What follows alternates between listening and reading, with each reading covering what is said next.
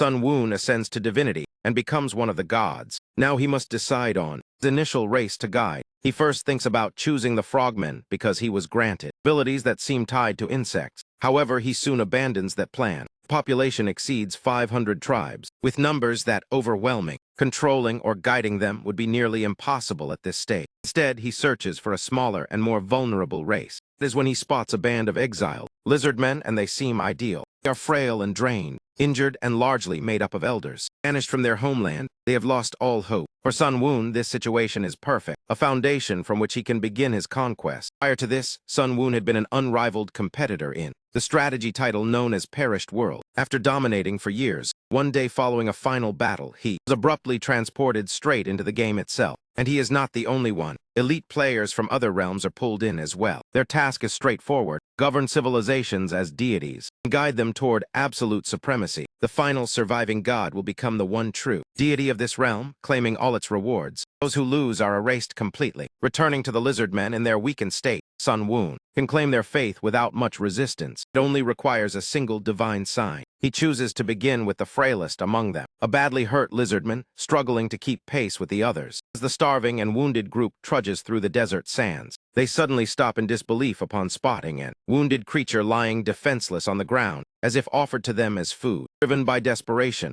they pounce on it instantly without hesitation. They lose all restraint, each trying to claim the entire carcass. Elderly and ill trailing behind feel despair, certain nothing will remain for them. The stronger lizardmen rip apart the meat and devour the best portions, leaving behind only stripped bones. Some of the greedy ones even start chewing on the bare bones that remain, until a compassionate member intervenes. He gathers the leftover bones and carries them away, offering them to the sick and elderly as sustenance. The unfortunate ones accept even the bones with gratitude, eating desperately as though it were their final chance. The stronger lizardmen resent the act of kindness, believing feeding the weak scraps is pointless. They argue the injured will not last much longer anyway, their wounds worsening daily and survival itself seeming miraculous. Yet the kind-hearted lizardman reminds them of a past moment, when one of the wounded, Rockrak, once risked everything to fend off a saber-toothed beast for their sake. So instead of selfishness, they owe him gratitude. Even so, the healthier ones insist that the sick are doomed in the end. Their debate continues until darkness sets. Eventually they drift to sleep, but while the others rest peacefully,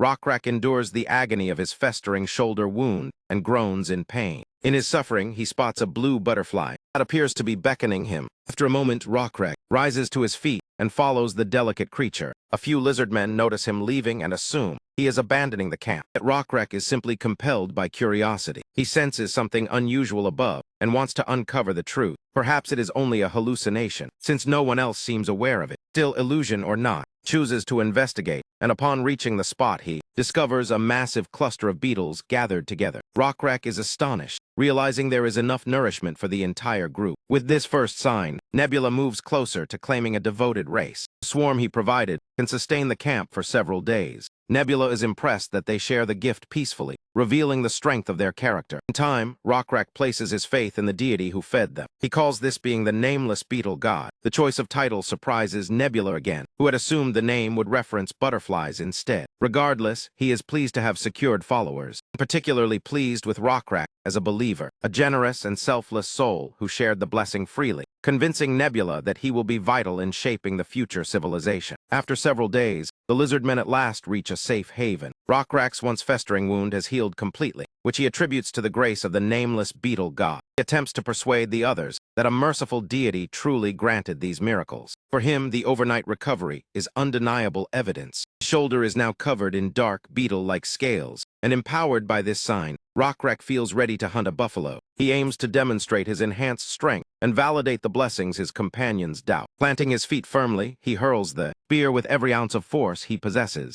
shattering the tree he targets. The onlookers are left utterly stunned by a display of power far beyond normal lizardman limits. Grasp how they discovered this refuge and why Rockrak insists on hunting buffalo. We rewind several days earlier. Rockrak is once more guided by those vision-like apparitions. The group grows hopeful at the idea of finding another beetle bounty. They eagerly trail the route only Rockrak can perceive. Rockrak cautions them that winter approaches, and the beetles appear from the direction of icy winds. Continuing that way could mean freezing to death. This alarms the others, who question whether trusting his visions is wise. Rockrak himself is unsure if the visions truly lead anywhere meaningful. With no better option available, he has no choice but to depend on the visions and press onward. In truth, Rockrak's uncertainty stems from Nebula, still lacking sufficient faith power. Without Rockrak, Nebula suspects he would have no influence over events whatsoever. For the moment, his only wish is that Rockrak continues to have faith, because only through that belief can he guide them toward a destiny beyond imagination. Even though he has no certainty about where the visions end, Rockrak keeps trusting and pursuing them, eventually leading the group to a safe refuge. This sudden deliverance strengthens their faith immensely, convinced the nameless beetle god brought them here. As a result, Nebula's divine level increases by 1, raising him to level 2. His controlled territory expands by 1 unit as well. Reaching this stage grants him a fresh ability called Insect Sanctification. Through it, Nebula can appoint a chosen priest, and clearly, Rockrak stands as the only suitable choice. Divine favor placed upon him will allow Rockrak to carry out the god's purpose. That night, while Rockrak rests among his people, he hears a voice softly calling his name and slips into a vivid dreamscape. Within it, a shadowy figure approaches and stretches out a hand. As Rockrak reaches to accept the gesture, a buffalo skull materializes in his grasp. Instinctively, he knows his role.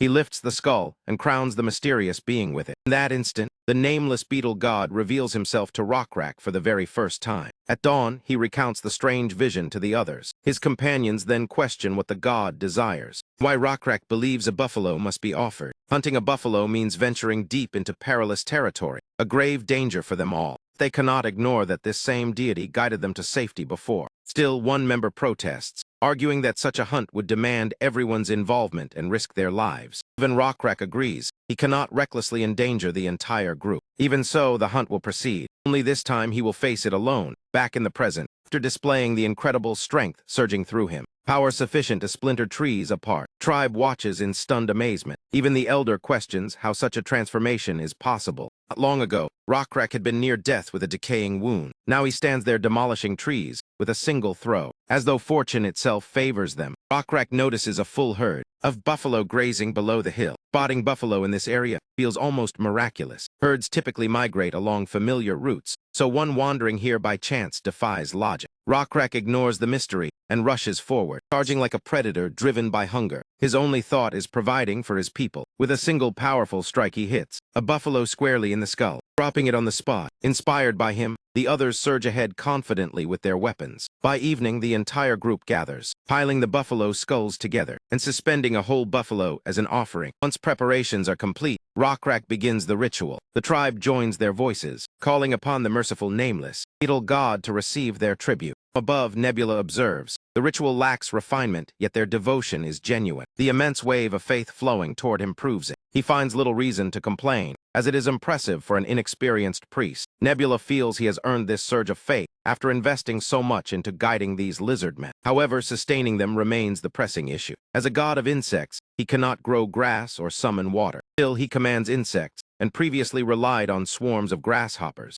using them to ravage grasslands and drive buffalo down from the mountains. The tribe lacks even the simplest knowledge of animal domestication. They consume the buffalo calves instead of raising them. Of course, expecting herding expertise from them now would be unreasonable. This oasis cannot support a growing population indefinitely, and survival beyond a few years seems doubtful. With no understanding of agriculture or livestock, their outlook is grim. Skills cannot be granted overnight, and direct instruction would violate divine laws. Though it will require patience, Nebula believes they will eventually adapt. Begins by granting a modest blessing to his priest. Day after the sacrifice, Rockrak inspects the altar constructed from buffalo bones. The previous night, he experienced a troubling dream that lingered uneasily. When his companion Zeal asks about it, Rockrak describes how the altar shook violently in the dream. The oasis dried up, fish vanished, and the land became too depleted to grow crops. Zeal reassures him, believing their god would never abandon them. Rockrak shares that unwavering faith and trusts deeply in their deity.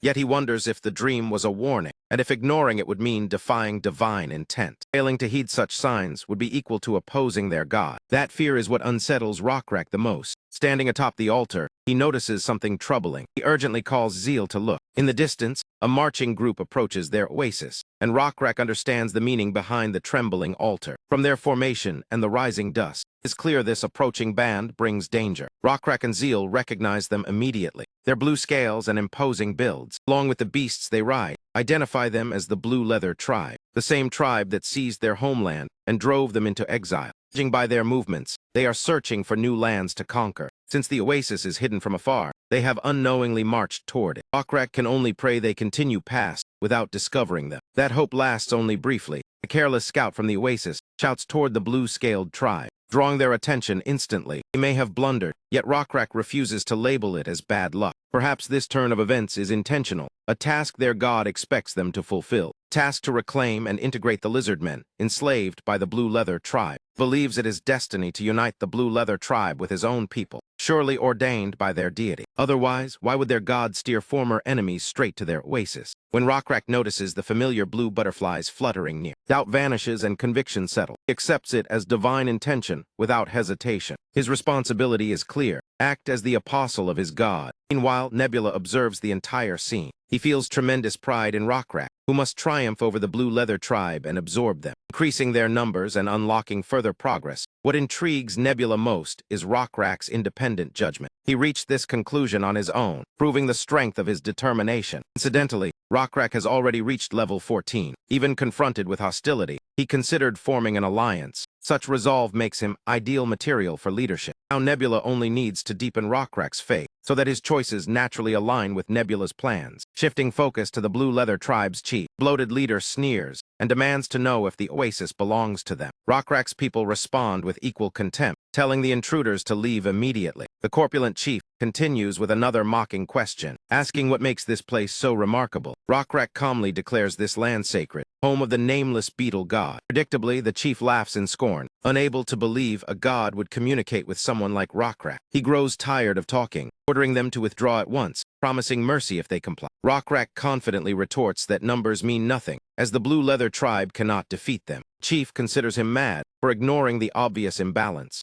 Rockrak maintains a bold grin and challenges the leader directly instead of arguing further. Naturally, the chief is furious at being challenged by someone he deems inferior. Rockrak taunts them as wanderers with no homeland, claiming he is offering mercy, a chance to live beneath divine protection. The chief bursts into mocking laughter at the suggestion. To him, power alone decides authority, and Rockrak stands outnumbered. Still, Rockrak's resolve remains firm. He prepares himself, unwavering in his faith. Growing impatient, Blue Leather Chief charges forward on his mount, intent on crushing Rockrak instantly. Rockrak silently prays for strength from his deity to overcome the adversary before him. As the beast closes the distance, his sole weapon shatters completely. Creature swings again to finish him. At that precise instant, Nebula receives a notification of a clash between civilizations. Another alert confirms these lizardmen as Nebula's official tribe, nurtured within his domain. Its recognition unlocks a new ability, one capable of altering the battle's outcome. Nebula activates it immediately, returning to Rockrak as the fatal blow descends. Just before impact, Nebula enters Rockrak's body. The beast's paw slams down, causing the chief to grin, assuming Rockrak is crushed. His smile fades when he sees Rockrak standing unharmed at a distance, having evaded at the last instant. With Nebula possessing him, Rockrak gains immense strength and speed. Chief attacks again, boasting he will not miss, while Nebula activates foresight. He assesses the chief's attributes, discovering they are mediocre despite his arrogance. Weak enough that Rockrak could defeat him alone. However, the mounted beast presents a serious challenge during combat. The creature is a monondrake, which is why Nebula intervenes directly. Possession grants Rockrak a divinity stat marked as D, each D equaling 200 points, and with 3 DS per attribute his stats surge from 30 to 630. Empowered, Rockrak dashes forward at blinding speed and flips the enormous drake with his bare hands effortlessly. Spectators stare in utter disbelief, just as Nebula anticipated. Even the chief struggles to comprehend what he sees, convinced it must be deception. After crawling from beneath his fallen mount, he thrusts a dagger toward Rockrak's chest, but Rockrak finishes the duel with a humiliating slap across his face. The blow drains the chief's strength, dropping him to his knees instantly. With their leader defeated, Rockrak challenges anyone else to step forward. As Nebula foresaw, the warriors drop their weapons and submit without resistance. It ends, Rockrak regains himself, stunned by what occurred. He concludes only one explanation fits. His god must have possessed him. Later that day, the newly joined tribe members gather at the altar and share a meal. They are astonished to realize Rockrak's group are those who vanished into the wild long ago. Their scales changed color due to the harsh trials they endured. The gray lizardmen recount proudly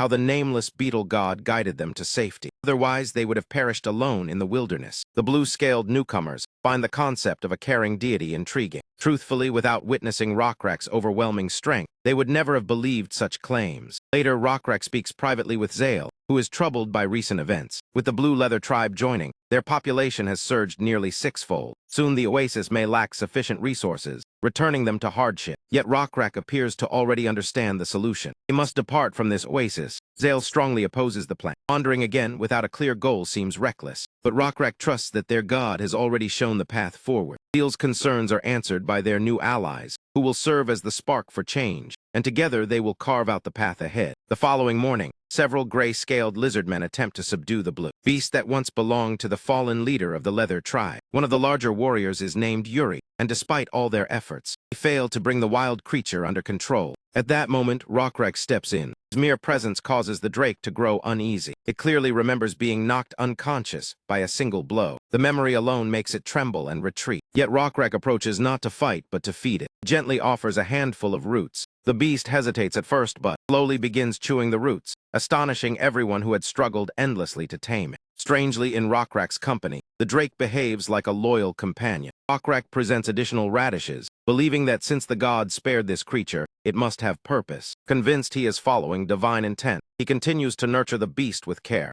After eating its fill, the creature searches for more, but Rockrak refuses to indulge its greed. It must learn restraint. The drake lowers its head obediently and backs away as instructed. Rockrak departs, telling the others to alert him if Manhwa misbehaves again. Yuri seems to have drawn insight from this encounter, though he keeps it to himself for now. The scene shifts to Rockrak, questioning a blue-scaled tribesman. This individual reveals he is skilled in weapon crafting. He had been restricted by his former chief's rigid commands. With proper materials, he insists he could create superior arms. The biggest obstacle is the shortage of timber. He previously relied on scrap wood as fuel for forging. After learning all he can about the craft and supplies, Rockrak dismisses him, promising an answer by the next day. The next to approach is an elderly lizard missing one hand. He introduces himself as a traveler, a nomad who roams in search of belonging. Through his journeys, he mastered the art of navigation. He has discovered regions rich enough to support their numbers, though uncertain if those territories remain unclaimed, as other wanderers may have settled there. Rockrak remains unfazed, stating that if the inhabitants are hostile, he will conquer them and claim the land. The wanderer accepts this resolve and places his trust in Rockrak's judgment. Rockrak then asks if he would also embrace their god. The wanderer responds simply by gesturing toward the heavens, declaring his faith lies with the stars. He explains at night that understanding celestial patterns ensures one never loses direction. Rockrak vows to trust the stars as well, provided the wanderer proves his claims soon. Traveler spends time teaching Rockrak about knots and ropes. After sharing his stargazing wisdom, he asks Rockrak to observe the sky with him the next night. Soon after, Yuri approaches Rockrak. He appears thoughtful, and Rockrak briefly assumes it concerns Manhwa, but it does not. Yuri remarks that while Manhwa may seem displeased with meals, he behaves calmly when fed punctually. Yuri's real concern is the rumor that they will soon depart this oasis. Preparing sufficient provisions will be essential for the journey.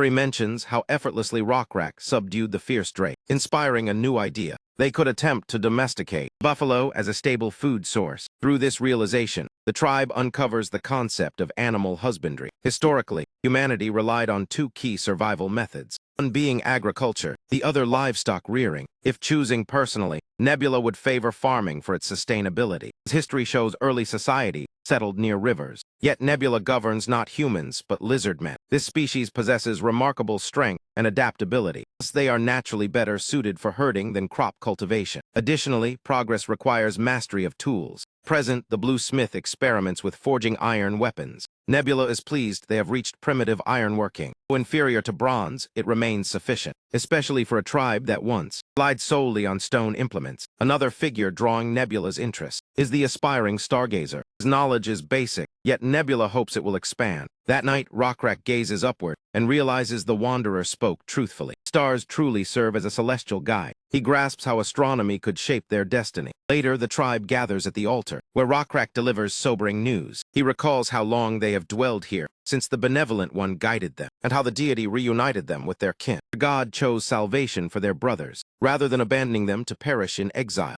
Unity was part of divine design. Otherwise, they would not have been welcomed here. Yet Rockrak declares it is finally time to depart and broaden their horizons. He summons Stargazer and presents him as the one who revealed the secrets of the stars. Having confirmed his wisdom, Rockrak appoints him as the tribe's official guide. Now on, Stargazer alone will chart their course to a new homeland. Rockrak invites him to reveal their destination. The elder points firmly toward the horizon. Dawn, they will march south. The expedition will span 10 days, during which they will pass a decaying lake, and after 3 additional days, they will cross barren mountains and valleys. If they proceed exactly as Stargazer directs, he assures them they will reach a vast forest teeming with wildlife and diverse races. In short, that woodland offers the ideal environment for their population to flourish. Once Stargazer finishes speaking, Rockrak respectfully dismisses the wanderer, then draws everyone's focus back to himself. Standing atop the altar, he calls on Yuri and asks why sparing some buffalo is important. Despite his imposing size, Yuri falters nervously as he answers. He explains that by keeping their prey alive instead of slaughtering it immediately, they secure food for times of true desperation. Rockrak openly commends Yuri for such foresight, for restraining his hunger rather than consuming the buffalo instantly, and thinking ahead to safeguard their future. To reinforce this wisdom, Rockrak gifts Yuri an iron weapon. The crowd gasps at the sight of a finely crafted, iron-forged weapon, and Rockrak continues rewarding others who demonstrated similar restraint by preserving their catch for later. Witnessing these rewards, many begin longing for such weapons themselves, proving Rockrak's tactic effective. This symbolic act encourages discipline over impulse. At that moment, Rockrak lifts a buffalo skull from below and raises it high, placing it over his face like a sacred mask. He calls the warriors forward. Yuri answers first, and Rockrak crowns him with a skull as well. Those adorned with skulls are declared skeleton warriors. Loyal fighters pledged to enforce their gods will beside Rockrak cannot remain in this sacred oasis any longer. Their deity demands movement and obedience, urging them to depart in search of a new sanctuary. As twilight cracks across the horizon,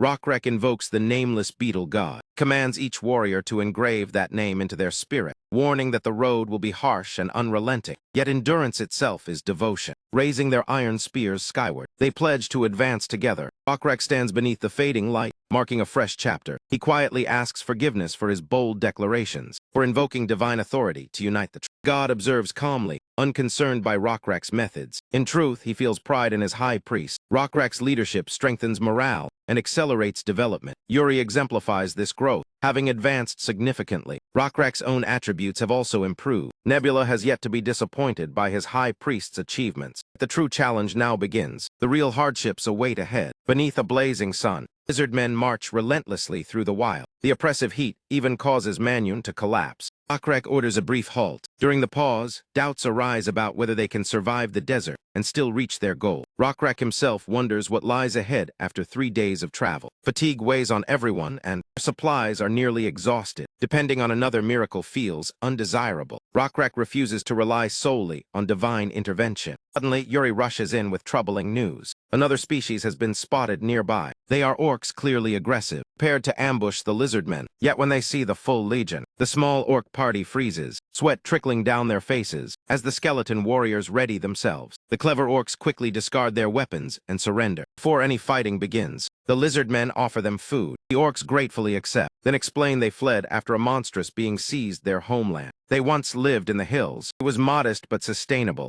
until a dreadful creature claimed it, forcing them to escape. The mention of such a monster intrigues Nebula. He surveys the region immediately, discovering a colossal centipede bearing a square structure on its back. This entity is classified as an abomination, one of many kinds. Known as the ancient Coleoptera, it possesses triple D attributes, adding 600 points to each stat. Perished world lore. Abominations were creations of ancient gods who have since perished. Left unguided, these beings roam the earth as destructive anomalies. Their defining feature includes venomous fangs, making them lethal. Clearly, Nebula should avoid direct confrontation, especially given his civilization's current strength. As the centipede writhes, the trembling earth unsettles the lizard men. The orcs calmly reassure them that the beast is merely sleepwalking. With limited time, Rockrak weighs options, recalling that detouring along the mountains would add 8 days. Spending 8 extra days of supplies makes him hesitate, yet confronting the abomination directly seems equally daunting, especially with fear spreading among his people. Rockrak remains suspended in indecision. Meanwhile, Zale observes the towering cliffs and the enormous boulders perched above. Her thoughts are obvious. She proposes engaging the creature instead of detouring, confident in her reasoning. Her intellect far surpasses that of the average tribesman. She has already devised a way to exploit the terrain. However, success depends on precise execution. They must determine how to dislodge the massive rocks efficiently. She remembers the blacksmith's device, a bellows used to intensify the forge's flames. Likewise, they need a clever mechanism to push the boulders with minimal force. After giving it careful consideration, devised a lever-based contraption to pry the massive rocks over the edge of the cliff. By pooling their strength together, they eventually managed to shift them, guiding the enormous stones into the proper spots. Nebula commends his people for inventing such a straightforward, yet powerful strategy to confront a nightmare like the giant centipede. Even so, to truly win, they need to release every single boulder simultaneously. At last, they shove the first rock, and it hurtles down the cliff at terrifying speed. The centipede realizes what is happening far too late. Bleeding stone strikes its target, crashing against the creature, though the damage is minimal. It barely cracks the skull, only provoking the monster further. Enraged, the beast starts scaling upward, rushing toward the lizard men to annihilate those responsible. The second squad of skeletal warriors is ordered to release their stone, but they falter and precious seconds slip away. Left without alternatives, Nebula intervenes personally. He merges into Rockrak's body and forces the boulder forward with sheer power. As the second rock barrels downward, Dale shouts for the third to be dropped, yet there's no opportunity to reset the lever. Rakrak, the fearless lizard, relies solely on brute strength and thrusts the colossal stone forward himself. His muscles tense and veins standing out prominently. He drives it over the precipice. Still, Nebula senses that this assault alone may fall short. At that instant, Rockrak seizes his spear and dives from the cliff. He launches the weapon like a blazing comet, piercing the centipede at a vital point. The creature shrieks in unbearable pain. At that precise second, the descending boulder slams directly into its head. Last stone then crashes squarely onto its face, flattening the monster entirely as Rakrak lands safely below. Observing the beast collapse lifelessly from his throne, Nebula releases a long breath of relief. The system proclaims that an abomination has been successfully subdued. This triumph boosts Nebula's accumulated faith. In addition, the system grants him a new reward. He obtains abomination essence, something he has coveted for a long time, since he can already generate civilization-specific resources through faith expenditure. However, to forge items that have never existed before, rare components are required, and this essence fulfills that need. With it, Nebula gains the ability to fashion sacred beasts, beings created solely to carry out their deities will across the world. These creatures can develop their attributes further, and advancing them unlocks higher roles such as apostle or even incarnation. For the moment, Nebula eagerly anticipates discovering what type of sacred creature he will be capable of bringing into existence. Shifting focus back to the lizardmen, they refuse to squander the fallen monster's body, intending to eat it despite the unbearable stench. Dale bravely takes the first bite, quickly determines it tastes utterly awful. To improve the flavor, they decide to mix in other ingredients, so it becomes at least somewhat tolerable. Even if it falls far short of gourmet standards, Dale proposes seasoning it with aromatic plants and roasting it over flames to eliminate the foul odor. They put her suggestion into practice. Rockrak samples it. He is genuinely surprised. The flavor has improved considerably. Zale introduces the method called cooking, explaining she added fragrant herbs and grilled the meat over fire. Impressed by how effective this discovery is, Rockrak is determined to master the technique himself. As they continue their meal, Zale mentions that the orc leader already has an heir. This prompts a thought that perhaps Rockrak should seek a partner as well. His mind blanks out immediately. Zale stays serious, reminding him they are aging and must think about producing the next generation. While Rockrak falls into intense reflection, Zale openly states she is willing to become his mate. Just as he prepares to answer, a gleam behind her suddenly catches his attention. It appears to be an ancient relic. It had once been fastened to construction mounted on the monster's back. Yuri foolishly attempts to chew on it, only to discover it is inedible. The Wanderer explains the material is metal, specifically known as gold, and Zale recalls the blacksmith showing her similar metals before. When polished, it gleams brilliantly and reflects light, and it neither tarnishes nor deteriorates over time, making it highly prized among humans. To Yuri, however, it is merely a heavy object that cannot be eaten and offers no practical use. Changing the subject, the Wanderer suggests Yuri hunt the nearby horned, hoofed deer whose meat is sweet and delicious. According to the orcs, a herd of those animals roams somewhere close by. Yuri brightens instantly and sets off to search. Meanwhile, Rockrak remains absorbed in pondering the strange metal. Time passes and evening settles in, yet instead of eating the freshly hunted deer before him, Rockrak continues contemplating the claim that gold does not decay. If time cannot erode it, then why did the tablet's creators choose such a material? deepening his curiosity about its intended message. Zale returns to inform him that everyone has prepared to rest for the night. Rockrak is startled that she located him despite telling no one where he went. She explains she recognized him by the fur garments he was wearing. It turns out she was the one who recommended that attire, fitting apparel for someone destined to act as chieftain. Night fully falls, and the deer in front of Rockrak slowly begins to rot. Still, he remains seated, wrestling with the tablet's meaning. All at once, he notices fireflies tracing glowing patterns in the air, as if forming symbols. Initially, Rockrak is stunned by the strange spectacle. Whether illusion or reality is irrelevant. The crucial point is that the fireflies' trails mirror the carvings on the tablet, and Rockrak finally grasps his long-sought insight. The tablet was designed to embody something eternal and impervious to time, and he has at last understood what that is. He spends the entire night interpreting the engravings. Until the first light of dawn appears, he immediately goes to Zale and wakes her, eager to reveal his breakthrough. In short, he has discovered the idea of written communication. Using a twig, he sketches a symbol signifying a male lizardman. Beside it, he draws another mark representing a female lizardman, and he adds an equal sign placed between the two figures, showing that the male and female stand as partners. And remarkably, Rockrak did not create this meaning randomly. Through these symbols, he conveys that he accepts her offer and recognizes her as his chosen companion and mate. By this point, Zale has picked up enough of the language as well, and she draws a circle encircling the symbols. She waits, hoping Rockrak can grasp the meaning behind the gesture. As it turns out, the chieftain understands perfectly what she implies. So do we. This marks the birth of written language within Nebula's civilization. It is truly a milestone worthy of pride. Even so, it will likely take several generations before it develops into anything resembling a refined language. In any case, now that Rockrak has chosen a partner, preparations begin for their wedding rite. According to tradition, both bride and groom must venture out to hunt the largest prey they can manage. Whatever the biggest beast they find, they must offer it to one another, and it seems Zale has already surpassed Rockrak with her impressive catch. Meanwhile, Nebula feels at ease knowing succession is now secure. The scene shifts to the monster's remains, already thoroughly carved up. Present, Rockrak is in discussion with the orc chief. The orc leader is visibly emotional. Tears stream down his face when Rockrak informs him that the lizard men have no intention of claiming the land. This means the orcs may remain in their homeland. The grateful chief thanks Rockrak deeply for slaying the beast and mercifully sparing their territory. Overwhelmed with appreciation, the orc introduces his son and appoints him as a guide since he knows the region intimately. The orcs explain that beyond this point lie territories filled with larger beasts and denser tribes clustered closer together.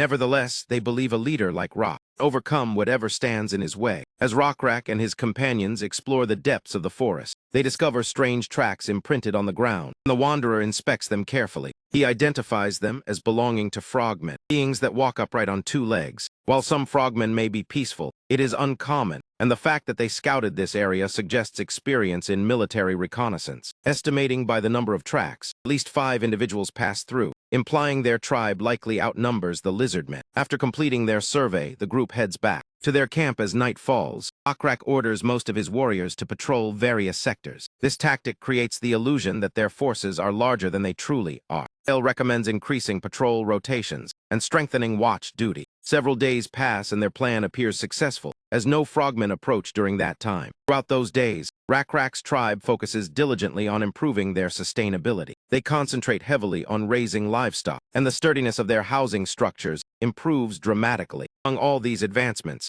the one that impresses Nebula most is how swiftly the lizardmen embrace written characters. Combining primitive maps with new symbols and old hunting signs, they rapidly adopt written communication. Additionally, Rockrak instructs his people to document their harvest yields each day. This shared record fosters healthy rivalry, motivating individuals to outperform one another. Meanwhile, Nebula's locust swarm continues expanding at the continent's center. The southern nest of insects is multiplying steadily as well. As a result, his dominion over insects advances to level 4. For perspective, Nebula once controlled only 3 swarms, which he uses to influence environmental conditions. Feels immense pride in this rapid progress, since few players would dare achieve so much so quickly, aided largely by his advantageous terrain. His starting point was an isolated eastern region, allowing him to avoid early conflicts with rival players or dominant species. However, this is merely the beginning. Far greater challenges loom ahead beyond current comprehension. Turning to Rockrak, Yuri bursts in urgently with troubling news. The frogmen have arrived. Shortly afterward, the two sides meet for dialogue. Rockrak's senior members gather to receive these unexpected visitors. The first detail that draws Rockrak's gaze is a lizardman standing among the frogmen, a sight that completely puzzles him. Soon, the leader of the frogmen steps forward and introduces himself as Shunin, son of Chief All. Immediately clarifies their peaceful intent, stating they seek no battle. Rockrak is taken aback by Shunin's courteous demeanor, politely gives his own introduction as chief of his tribe, and affirms he also desires no bloodshed. With introductions complete, Shunin explains their purpose, claiming the lizardmen have trespassed into frogman territory. Rockrak disputes this assertion, questioning how such vast land could belong solely to them, and noting the absence of any boundary markers. Nonetheless, he states he has no wish to violate another tribe's domain, and offers an apology. Still, he respectfully informs Shunin that his people must remain temporarily, since they lack alternative refuge. Taking initiative, Rockrak begins flattering the chief's son. A handful of well-placed compliments, Shunin readily softens his stance. Behind Shunin stand two imposing figures, silent and expressionless. Their presence suggests they are there to prevent him from making reckless decisions. As for the lizardmen among them, Rockrak remains unsure of his purpose, confident he will uncover it soon. To that end, he warmly invites the honored son of Chief All to join a feast. After all, resolving tensions peacefully is reason enough for celebration. Shunin appears ready to accept, but he falters when one of the large guards whispers to him, leading him to decline politely due to insufficient trust. Yet Rockrak insists that hospitality demands kindness in return. Minimum, he proposes sharing a meal outside the village, and when the guard nods approval, Shunin consents. Thus Rockrak finds himself sharing grilled meat with the chief's son, seizing the chance to gather insight about the relationship between the frogmen and the lizardmen traveling with them. However, he refrains from asking directly to avoid exposing his curiosity. Instead, he guides the conversation gently, first inquiring about the feathers adorning Shunin's neck. They are revealed to be from a cockatrice. Naturally, Rockrak has never heard of such a creature. Oblivious to the subtle probing, Shunin eagerly explains that these birds dwell in nearby forests and are highly dangerous. They are enormous, bipedal, swift, and venomous, which is why frogmen scouts regularly monitor the area to ensure none approach their lands. Curious about how such formidable prey is hunted, Rockrak asks what weapons they employ, perhaps expecting javelins, but to Shunin, javelins are crude and ineffective. He summons his pale lizardman companion to retrieve a bow and arrows, a weapon unfamiliar to Rockrak. Soon the pale lizardman returns carrying the requested gear,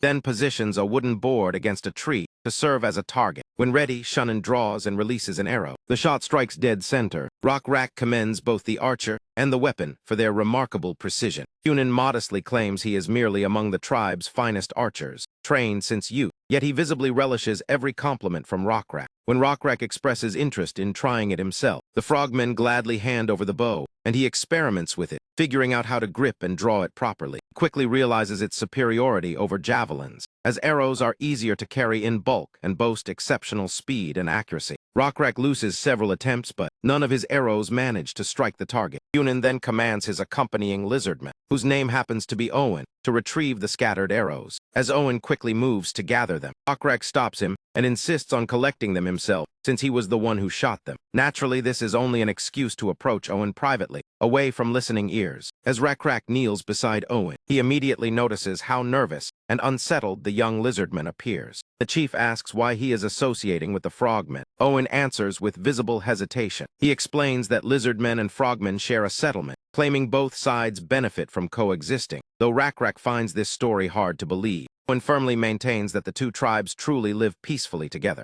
Curious, Rockrak presses for details, and Owen claims the frogmen offer protection while the lizardmen handle labor tasks. He adds that frogmen excel at underwater exploration, while lizardmen are skilled at gathering fruit and climbing trees, allowing them to exchange resources neither could easily obtain alone. Rockrak argues that his people need no guardians, yet Owen warns him about the forest's brutal dangers. He insists that only Ole's massive tribe can truly dominate the region, and without frogmen support, lizardmen struggle even to survive. Having heard enough, Rockrak decides to end the questioning for now. He firmly instructs Owen to pretend their conversation never took place. Later, the lizardmen serve steamed deer ribs to their honored guest, Shun. The instant he tastes it, his expression brightens with childlike delight. Though familiar with deer meat, he has never tried it infused with herbs, and the flavor completely wins him over. Rakrek intensifies the temptation by mentioning buffalo. Shunen's excitement spikes at the thought, recalling how rare and stale his previous taste of buffalo was, now imagining fresh, tender meat waiting at their camp. However, the intimidating glare from his muscular guard forces Shunen to refuse despite his craving.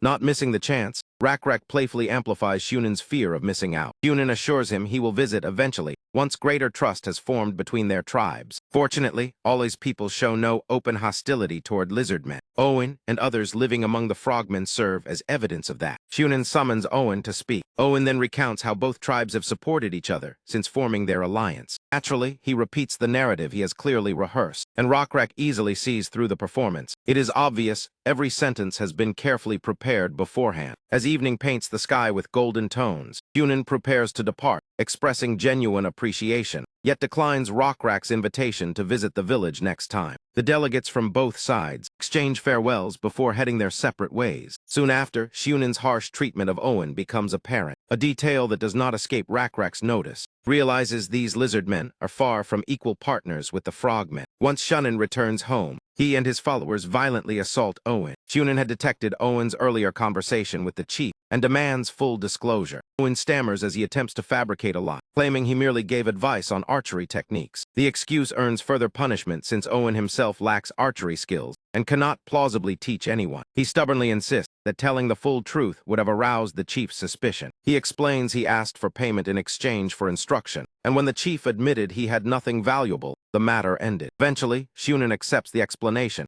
and even praises Owen's clever negotiation. Pleased with his efforts, Shunen vows to spare Owen's child, been chosen as that day's sacrifice. In reality, the frogmen hold many lizardmen captive, all destined for ritual sacrifice. That is why Owen obeys Shunen without hesitation. He is ready to deceive Rakrak's tribe if it means survival. That night, Owen sits beside the pond, contemplating how he ended up in such despair. He regrets trusting the frogmen's false kindness that lured them in. Most of the lizardmen have already been sacrificed, and the remaining 200 dare not rebel against 1,500 frogmen. Besides overwhelming numbers, the frogmen claim allegiance to a so-called deity, a horrifying two-headed monster capable of devouring prey effortlessly. This creature dominates the frogmen and indirectly controls the enslaved lizardmen as well. Owen believes the black-scaled lizardman chief he encountered possesses great strength, yet his tribe numbers only 600 and lacks proper weaponry. So Owen intends to lure them into becoming the next sacrifices. In doing so, he hopes to extend his own son's survival at any cost, even if it requires betraying another tribe. The following day, Yuri proudly displays a captured water buffalo, sending Shunen into visible excitement. Rakrek proudly highlights the achievement as well. After Shunen sees the buffalo firsthand, Rakrek proposes exchanging it for a bow. Owen intervenes, suggesting mutual village visits before major trade, promising the bow later as a goodwill offering. Over several days, Rakrek and Zale experiment with crafting their own bow. Their version fails to launch arrows effectively. Rakrek suspects the string is flawed. They remain unsure which animal sinew would work best. Narrative reveals the upcoming meeting will be their 5th encounter. It approaches quickly, and the frogmen seem unusually eager to learn more about the tribe, raising Rakrak's suspicions. He senses hidden malice behind their friendly facade, but cannot pinpoint their scheme. He decides to utilize Owen as a pawn, giving him a chance to demonstrate loyalty. The scene shifts back to the frogmen. They are once again tormenting Owen, frustrated by their slow progress in infiltrating the tribe despite following his advice. Owen admits the black-scaled chief is much more strategic and wary than anticipated. Shunen demands quicker results. Chief Ali has imposed a strict deadline for the sacrifices. Failure is not an option. Owen questions why the urgency is so severe, suspecting they conceal critical information. He presses Shunen for answers. Shunen reveals that his father and elders suffer from a worsening illness, causing relentless itching and escalating symptoms. Though such matters should remain secret from lizardmen, Shunen makes an exception for Owen, emphasizes the severity of the sickness. Infected frogmen develop unbearable itching, and their skin becomes coated in thick white mucus. The substance cannot be removed and spreads until it suffocates the victim, already claiming a priest's life. Owen is astonished that such sensitive information is shared with him. He suspects Shunen may be testing his loyalty. Therefore, he carefully conceals his true reaction. He swears to keep this secret from the lizardmen, because if they discover how dire the frogmen's condition is, they will realize their enemies are far weaker than they are. Such knowledge could ignite rebellion, so Owen proposes spreading rumors that the sickness can infect lizard men as well. To strengthen the deception, he notes that certain crushed plants produce white foam, which can mimic the strange mucus. He even volunteers to pretend to be the first victim. Pleased once more, Shunin admires Owen's knack for clever schemes, yet he reminds him that true reward will only come if he successfully lures the black-scaled tribe into their trap, sparing his son afterward. The desperate lizardman expresses deep gratitude for that promise. After finishing his instructions, Shunin prepares to depart. Owen halts him briefly and asks for several bows to confront the black-scaled warriors. Shunin, however, refuses to part with such valuable weapons. The following day, the frogmen arrive bearing numerous gifts, while Rakrak presents a huge supply of anti-itch herbs. He hopes the abundance will at least earn him one bow in exchange. Predictably, Shunin declines again. He insists that trust must precede any trade involving arms. Tired of hearing the same justification, Rakrak shows visible frustration. In the end, he agrees to strengthen relations between the tribes. The noble son of Ale wishes. Before that, however, he demands a private word with Owen. Soon the two step away from prying ears. Owen repeats the well-rehearsed tale once again. He describes a former bonding ritual between gray-brown lizard men and frogmen before unification. The ceremony supposedly required deep mutual understanding through shared time. Therefore, Rakrak must disclose everything about his tribe first, promising full frogman transparency in return once suspicion fades. At that moment, blue butterflies appear again, one settling gently on Owen. Rakrak instantly recognizes the divine hint. He openly agrees with Owen's suggestion, claiming that caution between them should now end. He offers to reveal whatever Owen wishes to learn. Later, Shunin and his entourage head back home. Shunin is thrilled, believing they gathered extensive intelligence on the black-scaled tribe. Most satisfying is that they persuaded those lizard men to visit their settlement. Even better, the supposed fools had shown him their own village beforehand. The frogmen now know their location and exact numbers. Shunin credits Owen entirely for this advantage. Owen blushes under the praise. He cautiously reminds Shunin of the earlier promise. The crafty toad assures him he remembers clearly.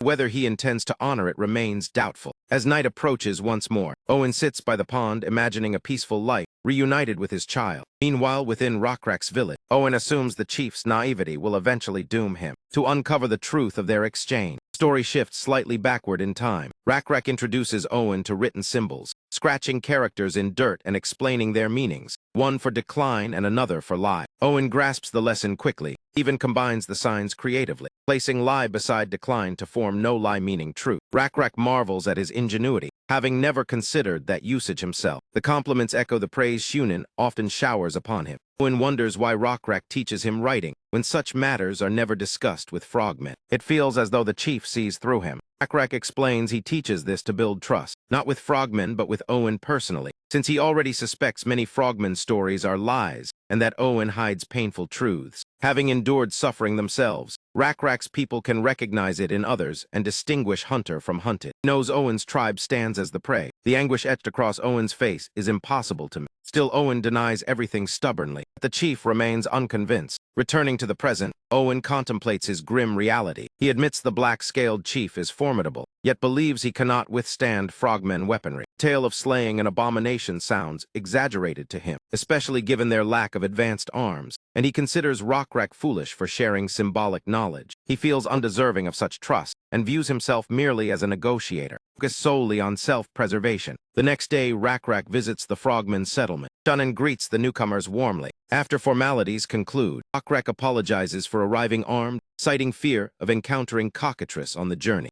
Shunin outwardly agrees, inwardly mocking their spears while secretly planning to poison them during the feast. Rakrak scans the area for Owen and is told he prepares the banquet. They find him arranging seating and carving marks into the soil. Shunin suspects nothing unusual. Assuming Owen merely marks seating positions, he sends Rakrak to greet him while he inspects the kitchen. As Rakrak approaches, Owen gestures to the marks claiming they indicate seating, yet the carved sign secretly means lie. Rakrak understands instantly and signals Yuri to begin. In that instant, the true feast commences. Yuri braces himself firmly and hurls his spear with tremendous force, slaying a one-armed frogman instantly. Rakrak commands his warriors to strike down the frogmen. Thus begins a swift one-sided slaughter that continues briefly. Rakrak's forces secure the area without losing a single fighter. Many frogmen escape, including Shunin. Now they must face the archers, hoping their contingency plan proves effective. Rakrak assigns Owen an essential mission, a task he must accomplish without error. Meanwhile, Shunin fumes with rage. Convinced Owen betrayed him, he commands all warriors to assemble. They will strike the lizard men at once. The captive gray lizardmen are ordered to stall Rakrak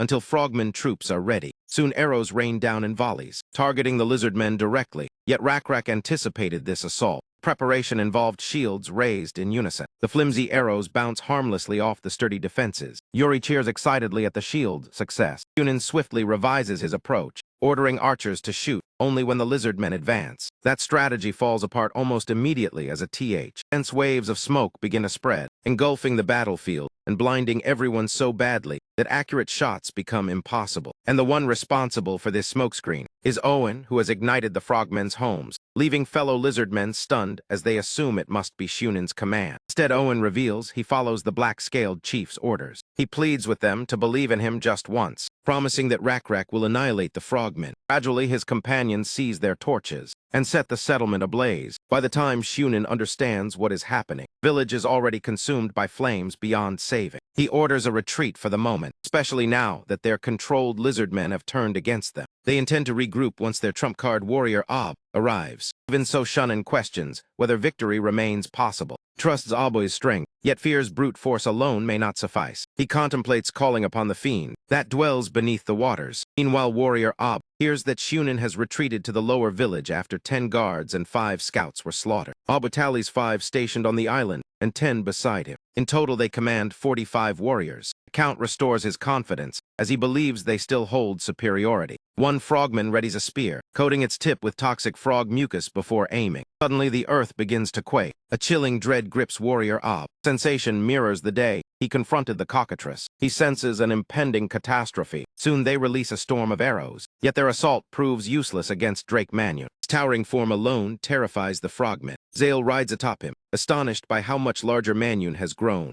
Even more absurd is that the feared arrows become mere snacks for Manhwa. He devours anything near his jaws and roars hungrily, eager for more prey as the frogmen now resemble a feast. Abu realizes their ultimate weapon has utterly failed. Attempting to strike weak spots is futile, since the beast moves too swiftly to target. Manhwa charges forward and seizes one, frogman crushing him with brutal jaw strength. Ob understands they cannot contend with such a predator. Accepting that conventional tactics fail, he attempts to exploit the creature's appetite. He hurls a poisonous toad at Manhwa, who swallows it instantly. Other frogmen follow suit, tossing their toxic toads. Manhwa snaps them up gleefully, ensuring none are wasted. Dale finds it bizarre that the enemy offers food to her mount. Under Nebula's blessing, possess resistance to toxins. Abu realizes too late that they have made a fatal miscalculation. Manhwa grins at his final morsel and rips Aboy's head clean from his body. The scene shifts back to the burning settlement. Frogman attempts to snipe Rakrak with a poisoned arrow, but the formidable lizard swats the projectile aside with his tail. Yuri then crushes the sniper's skull, ending the last defender. No foes remain as Shunin flees to the inner island village. With frogmen defeated, the gray-brown lizardmen join the assault. Observing the devastation,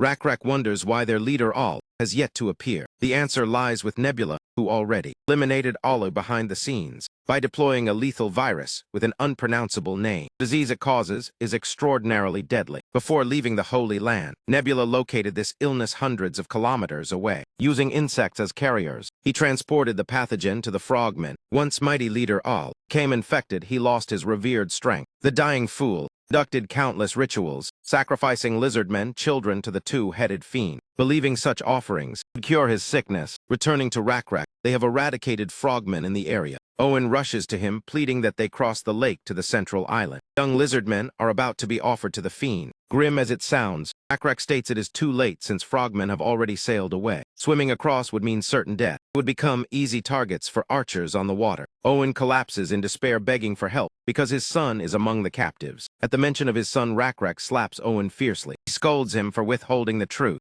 Disappointed by the lack of trust, he insists earlier knowledge would have allowed preparation to defeat the so-called god. Now Owen's delay likely condemns his own child. Owen begins to regret everything. Just when hope seems lost, the two-headed fiend answers the ceremony. Creature emerges to accept its offerings. Frogmen chant fervently in devotion, pleading for acceptance of their sacrifices. All begs his deity to eliminate the black-scaled lizardmen near the lake. Owen watches helplessly from the shoreline. Meanwhile, Rakrak and Zale assess the abomination. Noting it is slightly larger than the beetle-like monster they once crushed with boulders. Though victory might be possible, the odds are grim given the terrain disadvantage and inevitable losses. At that very moment, Rakrak is struck by a divine message from his god. From then on, nothing remains the same. Rakrak commands Owen to look carefully ahead and decide for himself whether miracles truly exist. Before them towers a gigantic praying mantis, a living wonder sent by the divine. The scene shifts back to the foolish frog leader, bowing before the grotesque two-headed creature. He keeps pleading with the monster to accept the lizard men as offerings, and it's obvious the creature's focus has drifted elsewhere. As Aloy turns his head to check, to discover what has seized the fiend's attention, he lays eyes on the enormous mantis. In the terrified frogman's thoughts, only a single word emerges. After witnessing the mantis, that word is God. To them, this being can only be described as divine. Nebula forged this entity from the core essence of a monstrous abomination. Dominion level 4, elevated divinity, and accumulated faith were all crucial factors. Without them, creating a sacred beast would have been impossible, and Nebula doubts many players already command such a creature. At the same time, the two-headed fiend leaps toward the mantis in an attempt to bite. The mantis catches the brute's jaw effortlessly with one hand. The beast flails wildly, trying to break free while being tossed around. Several frogmen are flattened beneath the fiend's enormous bulk. The remaining head snaps forward. Mantis responds ruthlessly and severs it in a single clean strike. Blood splatters across the battlefield. The idol once revered as a god receives a savage awakening. Reduced to nothing more than a filthy vermin, the mantis chooses to present this wretched being to its supreme creator. With one violent motion, it rips the head from the body, ending the creature's pitiful life once and for all. With the twin-headed fiend slain, the mantis rises proudly, savoring its triumph. Lizardmen burst into cheers as Owen struggles to hold back tears. No denying it, the mantis made an unforgettable entrance. Even Nebula agrees. Despite the fiend's formidable stats, it never had the opportunity to use its minor dominion. As expected, defeating the two-headed fiend grants Nebula its essence. Fresh notification appears, offering him a small dominion, though its nature is initially unclear. Only after claiming it does he realize the dominion governs seawater. Explains why the monster never activated it. This place holds only fresh water, so seawater control would be pointless. Honestly, dominion over rivers would have been far more practical, since even Nebula cannot use seawater here. Still, he believes it may prove useful someday. The focus then returns to Chief All, who watches in disbelief as their supposed god falls so effortlessly. Observing his father's despair, Shunin begins to grasp the true cause behind the frogmen's collapse. From his perspective, their weakness was not caused by illness, but by blind devotion to the two-headed fiend. Tribe grew complacent, abandoning training under the illusion their god would protect them forever. Now they stand as cowards unable to face any foe. The majestic mantis conveys news of the abomination's destruction to its creator. Nebula beams with pride and allows his creation to rest until called upon again. The mantis remains ready to appear whenever summoned and deemed necessary. Meanwhile, Rockrak and his companions notice frogmen crossing the river toward the outer village. Finding the settlement deserted,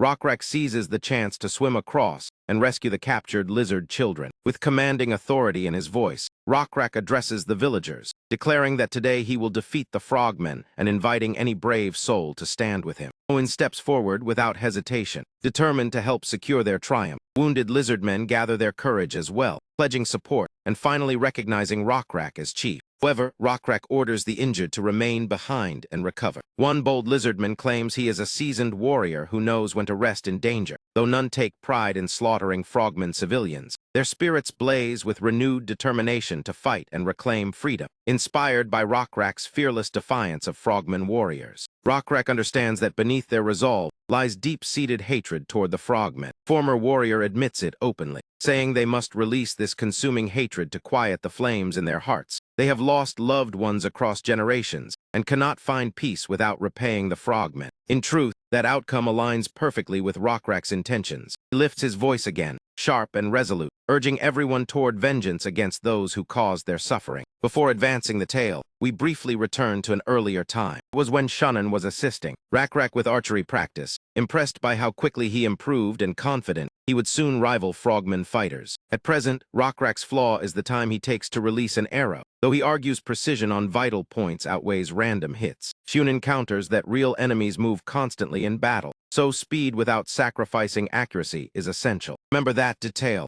It will matter greatly later in the story. After offering further instruction about the bow, Shunin promises to teach Rockrak to craft his own bow once their trust deepens, assuring him the required materials are readily available to lizardmen. At the time, Rockrak felt an uneasy chill when Shunin mentioned the easy access to those materials. It was a dark premonition he would later understand from Shunin himself. I suspect the reason for that dread, but will not reveal it now. as Rockrak currently swims toward the island with his warriors. Upon reaching the shore, the gray-scaled lizardmen rush forward to embrace their families. Owen clutches his son Ian with overwhelming emotion. Rockrak assigns Yuri the task of escorting the children to safety. He instructs the gray and brown-scaled fighters to circle behind the outer village and disorient the frogmen. Yuri interprets the strategy as a coordinated assault to trap the enemy from both flanks. Rockrak confirms this plan, intending to cross the lake and strike once the enemy focuses on the village front. Though Yuri worries for his leader, Rockrak assures him the reduced enemy numbers make the risk manageable. Additionally, the lizardmen have received another divine blessing. Their black scales now glimmer like moonlit waves. In the frogmen village, chaos erupts as residents scramble to flee from the approaching enemy. At that precise instant, Rockrak and his warriors storm in from the opposite side, while Yuri's group already tears through the village. Rockrak joins the assault seamlessly. Frogman Chieftain desperately pleads for the two-headed fiend to appear and save him, believing his sacrifices entitle him to salvation. Rockrak silences the fool with a swift thrust, spear driving straight through the chieftain's skull, ending his life instantly. The one-sided slaughter continues, wiping out frogman after frogman. Amid the carnage, the lizardmen shout for Shunin, who hides trembling inside a hut, stunned that superior numbers and weapons failed the frogmen. Rockrak eventually locates him and slips silently up behind him. Sensing someone there, Shunin panics and collapses in terror. Rockrak orders him to stand and take up his weapon. He offers Shunin the chance to defend his warrior's honor and fall in battle. Yet Shunin reveals himself a coward, valuing survival over honor. He quickly begs for mercy, reminding Rockrak of their shared time. He even proposes, revealing the secret behind their bow crafting materials, willing to disclose that living beings provide the tendons used for their bowstrings. The shaking voice, he admits those tendons were taken from lizardmen. Too late, Shunin realizes this confession has only deepened his peril. Rockrak listens to the admission. Unexpectedly, he accepts the bargain and spares Shunin's life. After all, Rockrak bears him no personal hatred, firmly commands Shunin to flee. The frogman wastes no time and sprints into the forest. The truth is, Rockrak spared him for one simple purpose. He needed something that could run and move, to sharpen his accuracy. And by the following day, a frogman's corpse hangs from a tree as a grim target for the lizardmen chief to practice on. Rockrak spends the time trying out the newly made bows, each one strung with custom cords they crafted on their own. Their main issue is durability. The strings snap if drawn with slightly too much force. Owen admits they currently lack any sturdier material to replace them. Rockrak understands this, which is why he has no intention of settling here long-term. Winter approaches and the buffalo herd will require a warmer region for survival. Seeing Owen wearing his warrior mask, Rockrak assumes he went hunting again today. Owen confirms proudly that he wiped out the last frogmen nearby. For the time being, bowstring resources will not be a concern, at least not immediately. The story briefly flashes back to when Shunin was struck in the foot and lost his balance. Gray lizardmen were eager to finish him off on the spot. Owen took it upon himself to do the deed, determined to personally end that wretched frog. Alla, leader of the frogmen, ultimately shared the same fate as his son. By now his bones likely decorate another's headpiece, just as Shunin's bones now adorn Owen. Just as Owen is about to reveal something important, Zale appears and notices a child sneaking behind a tree. He deliberately startles him and asks whether he has come to see the chief. That is when Zale spots a tiny wooden carving slipping from the boy's hands. When shown to Rockrak, he instantly recognizes it as an image of their guardian. They are impressed that such a young child could craft something so detailed. The boy beams with pride at the praise and admits he meant to present it to Chief Rockrak. Zale explains that children often exchange these carvings and that nearly every child owns one. The boy proudly says his statue symbolizes their guardian, the giant savior who rescued them from the two-headed fiend. Rockrak appreciates the concept, believing that if everyone carries a guardian figure, it will strengthen their courage and sense of security. So he encourages the idea. Turning to the earlier topic, Rockrak asks Owen to continue. The gray lizard explains they found something unusual in the cave, once occupied by frogmen. Leads the group toward the tunnel entrance. Upon arriving at the cave, they enter without hesitation. The frogmen who once hid there are dead, so for now no one else is aware of this location. Inside they encounter a gigantic stone wheel etched with complex designs. It is astonishing that anyone could carve such hard rock so precisely. Even more surprising, the carvings resemble the Coleoptera creature they once crushed with stones. Even Nebula cannot immediately identify it. At first glance he assumes it is part of an ancient ruin. The perished world is filled with remnants of forgotten civilizations. Each ruin may hide knowledge or treasure, and they could uncover items with extraordinary or even sinister powers. However, in this primitive age, ancient wisdom is less useful than it sounds since civilization has barely progressed. These simple tribes barely understand what they are seeing. and many ruins only function within their original region, which makes them useless for nomads like Rockrak. Though there remains a slight chance this is a rare relic, Nebula just hopes it is not demonic. They move past the massive stone. They hear a spiraling hum of electricity, as if something is calling to them. A mysterious presence greets the intruders who have stepped into this demonic domain. Once inside, lizard men navigate a twisting maze of staircases. The steps spiral downward endlessly, and instead of following them carefully, Rockrak suggests jumping down rather than continuing the descent. Soon they find a cluster of rats blocking the way. Their snarls suggest they are far from ordinary rodents. Zale identifies them as nutria. Though they have eaten nutria before, these are enormous compared to normal ones. Normally nutria are solitary and docile, so their aggression hints they may be guarding this place. Rockrak therefore orders his warriors to prepare for battle. The giant rodents charge at them, only to be skewered by spears and die pointlessly. After eliminating them, Rockrak feels regret, seeing so much edible meat wasted, and proposes they try consuming it. Zale even suggests domesticating the oversized rodents like buck. O encounters that fish farming could prove more efficient. Fish reproduce easily by laying eggs and nurturing their young. They could build a dam to trap fish during spawning season. Suddenly, a lizardman is shocked simply by touching a wounded nutria. Rockrak tests it himself and is struck by electricity as well. It becomes clear these nutria are infused with a lightning attribute of demonic origin that allows them to electrocute through contact. Nebula realizes his worst fear has materialized.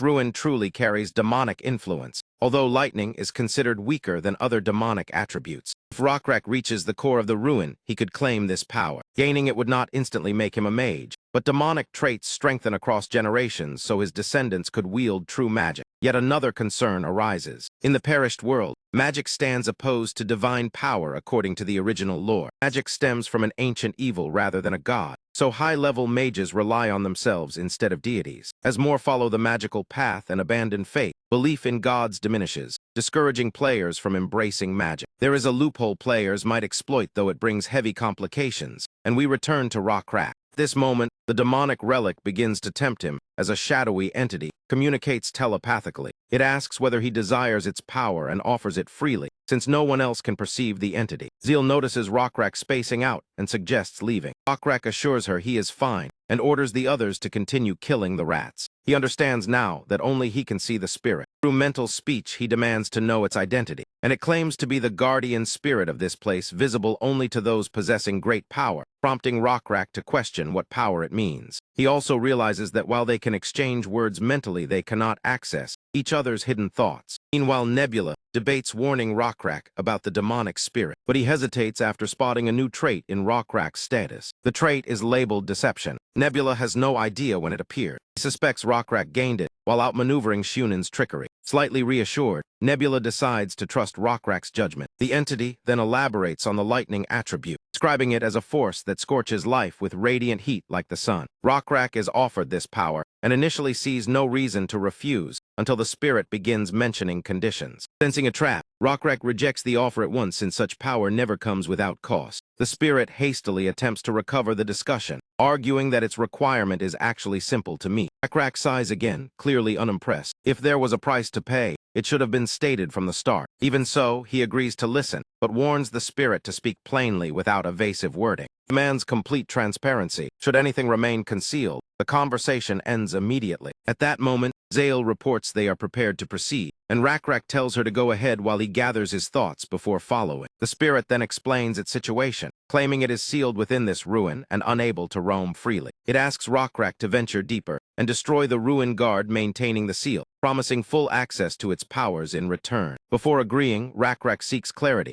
asking if he would gain the same shocking ability the rats possess. The spirit reaffirms its earlier claim that the power is electricity. At present, it appears only as small sparks, but repeated use strengthens it until lightning itself can be summoned. With enough growth, Rockrak could rival divine beings, though such immense strength may be too much for one individual. He may either share the ability with his tribe or claim it solely through a ritual. Rockrak understands the offer, but questions how such a mighty entity became imprisoned. Spirit answers that its own overwhelming strength caused others to seal it away. Power is often viewed as a threat, and fear drives people to restrain what they cannot control. Rockrak notes the irony of the spirit, admitting its dangerous nature. He suspects something remains hidden. Perhaps the power is exaggerated or its cost too severe. He would prefer the spirit reveal everything now, rather than complicate matters later. Deciding to leave and collapse the cave entrance to prevent future discovery, He prompts the spirit to panic and promise full disclosure. It claims descent from ancient rulers of the world, the forgotten beings once known as ancient demons.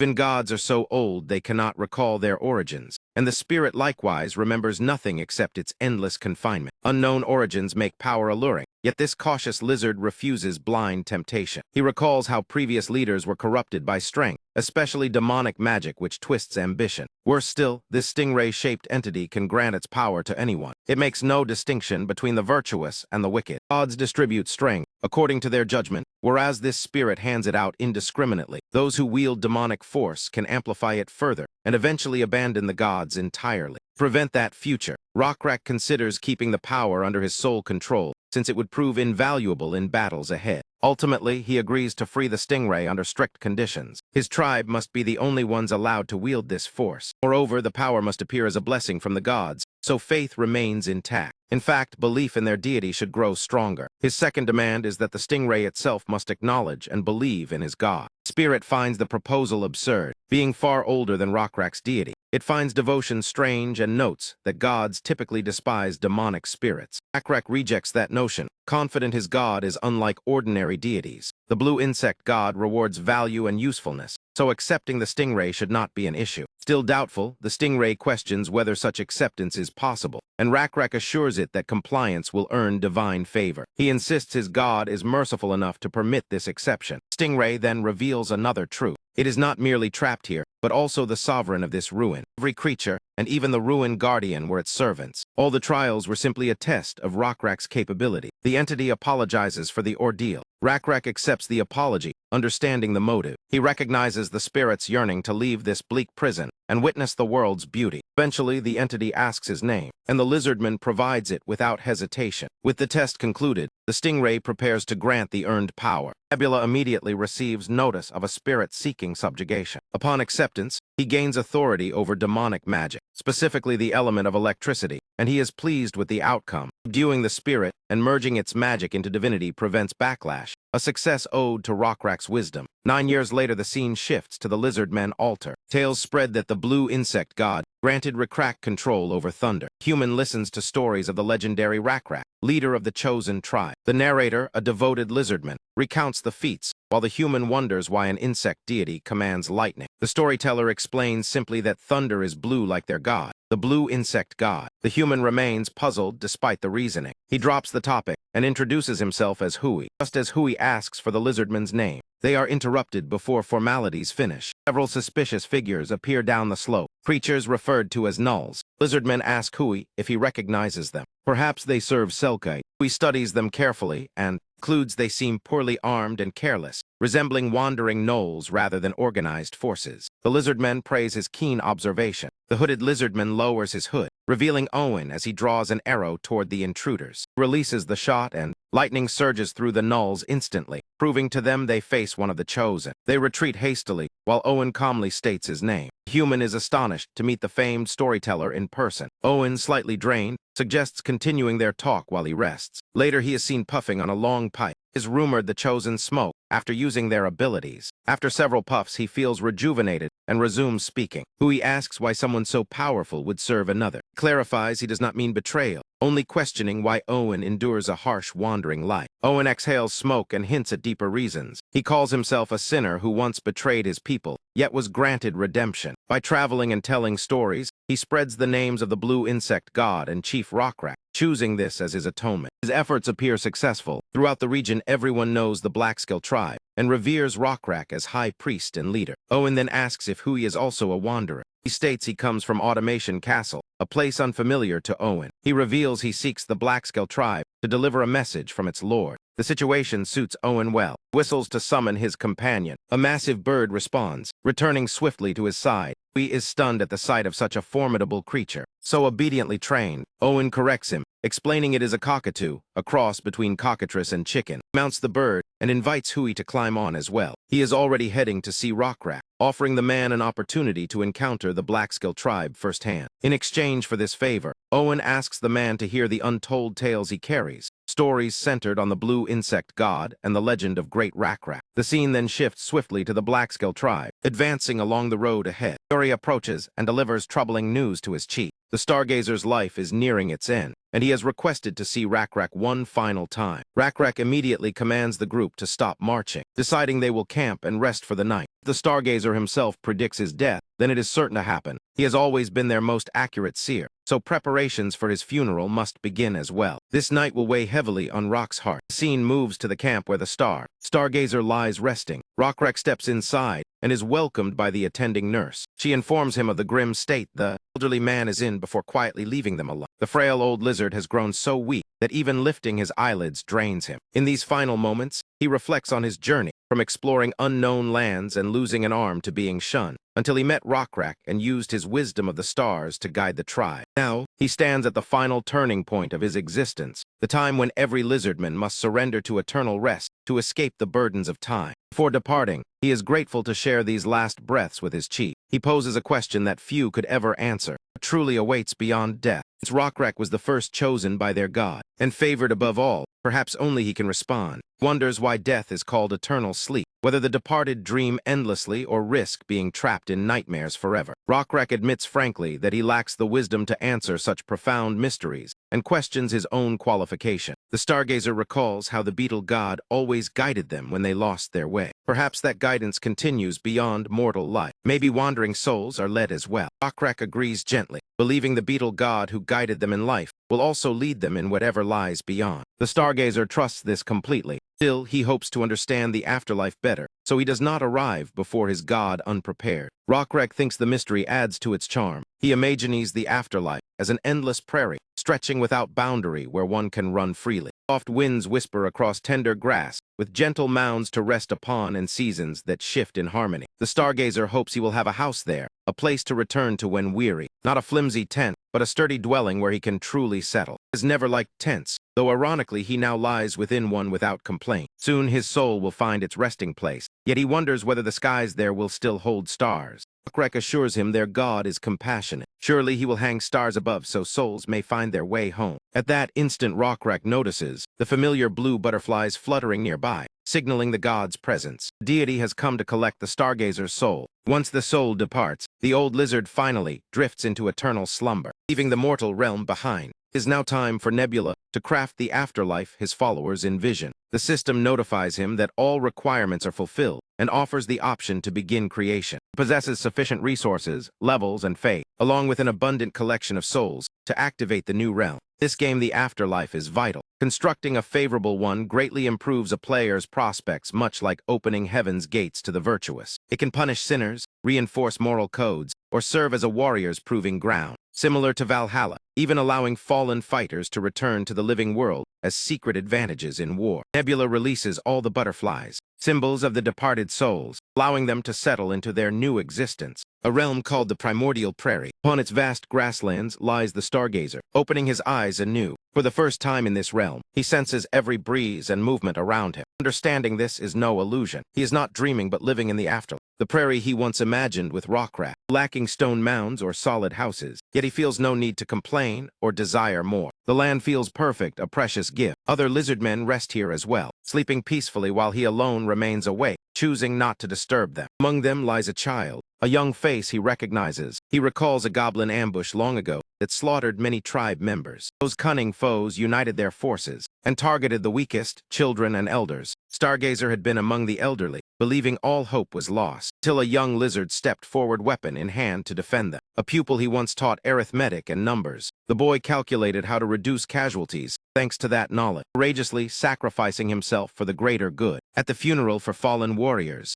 Rakrak was furious, as others blamed Stargazer for teaching such logic that drove them to trade one life to save two. Even Rakrak could only weep in frustration, though the choice was rational. That sacrifice inspired other children to study arithmetic. In any case, Stargazer feels joy in reuniting with the brave youth. After some time, he wanders across the prairie, wondering why they have not yet encountered their god. Soon he notices a figure slipping behind a tree. He begins pursuing the mysterious presence, which leads him to the stargazing laboratory. The wise lizard steps forward, thoughts racing through his mind. He longs to understand why their god shows such kindness. and why their tribe was chosen above others. Entering the chamber, sees a strange device atop a pedestal beneath a ceiling glittering with stars. Climbing the steps, and realizing Rockrak was right about a stone house of stars. Drawing near to the mechanism, he peers closely. Peering through the nozzle, he beholds a vast galaxy unfolding before him, the swirling beauty of the nebula visible with his own eyes. It is the very first occasion he has ever observed the stars at such an intimate distance. His discovery radically transforms the way he perceives the universe. He wishes he had the chance to pass this revelation on to those living in the real world. Such insight would change everything. At the same time, Nebula observes Stargazer as he reaches this awakening. He hopes Stargazer understands he has faithfully walked the route laid out for him, and that the afterlife serves a purpose beyond merely housing the deceased. Deities' teachings ultimately mold the principles upheld by their believers. When Vikings pass on, they picture Valhalla as their paradise, while cultivators envision a tranquil peach blossom haven. Imagine a scholar entering such a realm. His afterlife could evolve into a hub for innovation and progress. Nebula feels satisfied seeing the afterlife operate exactly according to his design, especially with danger looming closer than ever before. Clip Deer Tribe poses the immediate threat, possessing refined ironcraft and mastery over the fierce Gamcha beasts. In short, their technology and tactical execution surpass those of the Blackscale tribe by a wide margin. Remarkable power likely stems from the support of another hidden player. War now seems unavoidable,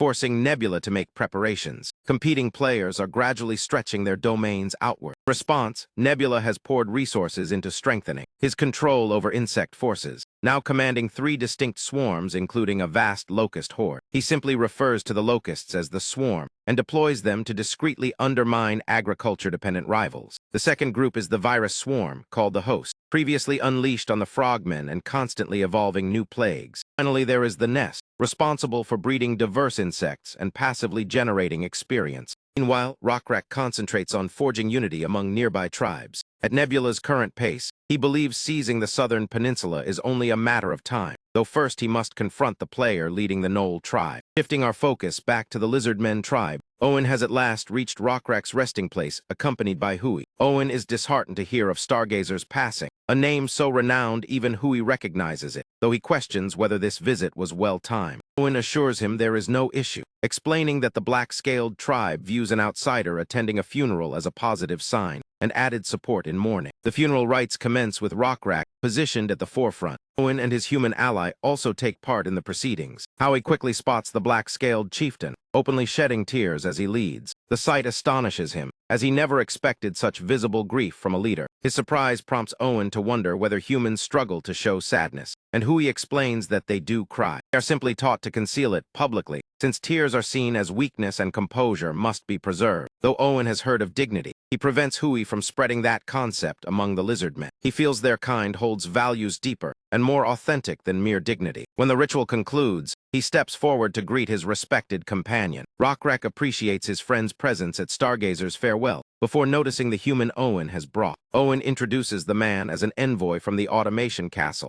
and formally presents him to the tribe's chieftain, then quietly briefs Rockrak with all the essential details about the visitor. Soon after, Rockrak sits facing the guest, choosing to address matters immediately instead of granting the usual rest. The human agrees and opens the discussion by presenting a small pouch. It is described as a token from the Lord of the Automation Castle. Rockrak opens it to find a chunk of rock salt within. The envoy explains that salt is the castle's prized specialty. This initial piece is offered freely, without demanding compensation. Hui chooses his phrasing with deliberate caution. Rockrak quickly understands that this single rock is merely the beginning and more will come. The visitor affirms that assumption, only for Rockrak to crush the salt effortlessly in his hand, reducing it to fine grains. He asks Hui to relay that the gift is accepted, yet questions why he shattered it. Rockrak claims the act was meant to honor his god. Scattering salt across the ground is supposedly a ritual that entertains their deity. Naturally, the envoy understands Rockrak is being sarcastic. The exchange continues, back and forth, until their positions are unmistakable. Rockrak's gesture signals that he has no desire to trade with the Automation Castle. He also perceives that Rockrak has little patience for flowery diplomacy. He chooses blunt honesty and directly asks why the offer was refused. Rockrak states plainly that he dislikes accepting proposals previously declined by others. If another tribe turned it down, then it likely lacks true worth. Hui argues the proposal was crafted solely for the black-scaled tribe, but Rockrak sees through it. noting Owen's convenient encounter with him. Owen mentioned Hui traveled from the north rather than the west where the castle stands. Since the severed ear tribe resides in the northern wilds, it suggests Hui sought them first and only came here after rejection. Rockreck now demands complete honesty. He is convinced this man is in fact the castle's lord. Siu Hui, before proceeding, a brief overview of the automation castle is necessary, though constructed from clay, circled by walls 5 meters tall. It qualifies as a remarkable feat given the era's limited technology. The fortress remains one of the lost world's enigmas, guarded and maintained by earthen soldiers. Within its mysterious walls, humans live alongside multiple tribes. From the standpoint of any adversary, its valley location makes it extremely defensible, serving as the passageway to the broader continent. Securing the castle is essential to reach the mainland,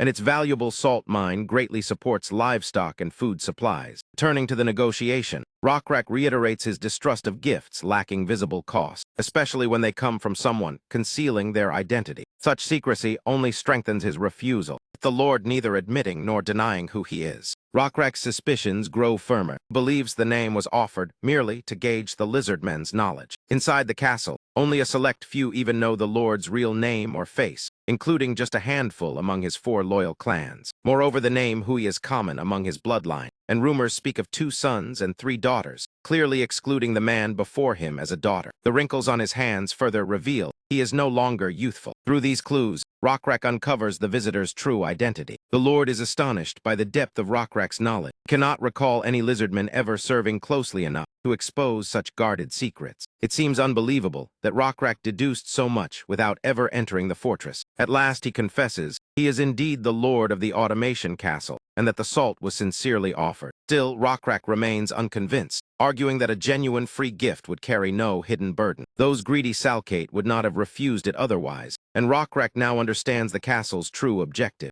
Supplying salt at no charge, they seek the black-scaled tribe's protection, knowing reliance would bind them together. If the castle fell, the tribe would lose its vital salt source. Hui does not deny the strategy, but insists it should be viewed as mutual exchange. He emphasizes that the arrangement favors the black-scaled tribe and questions why it was declined. Rockreck counters that instead of guarding the castle, he could simply conquer it and claim the valley and its wealth. This mirrors the response given by the Salcate and explains why negotiations collapse. Hui attempts to halt the implication by labeling it an act of war. Rockreck replies that lizardmen do not rely on diplomacy, but choose whatever path serves them best. Hui then tries to intimidate him by highlighting the fortress's might. Rockreck concedes losses would occur, yet remains confident the black-scaled tribe could still seize it. After all, they worship the blue insect god, and should their deity choose to step in, those towering walls of the automation castle would collapse like soaked clay, while its troops are obliterated by divine force. Besides, the castle's lord is seated right before them, and eliminating him would make taking the fortress ridiculously easy. The man bursts into laughter, convinced that Rockreck would never dare strike him down, because if he were killed, Rockreck would have no means of discovering who the successor to the automation castle might be. Initially, Rockreck doubts that such knowledge carries much value, so Hui decides to enlighten him with a lesson about the strategy game known as Go. In this game, black and white stones are placed along the intersections of a grid. The objective is straightforward: enclose your rival entirely, and at this moment Hui considers himself one such piece on the board. This conflict and territorial struggle resemble a match of Go between 2 gods, with Rockreck and his foes acting merely as pieces under divine control, and the black-scaled tribe now entering a second round against the Gnolls. This round centers on ownership of the automation castle, and whoever prevails will claim it. While Hui is aware Rockreck has already interfered in the castle's coming succession, certain lizardmen and their allies have contacted his children, persuading them to adopt faith in the lizardmen's god, and by now some of them have indeed converted. With the truth exposed, Rockreck no longer hides his strategy, believing this is the most efficient and least violent route to seize the castle. Plan designed to minimize bloodshed almost entirely. To grasp how Rockreck orchestrated this situation, we rewind to events from 3 weeks prior. Nebula is unexpectedly approached by Hegemonia,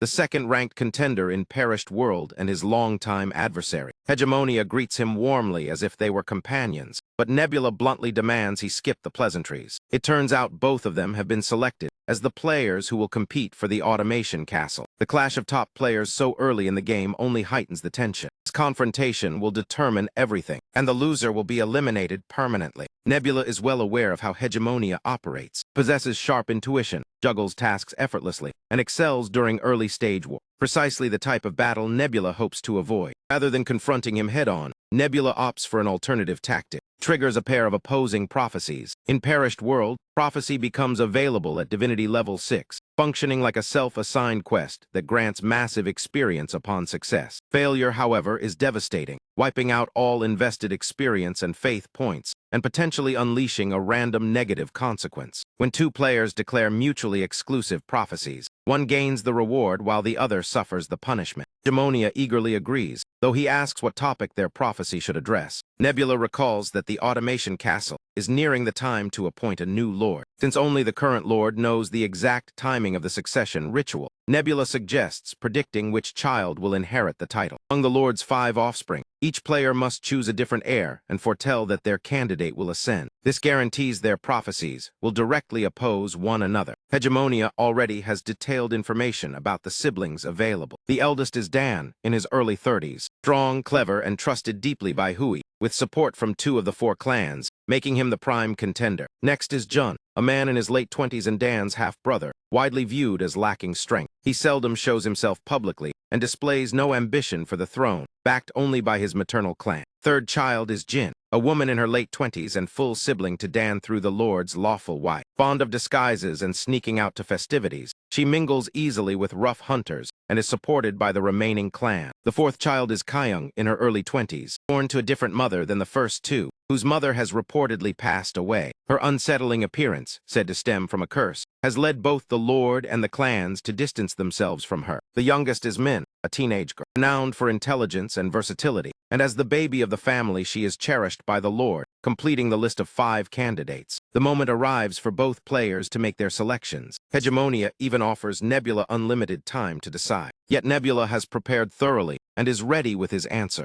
Each of them chooses one heir. The system then moves to activate the contradictory prophecy ability and issues a final warning about its consequences. Nebula confirms his acceptance and locks in his choice. Hegemonia names Jun Hui, the second child of Seo Hui, as his predicted successor. Nebula instead selects Kyung Hui, the 4th child rumored to be cursed. Hegemonia cannot hide his surprise at Nebula's decision. With different heirs selected, the conditions for the skill are fulfilled. Contradictory prophecy is officially set into motion. We return to the ongoing dialogue between Rockrak and Hui. Hui has begun to suspect that the Black-Scaled tribe and the Knoll tribe are closely linked to the circulating rumors. Survival after meeting both chieftains only strengthens that suspicion. Their gods are clashing above, and he is nothing more than a game piece. Rockrak finally speaks to conclude their exchange. We must choose between Salcade and the Black-Scaled tribe, between Gnolls and Lizardmen, between the Raging Teeth god and the Blue Insect god. The decision is hardly simple, akin to deciding whether to stick one's head into the jaws of a saber-toothed tiger or a cockatoo. Rockrak confidently claims the cockatoo is the safer bet. Yet Salkite insists the tiger is preferable, and for the moment Hui avoids siding with either faction. For Rockrak, this hesitation signals Hui's acceptance of being just another expendable piece. Hui chooses to bring the discussion to a close, and prepares to depart. Before leaving, he poses one final question, asking whether Rockrak feels anger or fear knowing he too is merely a stone on the board. The Lizardman responds with a faint smile, promising an answer once everything is settled. Sometime later, Hui reunites with his companions. After trimming away the beard he had grown during the journey, he climbs onto his horse and rides back toward the Automation Castle. About 3 weeks earlier, young Hui is seen struggling up a mountainside alone, though climbing hardly describes her predicament. Her salt-laden cart had slipped from the narrow trail, leaving her desperately clinging to a protruding rock. Since childhood, Kyung has been labeled cursed, ostracized by the clans and blamed for her mother's death. Yet she harbors no resentment, as her life has been plagued by bizarre accidents. At 13, she tumbled down the market steps. At 14, she was accused of stealing salt and imprisoned briefly. At 15, she crashed through a bathroom floor, an incident that nearly claimed her life. Other mishaps include water jars smashing onto her head and being pursued overnight by rabid dogs. So ascending this mountain should be manageable,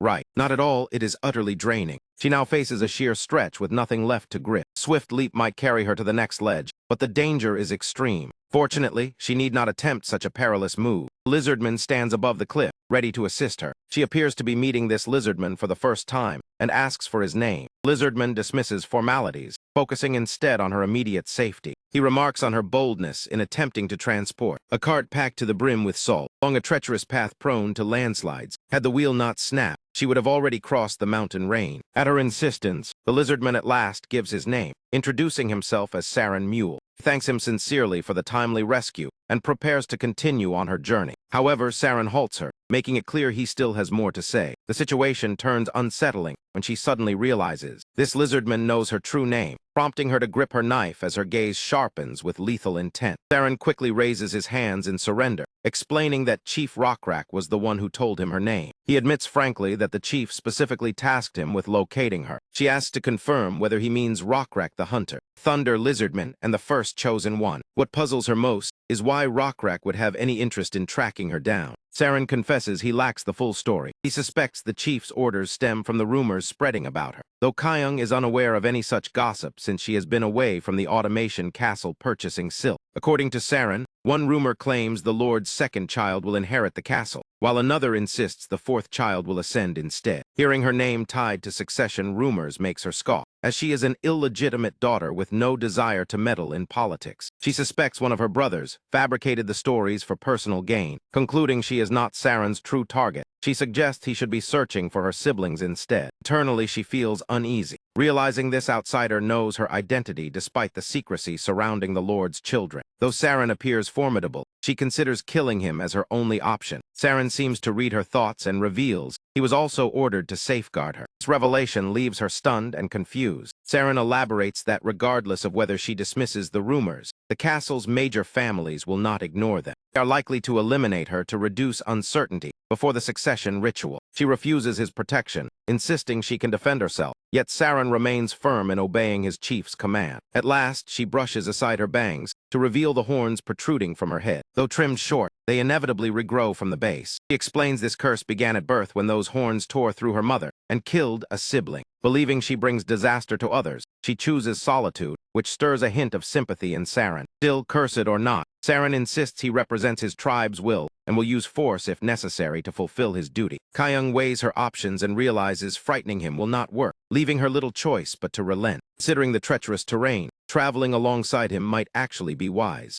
After all, he vowed to protect her, meaning he must assist if danger arises. She decides to retrieve the silk first, planning to descend and climb back up. Saren points out her injured leg and suggests she learn to accept help instead of acting recklessly. She flushes with embarrassment at his words. Later, they set off together with Saren carrying the silk bundles. During their walk, she asks how he located her, and he explains he searched using her alias everyone knows. Her acquaintances provided the information freely, without demanding any bribe. He also mentioned her ambition to launch a silk enterprise, and that someone had lent her a cart, which she failed to return, effectively cheating the poor lender after disappearing for days. Saren jokes that aspiring to run a major business while ignoring trust, its core principle, is ironic. Before long, the automation castle comes into view ahead of them. Then events suddenly take a dark twist. A dagger is hurled at her from hiding, and Saren steps in front to shield her, blade embedding itself in his hand instead. Green-skinned attackers emerge, suggesting the succession conflict has already turned violent. Saren swiftly dispatches the goblins without hesitation. Kyung is astonished by his combat prowess and recalls tales of a feared warrior named Yuri. Saren confirms the stories and acknowledges Yuri's reputation. He explains Yuri is the strongest fighter in the black-scaled tribe. Saren learned his combat skills from Yuri, while his knowledge of medicine came from serving Zeal. Zeal oversees internal affairs of the Blackscale tribe and is Rockrak's wife, and Saren worked under her guidance. Having trained beneath her supervision, it is unsurprising he became so capable. His training under Yuri and Zeal explains his status, and his assignment to guard her could shift the balance significantly. She is startled when Saren casually hands back her silk. Though displeased, she masks her feelings with polite flattery. Eventually, they arrive at the automation castle only to find the gates firmly shut. Guards are barring anyone from entering. Kyung questions a nearby traveler about the reason for the closure. Fox-like man warns her specifically against entering, especially as a silk merchant. He adds that once inside, she may not be permitted to leave. Clearly, turmoil is brewing within the castle walls. At the Jiao household, Kyung meets Jiao Yung, her partner who lent her the cart. Rather than thanking him, she scolds him for lending her a faulty cart. Jiao Yung argues the accident was due to her own carelessness, then asks whether anything else significant happened during her trip besides the crash. Kyung recounts the assassination attempt and credits Saren for saving her life. Saren introduces himself formally and offers his respects. Jiao Yung replies in kind, revealing he leads one of the 4 great families of the castle. Saren mentions that the goblins claimed the Jiao family had no involvement in the attack. Jiao Yung firmly asserts his family would never resort to such tactics. Kyung presses him about the heavy security, doubting it is merely because the cursed fourth daughter was targeted. He reveals that another assassination attempt occurred within the castle itself. With the lord absent, her brother Dan, a primary heir, has disappeared. Soon after, the trio inspects the chamber where the attack happened. The room stirs memories for Kyung, reminding her of childhood closeness with Dan before they drifted apart. Saren observes dark stains marking the floor. Marks indicate clearly that someone attempted to scrub away the blood. Given the volume of blood, it is logical to assume the victim did not survive. The authorities discovered the same evidence, yet they failed to locate the body itself. Consequently, the castle gates were sealed to prevent the culprit from removing the corpse, which would eventually decay and reveal its location. Still, Kyung finds it strange that the murderer would overlook such an obvious outcome. In the end, she decides it is not her concern and stops dwelling on it. Suddenly, she senses a chilling presence nearby. A shadowy voice whispers within her mind. The entity offers to reveal the killer while she struggles with inner turmoil. Saren notices immediately that something is troubling her. She appears to have uncovered a crucial lead. She asks about someone who owns a pot large enough to conceal a corpse unnoticed. Specifically, someone accustomed to storing meat in sizable containers. Two possible suspects emerge in her thoughts, either a butcher or a seasoned hunter. Preserving a body in salt would slow its decay effectively. Therefore, the culprit must handle salted meat regularly and move about the castle without arousing suspicion. Considering these criteria, only one individual fits, and that person is also a succession candidate. It is Hui Jin, her own sister. Kyung's suspicion proves to be accurate. After discreetly sharing her theory, by the time news of Dan's death spread, Jin was already viewed as the prime suspect. With her identity revealed, Jin had no option but to escape the automation castle. Yet her attempt to flee was abruptly intercepted by her younger sister. Min ambushed her own blood without hesitation, executed her before she could even react. Moments later, Min herself was caught in a sudden assault. Their brother struck from the shadows, killing her along with the men assigned to eliminate Jin. 3 siblings already lying dead. Jun's road to the throne became far less obstructed. The only remaining obstacle for him was Kyung. Soon after, in the days that followed, Kyung received the devastating report that Jin and Min had been discovered dead. The very location where other corpses were found, Dan's body was uncovered as well. By now it was obvious to anyone with sense that Jun Hui orchestrated the string of murders. He anticipated Jin's first move and Min's retaliation, patiently allowing his siblings to destroy one another before acting. Kyung realizes the attempt on her life was his work too, and without Saren's intervention, it would have been dismissed as a simple robbery. Now the danger facing Kyung is unmistakably real. She resolves to confront it head-on. Jiao Yung then informs them about the latest council held by the Jiao clan. Although several families have rallied behind Jun Hui due to his advantage, Jiao clan has chosen to stake their future on Kyung instead. She feels deeply grateful for their support, yet Jung clarifies that their choice is strategic rather than sentimental. The entire Jiao clan wants her alive because it serves their interests. Before departing, Kyung vows to give everything she has. This time she genuinely intends to survive and endure. At last someone has placed genuine trust in her, and she refuses to disappoint them. The days ahead, she attends tense strategy meetings where the Jiao clan debates eliminating Jun outright instead of merely defending against him. Yet such a move is risky, as the Sang and 2 clans back Jun, and victory would require at least securing the Su clan's alliance. Amid the heated discussions, Kyung notices her antlers growing unusually fast. They sprout so quickly that trimming them repeatedly feels pointless.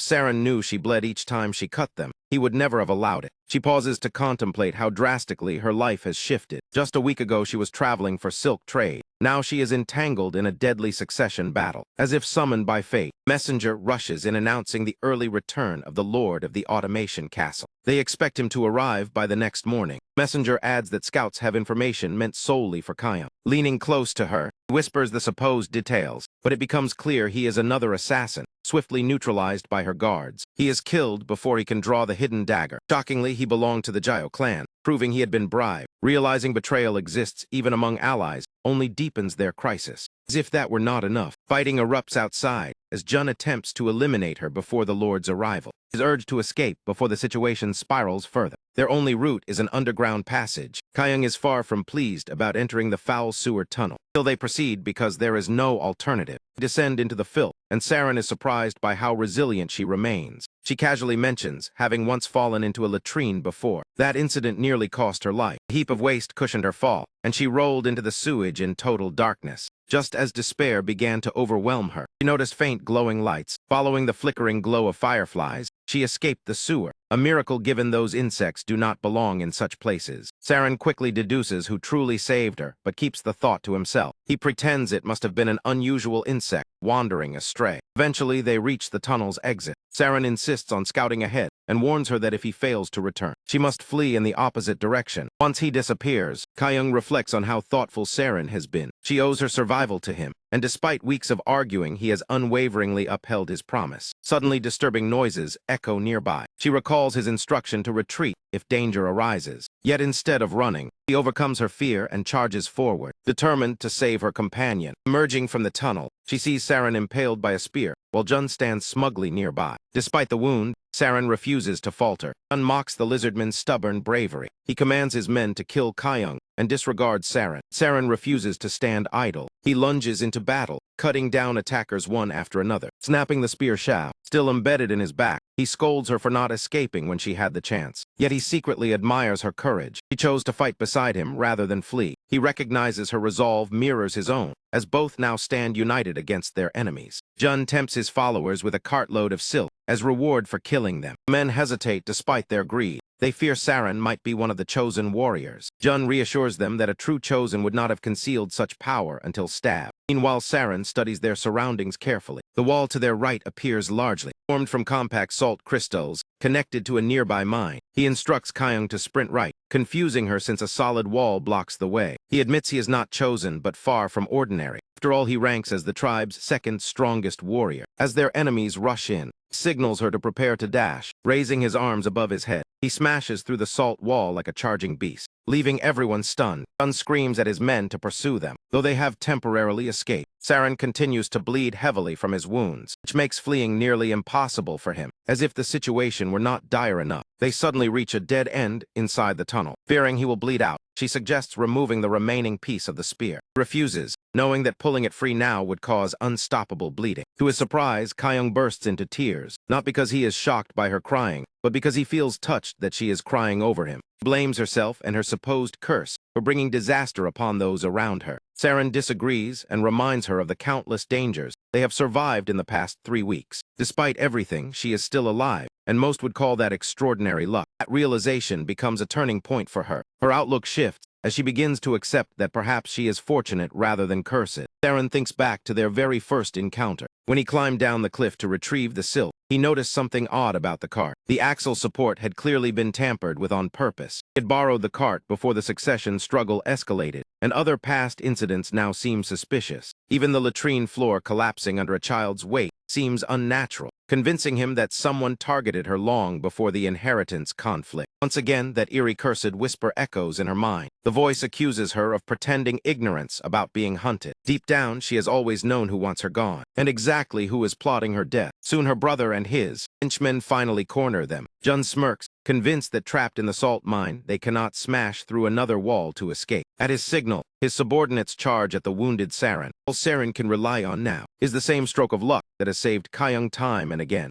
And an unexpected miracle unfolds. Sparks gather and electricity forms between the two sides. From the surge emerges the stingray, announcing astonishing news. Saren Mule has been selected. Thugs are baffled by the creature's declaration. Their corrupt leader, however, grows impatient and orders an immediate attack. Saren himself is stunned to learn he has become one of the chosen. Only 5 from his tribe had held that title before, meaning one must have fallen, most likely Stargazer. Stargazer's death left a vacant position, creating an opportunity for a successor. As the tribe's second bravest warrior, Saren qualifies to inherit the role. From now on, he serves as an instrument of divine will. Those chosen can channel and borrow the power of their god, officially becoming one of the chosen signals that the battle's momentum is shifting. With the strange creature gone, Jun orders his men to strike, unaware they are rushing toward disaster. Saren stands crackling with electricity, fully empowered. He pulls the spear from his abdomen and instantly cauterizes the wound to halt the bleeding. Attackers advancing toward him fail to grasp the severity of their predicament. Raising his arm, he summons a bolt of lightning from above, frying the entire group and dropping them unconscious. Remaining men panic and flee, their cowardly leader retreating alongside them. They have squandered their only opportunity to capture the because Saren is utterly drained after unleashing that power. Though Kyung fails to notice, she wonders why the Blackscale tribe does not simply use such strength against the clipped ear tribe. Saren understands the limitation, as this power carries heavy drawbacks. He already feels mental fatigue setting in. Perhaps that explains why Owen would smoke afterward to steady himself. Young grows concerned at his condition. He reassures her that he feels better now that the bleeding has stopped. Later, Saren continues electrocuting enemies in his path. Meanwhile, Hegemonia, who wagered on Junhui's victory, refuses to let Nebula claim triumph uncontested. He releases his saber-toothed lion to confront Saren. Duo is bewildered by the sudden appearance of the massive beast. Tiger lunges impatiently. Saren counters without hesitation, pouring immense power into his strike. He electrocutes the predator, roasting it alive. Kyung is stunned, unable to fathom how such a creature reached the salt mine. After witnessing so many impossible events in mere hours, she feels overwhelmed. Once outside the cave, corner Jun, who shamelessly complains about his misfortune. His arrogance infuriates Kyung, since he ignited the conflict. Instead of accepting responsibility, he accuses her of interfering in the succession strife. Claims she involved outsiders, a species he deems dangerous to humanity. Hidden attackers suddenly spring from behind them, only to be swiftly cut down, leaving Jun stunned. He cannot comprehend the lizardman's astonishing stamina, especially since Saren should have collapsed from blood loss by now. Kyung finally rebukes her hypocritical brother, accusing him of hindering the castle's future. The automation castle thrives on trade, yet isolation weakens it and invites hostile forces to seize control. She argues that unlike her short-sighted siblings, she seeks a broader future for the castle rather than selfish power. Her words fail to sway him. He coldly declares he never considered her family. With that statement, he snaps open his fan, signaling some hidden scheme. She suspected is a cue for an unseen assassin in the warehouse. An arrow suddenly shoots toward them. Kyung's ominous reflection alerts her instantly. She realizes they will die if it is not stopped, yet she is too slow to react. Saren notices as well, but lacks the split second needed. The dark entity might have warned her earlier, but her horns have not fully matured. Desperately, she imagines deflecting the arrow with a gust of wind. The ominous presence approves her idea and conjures a small whirlwind, sending the arrow spinning off course. Everyone stands stunned, Kyung included, as she begins questioning the true identity of the mysterious entity. What exactly is this being? A blessing or a curse? The being insists she is neither one. She possesses the ability to perceive endless potential futures and can select the outcome that best fits the circumstances and yields the greatest advantage. Simply put, she has control over probability itself. At that moment, a system alert notifies Nebula that Hui Kyung has awakened a demonic attribute known as probability. Hegemonia feels utterly foolish for ever assuming that Kyung's situation wasn't a curse. He spirals over his own blunder, while Nebula calmly revels in the twist. Hegemonia was convinced this character had been labeled cursed from the start, so something feels off. He accuses Nebula of tampering with the character profile, but Nebula counters that her description had always been this way, even before their arrival in this room. That raises the question of how Nebula discovered she possessed a demonic attribute. In truth, Nebula was initially unaware as well, believing it to be a misfortune-bringing curse. Later, however, he recognized that the many incidents that seemed like bad luck were actually calculated assassination attempts against Hui Kyung. He noticed this when the washroom floor collapsed, realizing the head maid had sabotaged it beforehand. Yet even in moments where she might have been stabbed or buried alive, she emerged completely unharmed. That was when clarity finally struck Nebula. What resided within Hui Kyung was not a catastrophic curse of misfortune, but rather the demonic power of probability, capable of generating immense luck when handled wisely. Although Nebula's selection turned out fortunate, Hegemonia refuses to accept defeat. His avatar Junhui still stands undefeated. The tide shifts further when the Lord of the Automation Castle makes his entrance. He commands an immediate halt, declaring that with his return the conflict must cease, and that he will resolve the turmoil by naming a successor. Hegemonia is utterly convinced the Lord will choose Hui Jan. After all, father and son share aligned political views, which places Kyung at a serious disadvantage. Nebula, however, firmly disputes this assumption. The decisive moment is finally here. Lord steps ahead and orders the clash to stop. He prepares to declare the heir immediately, but before announcing his verdict, Kyung raises a straightforward question. Have you spent my entire life attempting to have me killed? The Lord appears startled, though not entirely unready for such a confrontation. The audience and Jun alike are stunned by her direct accusation. The Lord does not deny it, instead asking her when she uncovered the truth. He answers that she has known for quite some time. She chose to ignore it and pretend otherwise, unwilling to accept that he blamed her for her mother's death during childbirth. She further reveals that he deliberately branded her as cursed, a false narrative he fabricated himself. At last, the father admits to his sins. He explains that his wife's frail body could not endure childbirth, and that she meant everything to him. Her death left him drowning in immeasurable sorrow. In that anguish, the word curse consumed him, leading him to fixate on Kyung's horns as the omen that stole Ryo away. Bearing the title of Castle Lord was already a relentless burden, and he believed she had taken the only treasure he cherished. After his confession, Kyung grants him the chance to announce his final choice.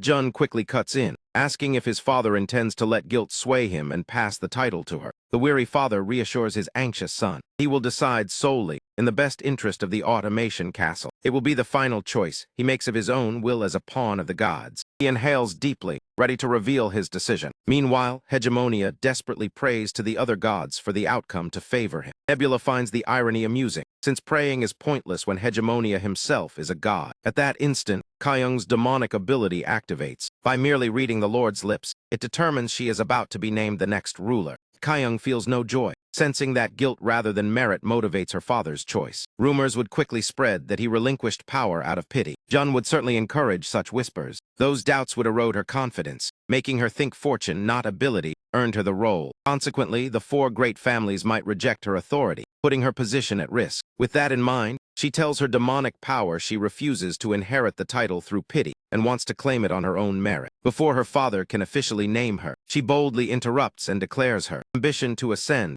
as Lord of the Automation Castle. Her fearless proclamation shocks everyone, especially her despicable brother. Openly demanding the Lord's seat is effectively rebellion and a challenge to his sovereignty. That is why the crowd is baffled by her audacity to confront him so openly before the assembled soldiers. To assert dominance, she signals toward Saren. The lizardman responds by unleashing crackling electricity, sending waves of shock through the onlookers. It becomes obvious that Saren is a chosen of the Blackscale tribe. Even if he cannot slay them all, he could surely kill the Lord and escort her away. Jun argues they are bluffing since Saren is wounded, but the father recalls otherwise. During his visit to the Blackscale tribe, he witnessed the Chosen One's overwhelming strength and knows Rockrak is not to be provoked, understanding he serves as a divine deterrent against reckless rulership. Nevertheless, he cautions that if he dies without appointing an heir, the four families will select a successor from among themselves, eliminating Kyung's chance entirely. Kyung acknowledges this possibility and stands prepared. If necessary, she will call upon the Blackscale tribe and drive out anyone in the castle who opposes her. Her vile brother twists her words, shouting that she harbors malicious intent. The Lord now understands the course he must take. He steps forward decisively and transfers his authority to Kyung. Jun collapses to his knees in utter defeat. Days later, the automation castle thrives with renewed energy, its economy surging at an astonishing pace. People credit the succession battle for sparking this boom. Trade flourishes as merchants and diverse races flood in, sensing vast potential for growth. The four major families remain silent amid the prosperity, signaling acceptance of the new lord's bold reforms. Jun overhears the praise for his sister's leadership and, unable to bear it, slips away at night intending to build power elsewhere before making a dramatic return. As he prepares to leave,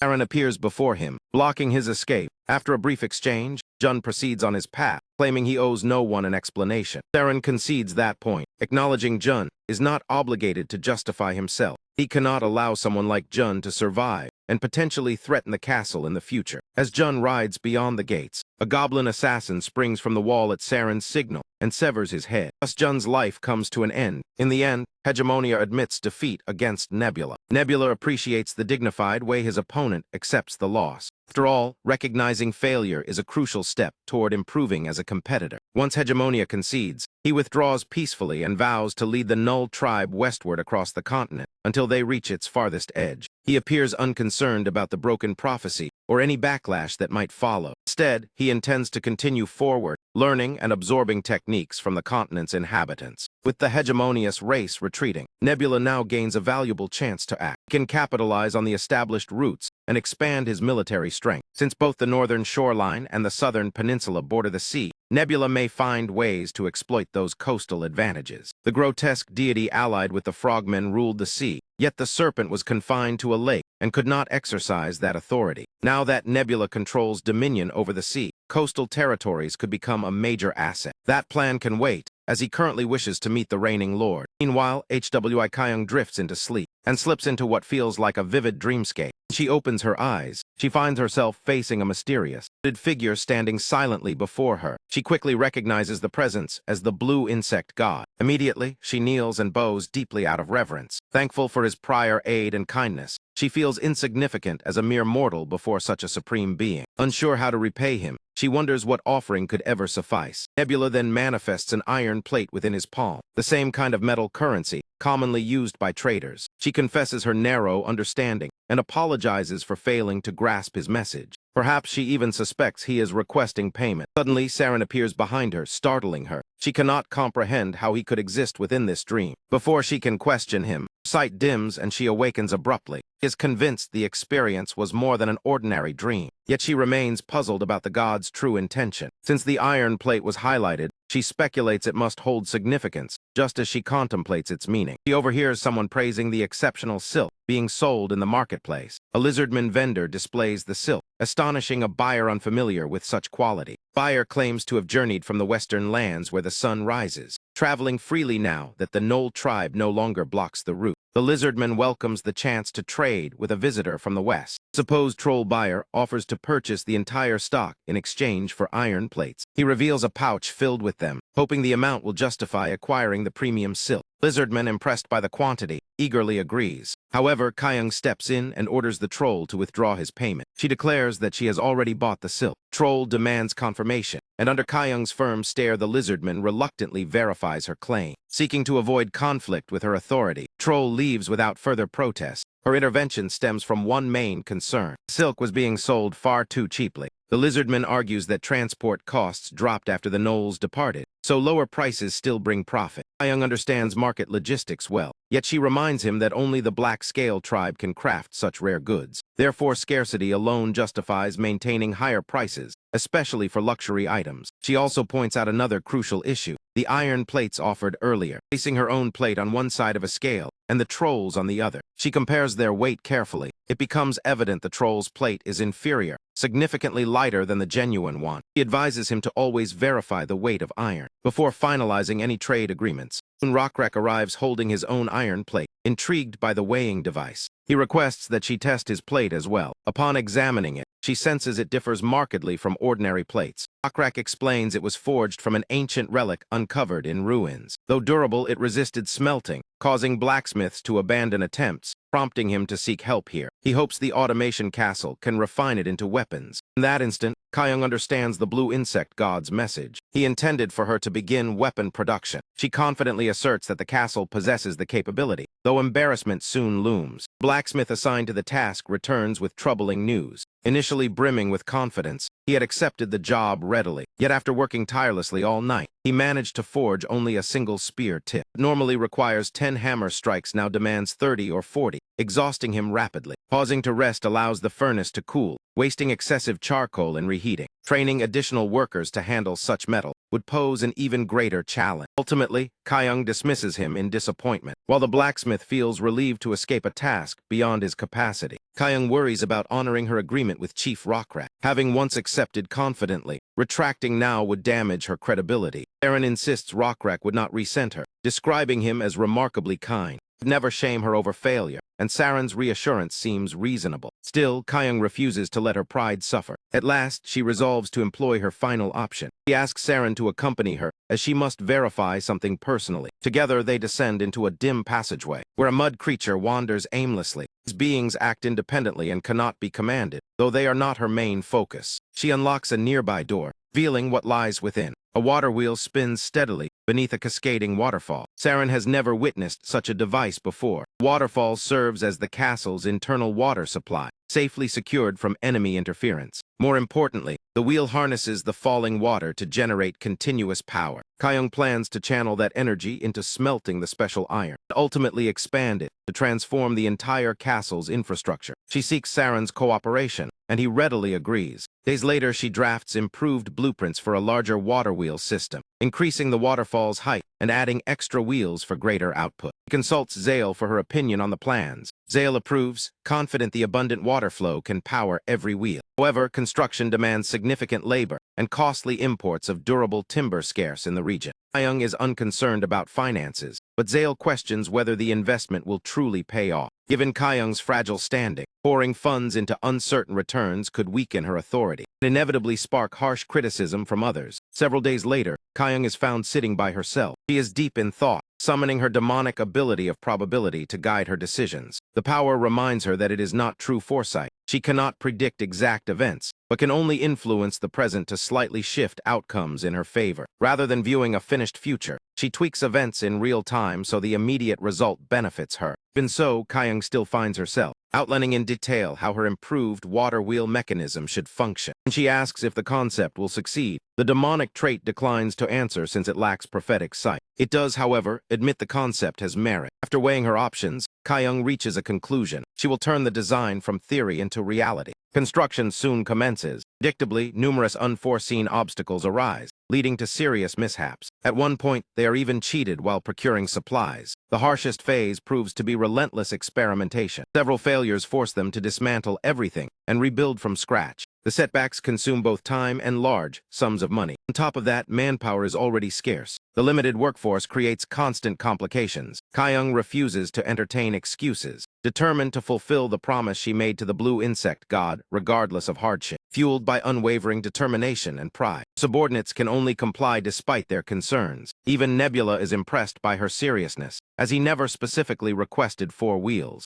Humans are driven and purpose-focused, unlike the comparatively simple-minded lizard men. Mentioning the blue insect god also discourages resistance from rival families, especially since the ongoing project stimulates commerce, with laborers staying and goods circulating more rapidly. The commercial district expands, benefiting merchant clans. Building the quartet of water wheels proves far from easy. Kyung's persistence finally gives birth to a groundbreaking structure unique to the automation castle. On inauguration day, Kyung and the crowd observe the massive wheels turning. Their long effort finally pays off. She quietly apologizes to the insect god for invoking his name to sway events, hoping he understands her intentions and forgives her boldness. Around the same time, Nebula receives an alert. Iron forging proficiency has risen to level 2. This advancement paves the way for producing superior quality iron. His civilization now holds an advantage in metalwork. It has introduced its own standardized currency, alongside a formal writing system called the Chung letters. These milestones elevate Nebula's society above all competing factions. He is hardly astonished. Understanding human ambition is precisely why he selected them as his secondary race. Time passes within the automation castle. A group of elves arrives, intrigued by the loud churning of a water. Its thunderous noise suggests an enormous scale. A nearby lizardman explains that the wheels not only grind grain, but also power weapon production. Merchant then shifts attention to his premium silk. The elves instantly recognize the fabric's exceptional quality,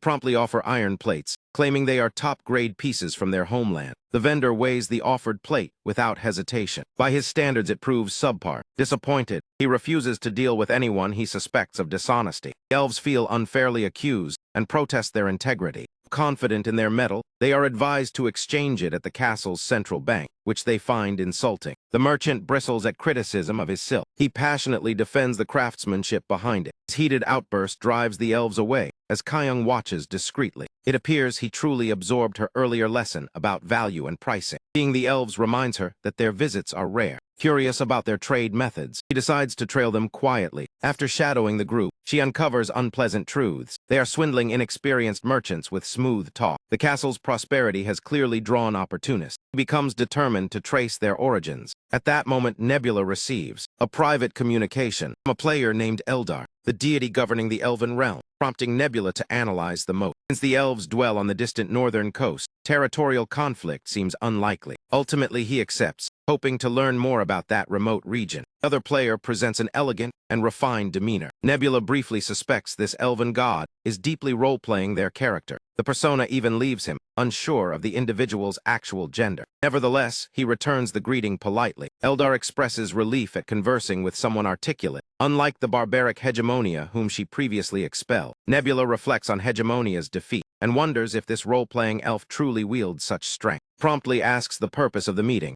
With a poised smile, Eldar outlines conditions under which her forces would avoid hostility. Nebula abruptly ends the call without response, though he regrets lacking means to spy on her territory. Frigid northern coast prevents his insects from migrating there. He also cannot abandon the automation castle, and Eldar faces similar limitations. Ignorance about him explains the elves scouting his domain. Ironically, the elven god turns out to be male. With intentions still unclear, Nebula chooses to remain vigilant for potential conflict. Back at the castle, the Lord holds a formal meeting with elven envoys. Her spokeswoman introduces herself as Leona, head of the merchant guild. The Lord remarks that her reputation precedes her. He assumes her visit concerns the recent elven traders. He had anticipated her arrival, He prepared a token in advance. Inside the presented box rests a crystal, claiming it was unearthed from ancient ruins. He hopes the gift will smooth over misunderstandings. Kyung recognizes its worth. She firmly declines, refusing to compromise her integrity. Leona swiftly stoops to retrieve the valuable crystal. She coldly asks what exactly they expect from her now. Inwardly, Kyung questions why the elves suddenly wish to trade, since they rarely ever leave the northern shores. Fixing her gaze on them, she states plainly that if they seek goodwill, they must respect the law instead of attempting bribes. She also warns them not to exaggerate their gestures if reconciliation is truly their aim. As an alternative, she proposes they purchase figurines of the blue insect god. The elves decline, citing loyalty to the dancing shadow god. Yet Kyung argues that revering more than one deity would not harm them. Several days pass after that encounter. Within the castle walls, Saren approaches Kyung carrying news about the elves. The elven chief now demands an apology, claiming she insulted their faith by suggesting convert. This infuriates Kyung, as she sees them as smiling serpents masking ulterior motives. She decides instead to call them out for their own misconduct. After all, they initiated matters by trying to bribe the castle's ruler. Gazing out the window, she remains silent for a moment. Saren predicts their envoy will return before the rainy season ends. Kyung firmly refuses to grant them another audience, and now she is certain of their intentions. She instructs Saren to prepare for an impending conflict. Days later, the rain clears and the sky brightens. On an otherwise ordinary day,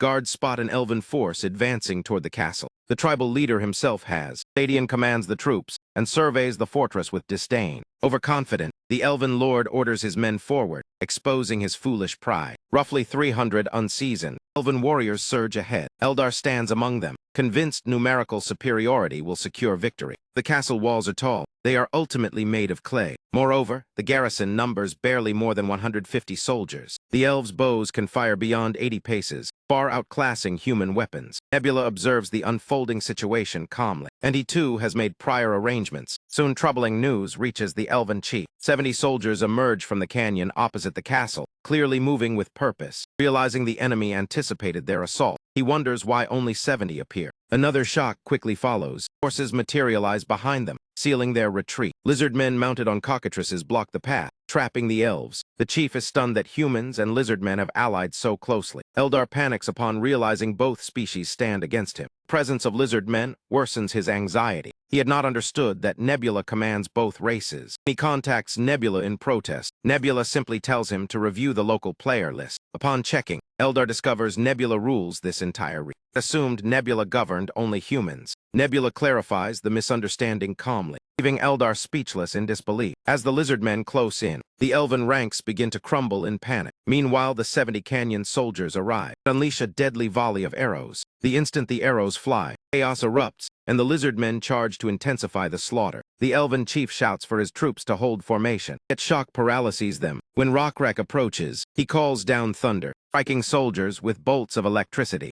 After this opening strike, he leaps skyward and slams into the ground. His warriors mirror his assault, cutting down elves mercilessly. Lizard men utterly overpower the 300 fighters. Terrified survivors flee in desperation. The moment is ideal to crush them completely. Another coordinated charge will seal the outcome. Stingray also joins the fray. Rockrak commands a final advance. Eldar ultimately admits defeat. He lacks the will to interfere personally. Nebula promptly states his terms, demanding knowledge, techniques, and resources. His demands sound harsh. He offers gradual compliance and the possibility of alliance. Eldar contemplates his dwindling choices. He initially hesitates to reveal northern secrets, but recognizes his weakened position. With nearly 300 warriors lost, survival as a player looks grim. Nebula already commands 2 races. If Nebula allies elsewhere, Eldar's situation will worsen. Putting on a gracious front, he agrees to provide the requested information, skills, and materials. He hopes Nebula will overlook past arrogance and build a cooperative relationship. Having reached an agreement, he reveals details about the North Shore. Nebula learns of a 3-player alliance, comprised of Solongos, Lim Chunsik, and Eldar. Solongos governs the rare centaurs, a species Nebula knows little about. Naturally mounted warriors, they struggle with population growth and resource expansion. Not an ideal choice for Nebula, yet formidable in battle. Lim Chunsik controls ogres, creatures defined by immense size and brute force. Their intelligence averages low, though blessings have enhanced their capabilities.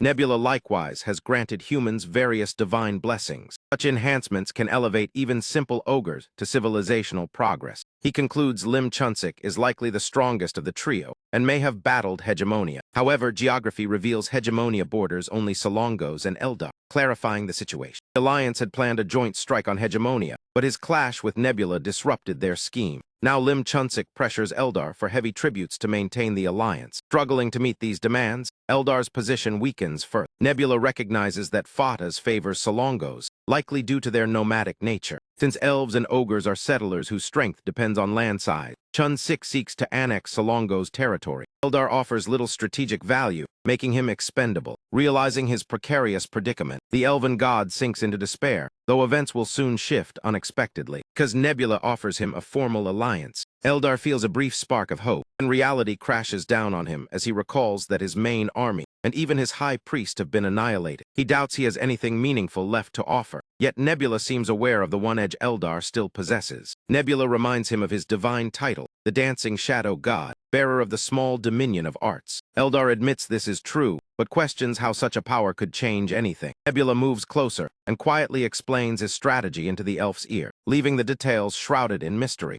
Narrative then shifts toward the northern lands, where a centaur general stands proudly atop a hill. Beside him, the tribe's prophet reveals a newly descended prophecy, telling that a king will soon arrive upon this land. With his coming, the world order will shift, and current rulers will fall from power. Wanderers will lose direction, and all shall kneel before this sovereign, govern the realm beneath only the gods. The general arrogantly declares himself that destined monarch, claiming only the gods could ever stand above him. Yet his bold certainty quickly wavers. He is told he is not the chosen one. He immediately assumes the prophecy must refer to a black-scaled lizardman. The prophet calmly rejects that idea, insisting the rising figure in the north is far mightier. The foretold king is in fact a colossal ogre, towering brute of unmatched strength, greater than any centaur and even more cunning than the elves. The centaur chief despises the thought of serving such a monster. Rage consumes him at the prophecy. He strikes down the prophet for daring to predict such humiliation. Temeratu, champion of the centaurs, believes only he deserves the summit, vows to bow to none but the gods. Unbeknownst to him, the prophecy was orchestrated by Nebula through Eldar's power, and with Eldar's role complete, Temeratu seethes in fury, leaving Nebula to bring the prophecy into reality.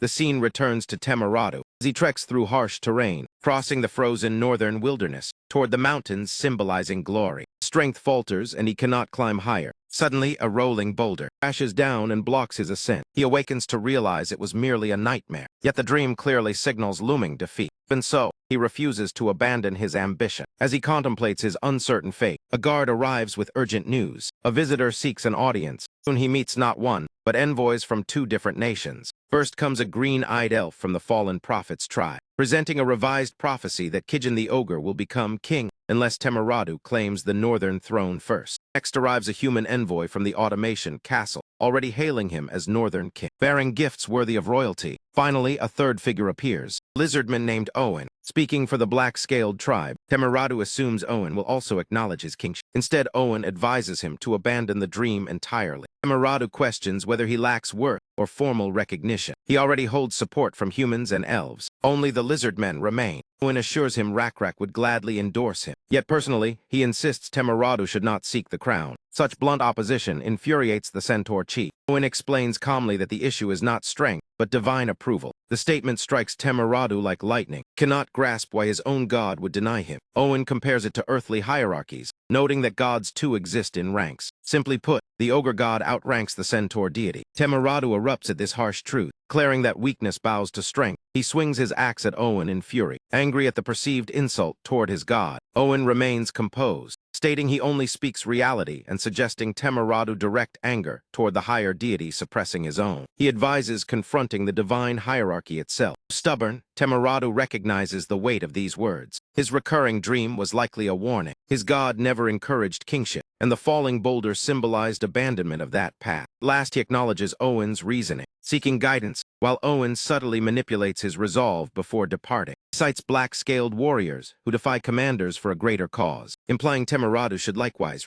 After reflection, Temeratu understands the implication. He decides to pursue kingship for his god's sake, even if it defies divine expectation. Meanwhile, Nebula and Eldar observe events unfolding perfectly. Nebula has exploited Eldar's dominion of arts masterfully, astonishing the elven god. Dominion influences hearts through creative expression, and Nebula weaponized prophecy itself. Even species can be steered against their god's wishes. placing Solongos in a difficult position as his high priest rebels. Eldar questions whether this is sufficient. Nebula remains certain, though stopping Solongos entirely remains uncertain. Reasons that nomadic centaurs lag behind settler ogres in development, making Solongos vulnerable in the long run. Thus, Tamaradu's rebellion may actually benefit Solongos. It offers a chance to avert the centaur's decline. Focus shifts to Solongos. He pleads with Lim Chunsik for mercy over Tamaradu's uprising. The ogre ruler dismisses blame from Solongos, admitting he underestimated the elven gods' scheme after the alliance with Nebula. Still, he believes the coming clash between Tamaradu and Kijin has a predetermined outcome, leaving Solongos nothing to regret. Yet Solongos apologizes for another reason entirely. Fears Tamaradu may actually defeat Kijin decisively. Both players trust their champions, but only the approaching battle will reveal the true victor. At last, the fateful day arrives. Tamaradu and his warriors stand prepared, ready to unleash devastation upon their foes. They start by slaughtering every hired goblin soldier blocking their way, creatures rumored to be under the ogres' employ. Midway through the skirmish, the ogres abruptly emerge from concealment. Only then do the centaurs grasp that the goblins were merely bait. The towering brutes heft their enormous weapons and bring them down with brutal force, smashing the centaurs without mercy. Meanwhile, Tamaradu charges forward, and with a single sweeping strike, decapitates several ogres at once. It's obvious that ordinary ogre troops pose no real threat to him. The only foe he truly acknowledges is the ogre leader Kijin as a worthy adversary. And right on cue, Kijin steps onto the battlefield. He is furious over Tamaradu's betrayal of the alliance between their nations and vows to make the fake stallion bleed for it. The two warriors charge straight at one another, weapons lifted high. They collide and knock the arms from each other's hands, leaving both disarmed. Tamaradu follows up with a barrage of heavy punches, yet the hulking chief flips aside and clamps a hand around Tamaradu's throat. In one swift motion, secures a crushing chokehold around Tamaradu, then wrenches his neck and ends his life. The centaur falls almost as suddenly as the fight began. From afar, the two observing gods witness the utterly lopsided slaughter.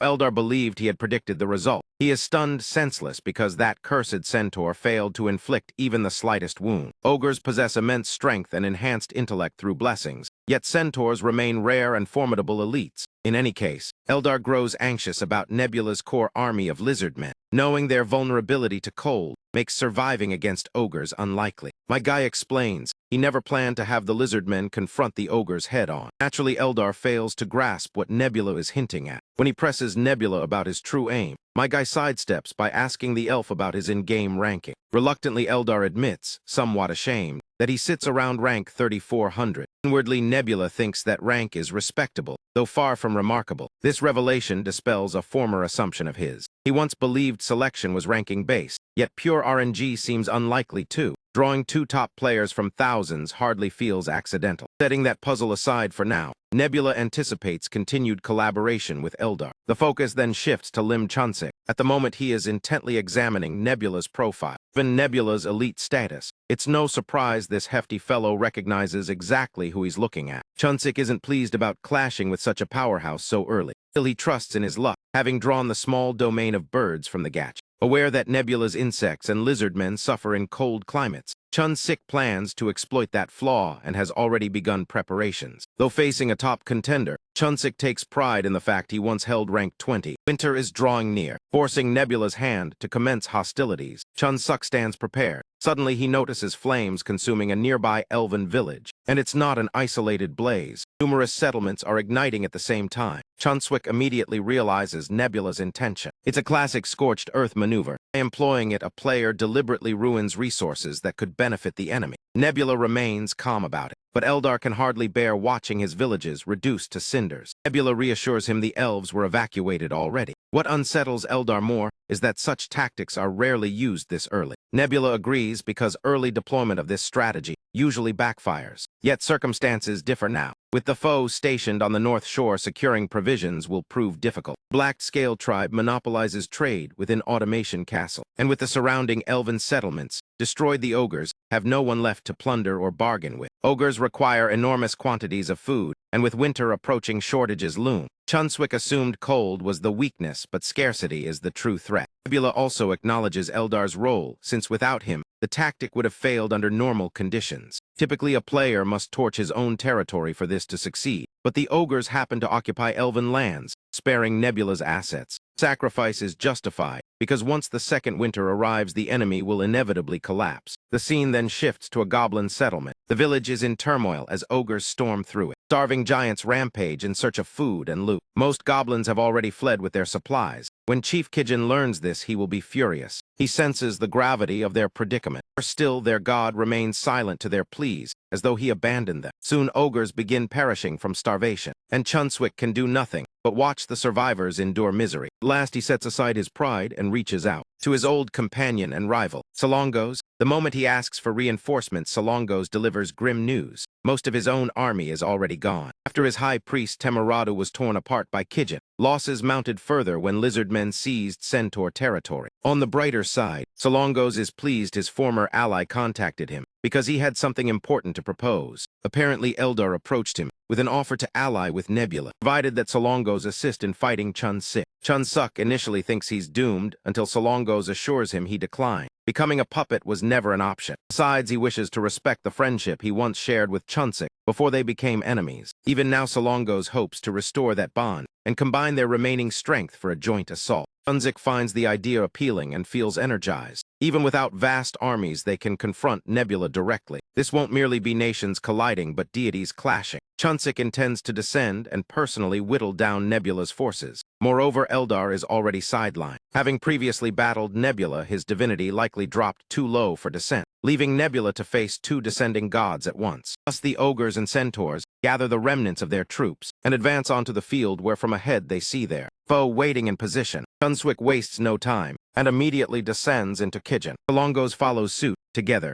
the two deities rush toward their sole target, Nebula's high priest. Our hero responds without hesitation by descending into Rockrak's vessel, taking control and evading their combined assault. He moves effortlessly like a blade slicing through butter and unleashes lightning that shocks both enemies instantly where they stand. That single move is enough to topple those two fools. The so-called football gods fall in seconds. Upon defeat, they are sealed into stone statues. When a player dies while descended, they lose immense experience, causing divinity to plummet. If it drops to level 1, they become sealed. To eliminate them permanently, Nebula shatters the statues. Without destruction, the seals could be undone, and the gods revive. Seeing no value in them, Nebula reduces the remains to dust. Deaths grant him a level up, and he smiles in satisfaction. His grin stems from being nearly maxed out in power within the game. Defeating the pair also lets him absorb one of their minor domains. He can claim only one at random. Once he makes his choice, Gacha gods reward him with the small swamp domain, while the other turns out to be the small bird domain.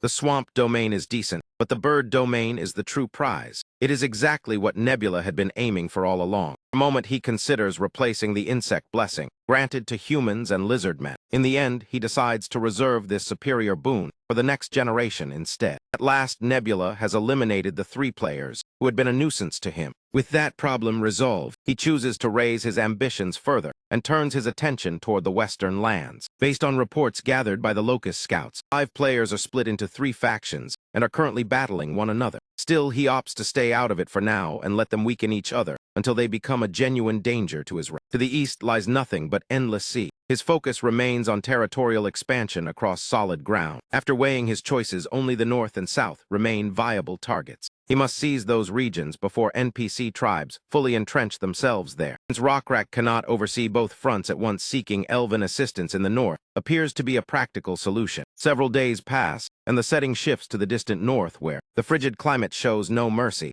Surviving elves have been reassigned to settle in this harsh region. They are far from pleased. Winters stretch endlessly here, and rebuilding agriculture will demand tremendous time and effort. On top of that, ogres and goblins constantly threaten their lives. They press their chief Linar for answers, while he silently endures their grievances. At last he speaks, bringing hopeful news. Prophecy declared that aid would arrive from the south to support the green-eyed elf tribe. Right then, a guard announces that a band of humans has been spotted approaching. This convinces Linar that these visitors have likely come as foretold to offer assistance. Without delay, the elves line up in the freezing air to formally greet their arriving guests. When the humans finally reach their encampment and climb down from their mounts, discover that the leader is none other than Kyung, Lord of Automation Castle. Having met before, the two leaders skip lengthy introductions and excessive ceremony. Leonor swiftly invites the guests into his tent for discussion. Before that, Saren is summoned by his lady. The overprotective guardian steps forward, insisting on inspecting the tent for hidden threats before his goddess Gracious enters. Lenar has no grounds to protest this precaution, so Saren proceeds inside without hesitation. After some time, the two rulers finally sit facing each other within the tent. To begin the conversation, Lenar inquires about the purpose of their journey.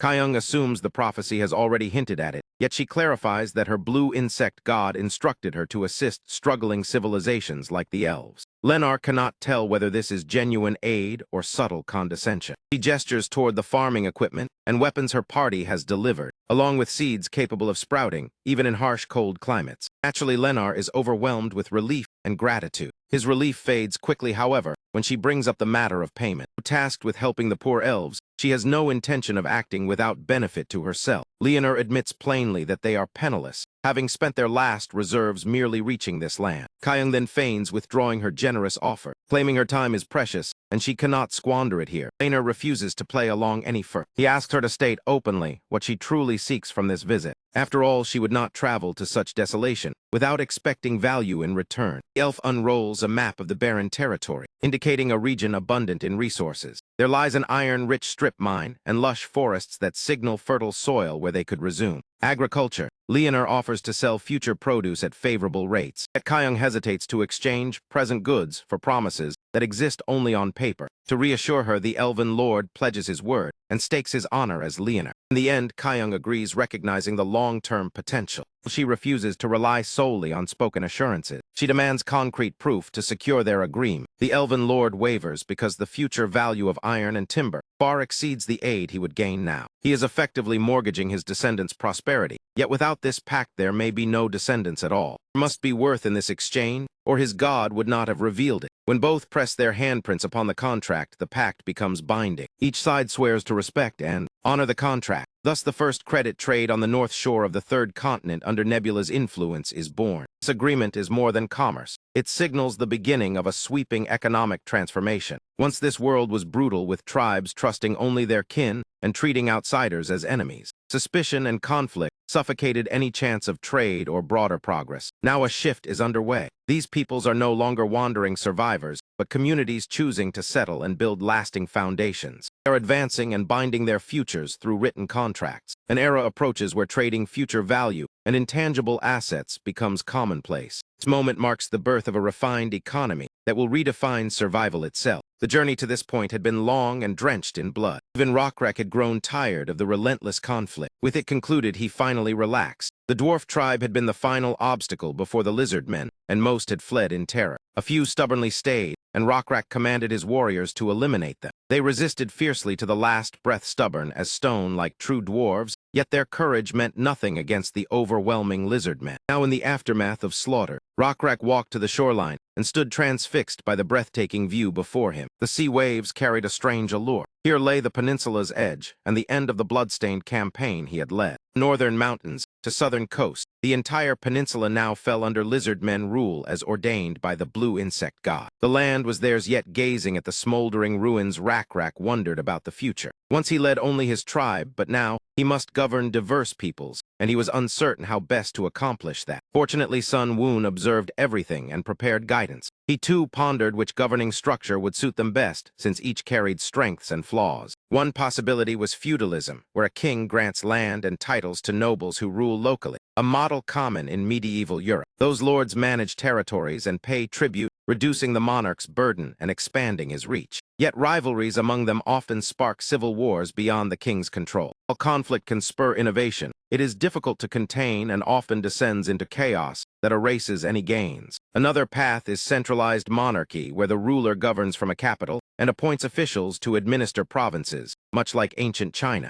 This system appealed greatly to Sun Woon. It would unify various races into one state, and professional administration could accelerate regional growth. Most importantly, a centralized authority simplifies military mobilization. However, establishing such a system requires roads, ports, legitimacy, and a method for selecting capable officials. Eldar listened passively, realizing he had little say. Even when Nebula asked his opinion on the ideal system, Eldar stayed silent, knowing Sun Woon had already resolved the matter. Now execution of the grand design must begin. Dreams remained Sun Woon's favored method to transmit his will to Rockrak. The lizard men leader experienced a divine revelation in his sleep. Following day, he summoned key members of the tribe to recount the vision. JL eagerly awaited the explanation, and Rockrak wasted no time sharing it. Sketching in the dirt, he described leaving his body and being propelled through the sky at tremendous speed against his will, soaring across wilderness toward the far northern coast. Beneath him stretched lands and villages once conquered through bloodshed. Though some struggled to grasp his words, they listened attentively out of respect. Rockrak, however, felt absolute clarity about their next steps. He outlined a map of the territories seen in his dream and began explaining. First, he indicated their present location. Then he asked its name, and a lizardman replied the dwarves called it Maganen, meaning land's end. Rockrak inscribed the name onto the drawn map. He inquired about the site where the red-skinned orcs had fallen. Jur recalled it was named Salmon, though other regions shared that title. Therefore, Rockrak chose to rename it South Salmon. They continued this process until nearly every territory bore a designated name. Only a single region remained unnamed. Yet when Rockrak inquired about its title, no one could provide an answer.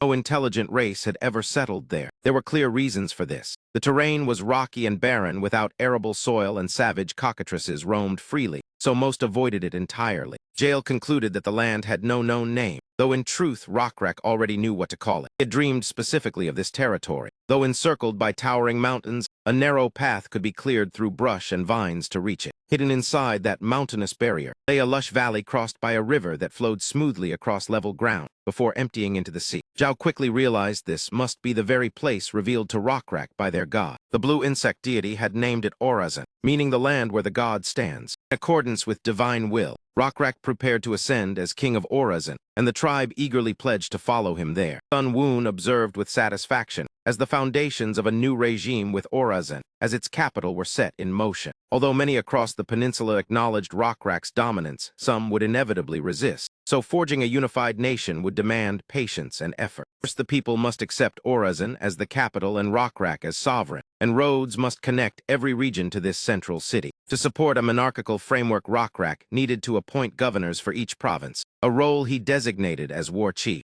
Crucial still was establishing uniform laws that would govern the entire realm and guide those war chiefs in their duties. Automation Castle and the Elven Village complicated matters, since they already operated under feudal structures. So Rockrak resolved this by assigning lizardmen advisors to liaise with and supervise their lords. Hui Kayung was granted the rank of Margrave of Automation Castle, while Laner received the title of Elf Maripkin. Sun Woon, the arrangement appeared rough and undeveloped, yet it marked genuine advancement and issues were steadily addressed. Even this progress prompted the system to inform Nebula that his domain had entered an early monarchical phase. Ultimately, Sun Woon implemented monarchy for the lizard men and retained feudalism for humans and elves, embracing both the strengths and flaws of each system. Through all these changes, the sole matter that puzzled Eldar was that his elven people had somehow become subjects within our hero's realm. Sun Woon, however, saw nothing strange in it since the elves resided on his lands. Eldar ended up in a peculiar situation where all he possessed technically belonged to Sun Woon, while everything Sun Woon owned was effectively under Eldar's authority alone. Several years slipped by, and tranquility settled firmly over the kingdom of Rockrak. The former fighters, long accustomed to endless warfare and expansion, began to feel restless in the quiet. Even their usual pastimes, such as fishing, no longer brought them any excitement. And this was no ordinary fisherman, but one of Rockrak's appointed war chiefs, a lizardman named Totter who once led an elite squad. Now he struggled to adapt to the calm that surrounded him. After all, nearly his entire life before had been spent on battlefields. Once counted among the finest warriors, he had earned his title of war chief through sheer skill. Still, someone had to guard the region, because even this dull Maganin remained under Rockrak's rule. The difficulty was that there seemed to be no threat at all, as the southern land was encircled by other lizardmen territories and the vast sea. That is, unless danger emerged from the ocean itself. And unexpectedly it did, as about a dozen boats appeared on the horizon carrying unfamiliar beings, whose shapes were at first hard to distinguish. Soon it became evident they were intelligent creatures resembling giant crayfish, and their appearance was undeniably unsettling. Younger lizardmen mistook them for monsters, but the seasoned Totter quickly dismissed that notion since these crab-like beings used boats and likely possessed language. Thus, Totter chose to approach them personally once they came ashore. Fear was clearly not among his weaknesses. Looming over the crustaceans, he demanded to know their identity and purpose, and without waiting for a reply, introduced himself as Warchief Totter in a stern tone, ordering them to explain their arrival. The terrified lobsters nearly collapsed in fright, stammering that they were turquoise seafarers blown off course by a storm and merely wished to learn where they had landed. With pride, Totter informed them they stood within the lands of the Hukran nation, meaning black scale in their tongue, while a young lizard nearby remained tense, ready to attack at a single command. Believed Totter was not the type to spare foes, and these unknown crustaceans certainly qualified as potential enemies. Surely the warchief would seize and interrogate them, or perhaps simply slaughter them where they stood. Even the frightened lobsters sensed the hostility and prepared to scuttle away on their many legs, though events took a different turn. Rather than striking, Totter instructed his subordinate to arrange temporary lodging and ordered that the guests be fed with whatever food remained after the lizard men had eaten. This decision stunned everyone, revealing that the fierce-looking Totter was far more compassionate than expected. Deeply moved, the turquoise lobsters thanked him sincerely and vowed never to forget his generosity. After resting and filling their bellies, they set sail for home while the young lizard watched thoughtfully. He could not comprehend Totter's mercy, believing he himself would have expelled the intruders and claimed merit before Rockrat, and he struggled to see why such an opportunity had been discarded. Truthfully, Totter also wondered if he had judged correctly, as they might indeed have been foes, yet he felt compelled to act as he did for a reason. To clarify, he asked the youth whether he knew how Totter had lost his left eye, and of course the story was familiar. It was widely told that he once faced 10 trolls who were assaulting travelers, and suffered that wound during the fierce clash. Admittedly, those travelers were merely odd halflings, with no alliance to the lizard men. After the loss of his eye, Totter later stood before Rockrat, who remarked that battling 10 trolls and losing only an eye was a feat worthy of pride. Yet the issue lay in the fact that he had been injured, not defending his tribe, but rescuing halflings. Rockrat questioned whether he felt any regret. Totter replied that he had heard how Rockrat himself once wandered the wastelands wounded and hopeless with his followers. That desperate hour, the blue bug god had blessed Rockrat out of pure compassion, asking nothing in return. Rockrat was taken aback when Totter implied he had shown the same mercy to the halflings. Totter affirmed that his conscience had compelled him to act that way. The king found the answer satisfying and agreed that Totter's choice had been just. He urged Totter to continue following such principles and to recount this conversation if anyone criticized him.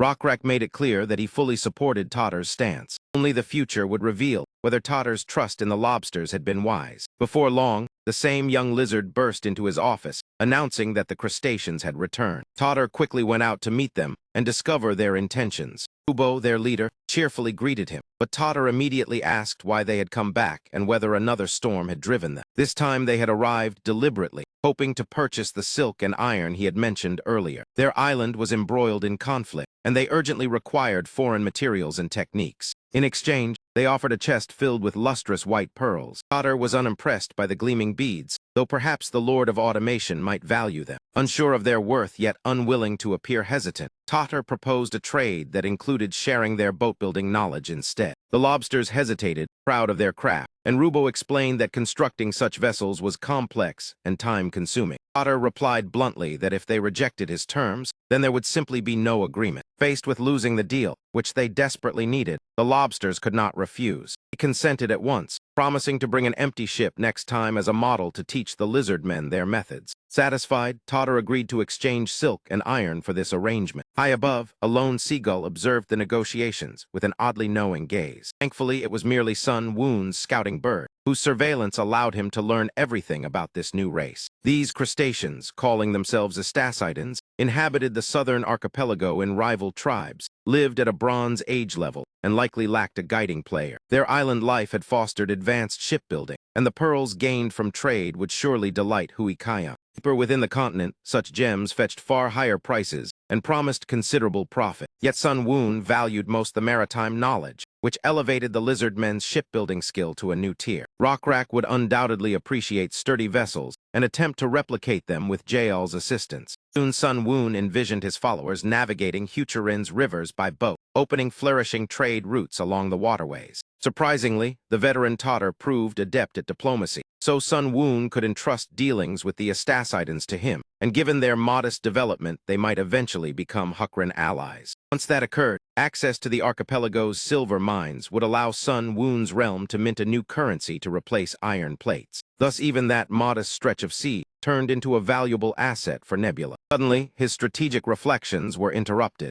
A peculiar being named Hongo addressed him as creator, prompting Sun Woon to demand a report. Earlier, Nebula had assigned Hongo to oversee and cultivate a locust swarm, instructing him to remain silent unless serious issues arose. Unfortunately, due to Sun Woon's misjudgment and Hongo's error, the true mastermind behind the swarm was exposed to neighboring gods, forcing Sun Woon into a risky course of action. Level 3 locust swarm had begun to dwindle in size. Recently, he had ordered Hongo to unleash the insects upon rival nations, props to hinder their growth, urging subtlety to avoid detection. Yet the swarm struck a highly advanced settlement, revealing that another player controlled the insects within that small domain. Fortunately, Sun Woon had anticipated such exposure and was prepared. His primary concern now was Hongo's safety. Though many locusts had perished under divine countermeasures, Hongo himself remained undiscovered. This secrecy was vital, so Nebula instructed him to scatter the remaining swarms to sow confusion and ensure his survival above all. Hongo acknowledged the command and moved swiftly to comply once their exchange ended. Sun Woon realized he disliked conversing with his own creations. They felt hollow and mechanical compared to the soulful beings of the fallen world, whose words carried personality and life. Still, such sentiments were ultimately trivial. What mattered was that the locusts had devastated farmland across 5 Western nations, and if their gods discovered Nebula's involvement, retaliation would be inevitable. In geography, the nearest threats were Danim of the Satoros and Jukwa of the Lenar, both seemingly ready to mobilize. The remaining 3 watched cautiously for now, though it was only a matter of time before they joined, leaving one player facing 5. Unfair as it seemed, Sun Woon accepted the challenge, confident that even such odds lay within his expectations. Meanwhile, in Damarit, capital of the Satiros nation of Danem, King Hattie of the Lenars questioned whether the 3 trailing nations could truly be trusted. King Fav of the Satiros agreed, but insisted action was necessary, declaring that the architect of the locust plagues must be crushed, and that the lizard men could not go unpunished. They accused the lizard men of praying to a sinister blue bug god to starve others while prospering, and after gaining automation, castle, they now produced superior iron plates that dominated trade. Being closest to Hukrin's border, they would suffer regardless if the other armies marched through their lands. Thus they resolved to attack with their own forces, trusting a prophecy that foretold Satiros and Lenars uniting to raise Orazan,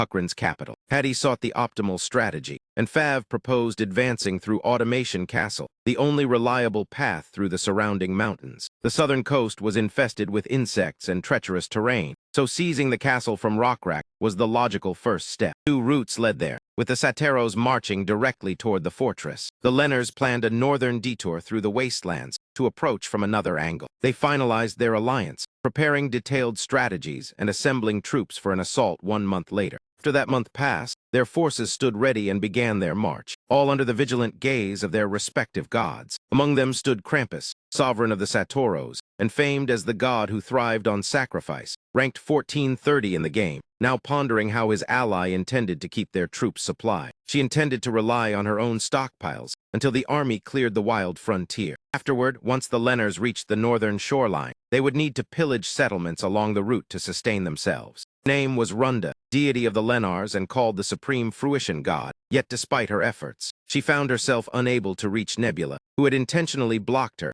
and kept all 5 gods cut off for over a month, leaving her baffled by his motives. Krampus shared her confusion, believing that if Nebula had allowed communication, they could have settled compensation for the locust devastation peacefully, but he denied them even that chance. Instead, he openly expanded his military drills and reconnaissance units. By then, diplomacy was futile, as together they commanded more than 1,100 Lenars and 800 Satiros, forming the mightiest host on the 3rd continent. Runda felt certain that Nebula's downfall was only a matter of time. For clarity, Runda was actually female, unlike Eldar. Sudden alert chimed, signaling a communication request, and Krampus immediately suspected Nebula. He was mistaken, however, as the caller was Eldar. The Lenar forces were passing an elven settlement when the contact came, and Runda sensed he sought negotiation and perhaps had ulterior plans. Krampus knew Eldar and Nebula maintained only a fragile alliance, one that could shatter at any moment. He advised Runda to converse alone and carefully weigh Eldar's proposals, as they might turn his terms to their advantage. Eldar appeared in his usual dramatic fashion. Fully embodying the elven god persona, he seemed unable or unwilling to drop, perhaps fitting for one granted a minor artistic domain.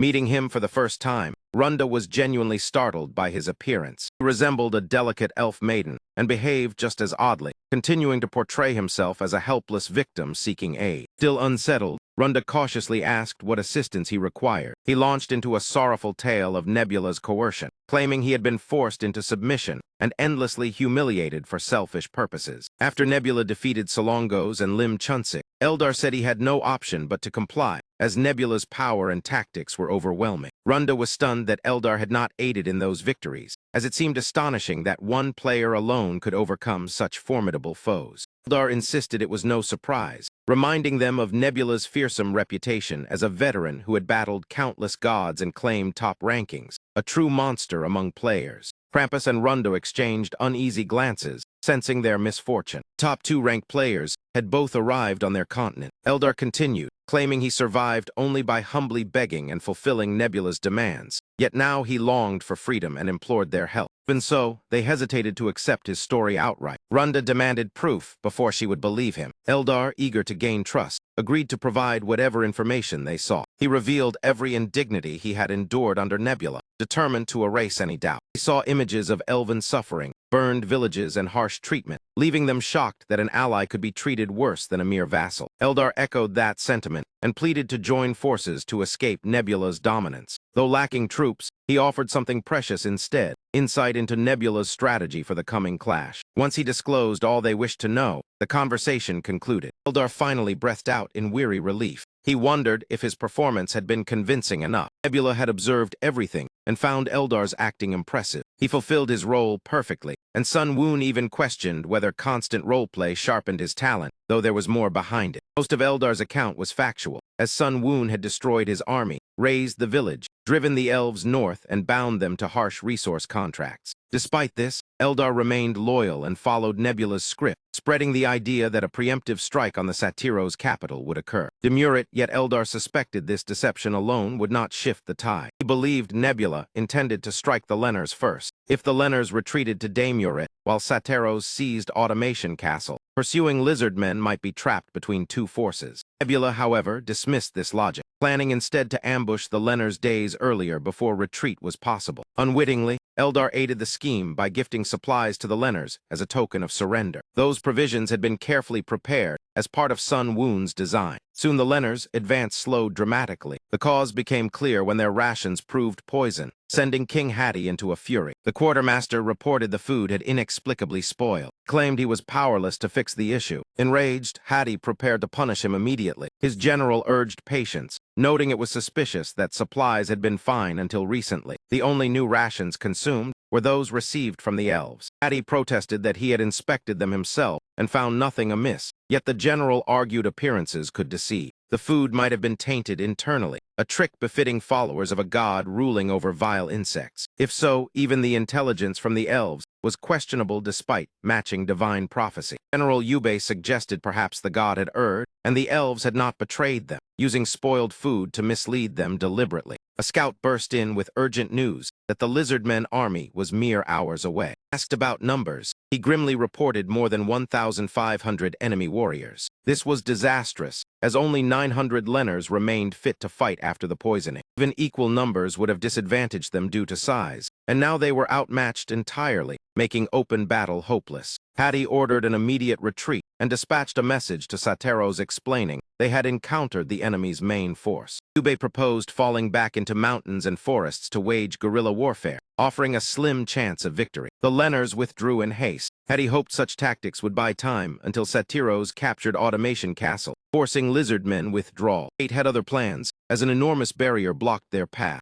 A colossal praying mantis named Esratus stood before them. Declared they had trespassed into land forbidden to those who rejected the blue bug god. Panic spread, and the Lenners fled from the terrifying guardian. Escape proved impossible, for Esratus intended to make them atone with their lives. Hattie commanded his troops to scatter and abandon baggage, though Yubei wished to confront the beast. Hattie insisted this was no ordinary monster, but a divine guardian, meaning it was beyond mortal struggle. He prayed for the supreme fruition god to send her own champion, the giant rat Neji. Soon the two monstrous guardians clashed fiercely. Runda watched helplessly, despairing at the situation. The mantis possessed outrageously high attributes. He had never seen so many essences invested in a single monstrosity, granting Esratus immense strength, speed, and intellect beyond Neji's solo capability. Runda cursed herself for assuming things were under control. If they retreated now, the mantis would pursue and slaughter them after finishing Neji, rendering his sacrifice meaningless. Therefore, Esratus had to fall here, as his level 11 with modest divinity offered a glimmer of hope.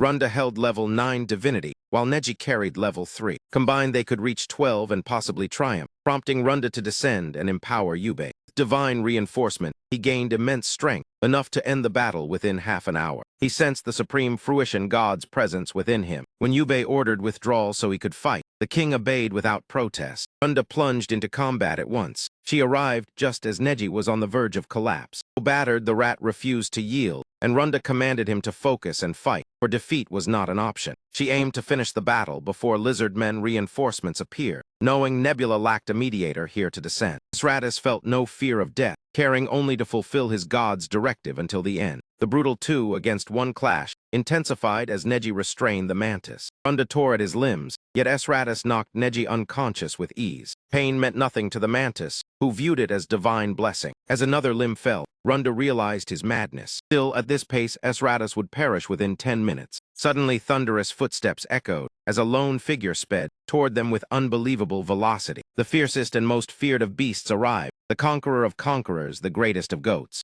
Empowered by Sun Woon's divinity, Rockrak moved swifter than a cheetah and struck harder than an elephant, and fused with the demonic force of a lightning stingray. He turned into a devastating one-man legion, nearly unstoppable on the battlefield. Runda's assumptions had been flawed from the outset, because although the main army needed 3 hours to arrive, she failed to consider how swiftly Nebula could appear once he descended upon Rockrat. With a divine bound, he launched himself skyward. Midair, he infused his spear with overwhelming blue lightning. Then he hurled it downward like a blazing comet. The projectile moved so fast that dodging was almost impossible. Even with a desperate evasion, Runda suffered a deep gash along her left arm. Enraged at seeing their deity struck, Neji lunged wildly at Sun Woon. The mantis intercepted the oversized rat with its massive forelimbs and flung him aside as if he weighed nothing. Sun Woon called upon the stingray's power, intending to eliminate the troublesome rat first. Pointing a finger at the bloated creature, he issued the order. The stingray responded eagerly, unleashing a brutal surge of electricity into the white rat. Though the shock nearly fried his brain, Neji somehow remained conscious. Another bolt followed instantly. This time the current cooked Neji alive, leaving Runda stunned. He barely had time to process his death before lightning bolts began targeting her. Borrowing Yubei's agility, she leapt away to survive, realizing she could no longer stand her ground and must retreat. Unfortunately, even after canceling her descent, a 9-second cooldown trapped her, and dying during it would incur severe penalties. She focused on creating distance, simply trying to endure those final seconds. Losing Neji had already cost her a level, and she could not afford Yubei's death as well. In that desperate instant, she noticed a fruit nearby and hastily devoured it to regain stamina. Her eyes widened when she saw insects swarming around her. She quickly understood it was not a true assault. The insects were merely obscuring her vision. Bracing herself, she resolved to survive a few seconds more. Only 2 seconds remained. The mantis lunged to crush her. She sprang away. Yet Sun Woon seized her throat from behind. Before she could react, crushed her windpipe effortlessly, blood spraying in every direction. Because of her reckless choice, Neji was gone. Most of her troops were lost as well. But the harshest consequence was her divinity plummeting from level 9 to 5 after the failed descent, when a timely withdrawal would have limited it to 7. Krampus contacted her immediately, clearly displeased with the outcome. He asked about her divinity, and she calmly lied that it remained at 7, though he still regarded it as a serious setback. His reaction frightened her, because if 2 levels troubled him so much, learning she had lost 4 would be disastrous. Krampus argued that level 7 might not sustain proper governance, and though she assured him matters were stable, she knew divine orchards would fail without miracles. Destruction would erode faith further, compounded by the loss of High Priest Yubei. She asked whether the Satiros were advancing, and Krampus confirmed they were. After discovering Eldar's deception, his forces mobilized swiftly, with cavalry arriving in 2.5 days, and Automation Castle likely undefended. Runda clarified that her role was to delay the lizard men for that duration, and Krampus believed Nebula would retreat to defend the castle after expending fate. The task unsettled her, as guerrilla tactics with remaining cavalry might buy 2 days, yet she hesitated to reveal her true weakness. Ultimately, she chose silence, deciding that if she fell, she would not fall alone. The following day, Krampus warned her that lizard men were marching toward him. Despite her assignment to stall them, she had failed due to insufficient cavalry and Eldar's misleading intelligence. Instead of fighting on favorable Hukran terrain, they engaged prematurely on open ground without advantage. Seeing defeat looming, Krampus abandoned plans of field defense and fortified the capital instead. Runda doubted how 800 Satyros could withstand 17,000 lizard men. Moreover, S-Rades functioned like a living siege engine, and she suspected her alliance with Krampus was fragile. She was already contemplating shifting allegiance to wisdom. Though temperamental, he was rational and perhaps more dependable long-term. Krampus then proposed a pincer strike during the siege to trap Nebula's army. She deflected, suggesting an assault on Automation Castle, but he noted she could not reach it in time. He grudgingly admitted the truth. Krampus refined the strategy, sending 200 cavalry to the castle, while 300 infantry aided him, calculating that 1,300 foes could be held off by their combined forces. Runda's expression betrayed doubt. Her web of deceit tightened, especially since she falsely claimed S-Rades was dealt with, fearing exposure would shatter the alliance. So she layered another lie atop the first. At that moment, Krampus received a whisper request from Nebula. Runda urged him to ignore it. Nevertheless, he connected. Nebula opened by asking whether they were ready to surrender. Irritated by the arrogance, Krampus warned him not to grow overconfident. He insisted the larger picture still favored them. Sun Woon quickly assessed the situation. Runda's anxious expression confirmed his suspicion. He almost laughed at the irony of Krampus being deceived by his own ally. The absurdity amused him greatly. Meanwhile, Krampus grew more agitated. He resented being blocked for so long only to receive mockery upon reconnection. Sun Woon offered a brief apology, claiming no offense was intended. Yet Krampus firmly rejected surrender. Sun Woon's hidden grin only widened. He ended the call abruptly, leaving Krampus baffled and irritated. Runda reminded him she had advised against answering. Anxiety gnawed at her as she wondered whether Sun Woon knew of her lies. Making an excuse, she claimed she needed to inspect her army. Then she disconnected. Immediately, she sent whisper requests to Sun Woon. Sun Woon sat calmly, observing events like a supervisor monitoring subordinates. His screen soon flooded with Runda's repeated requests. One notification after another stacked up. Having no reason to refuse, he accepted. As soon as they connected, Runda burst into furious accusations. Sun Woon advised her to calm down, noting he was the one facing a two-sided attack. He continued ranting regardless. Irritated, he terminated the call, unwilling to endure her insults. She reconnected almost instantly. This time she shouted louder, demanding his true intentions. Sun Woon refused to engage, while she remained hysterical. Runda forced herself to regain composure.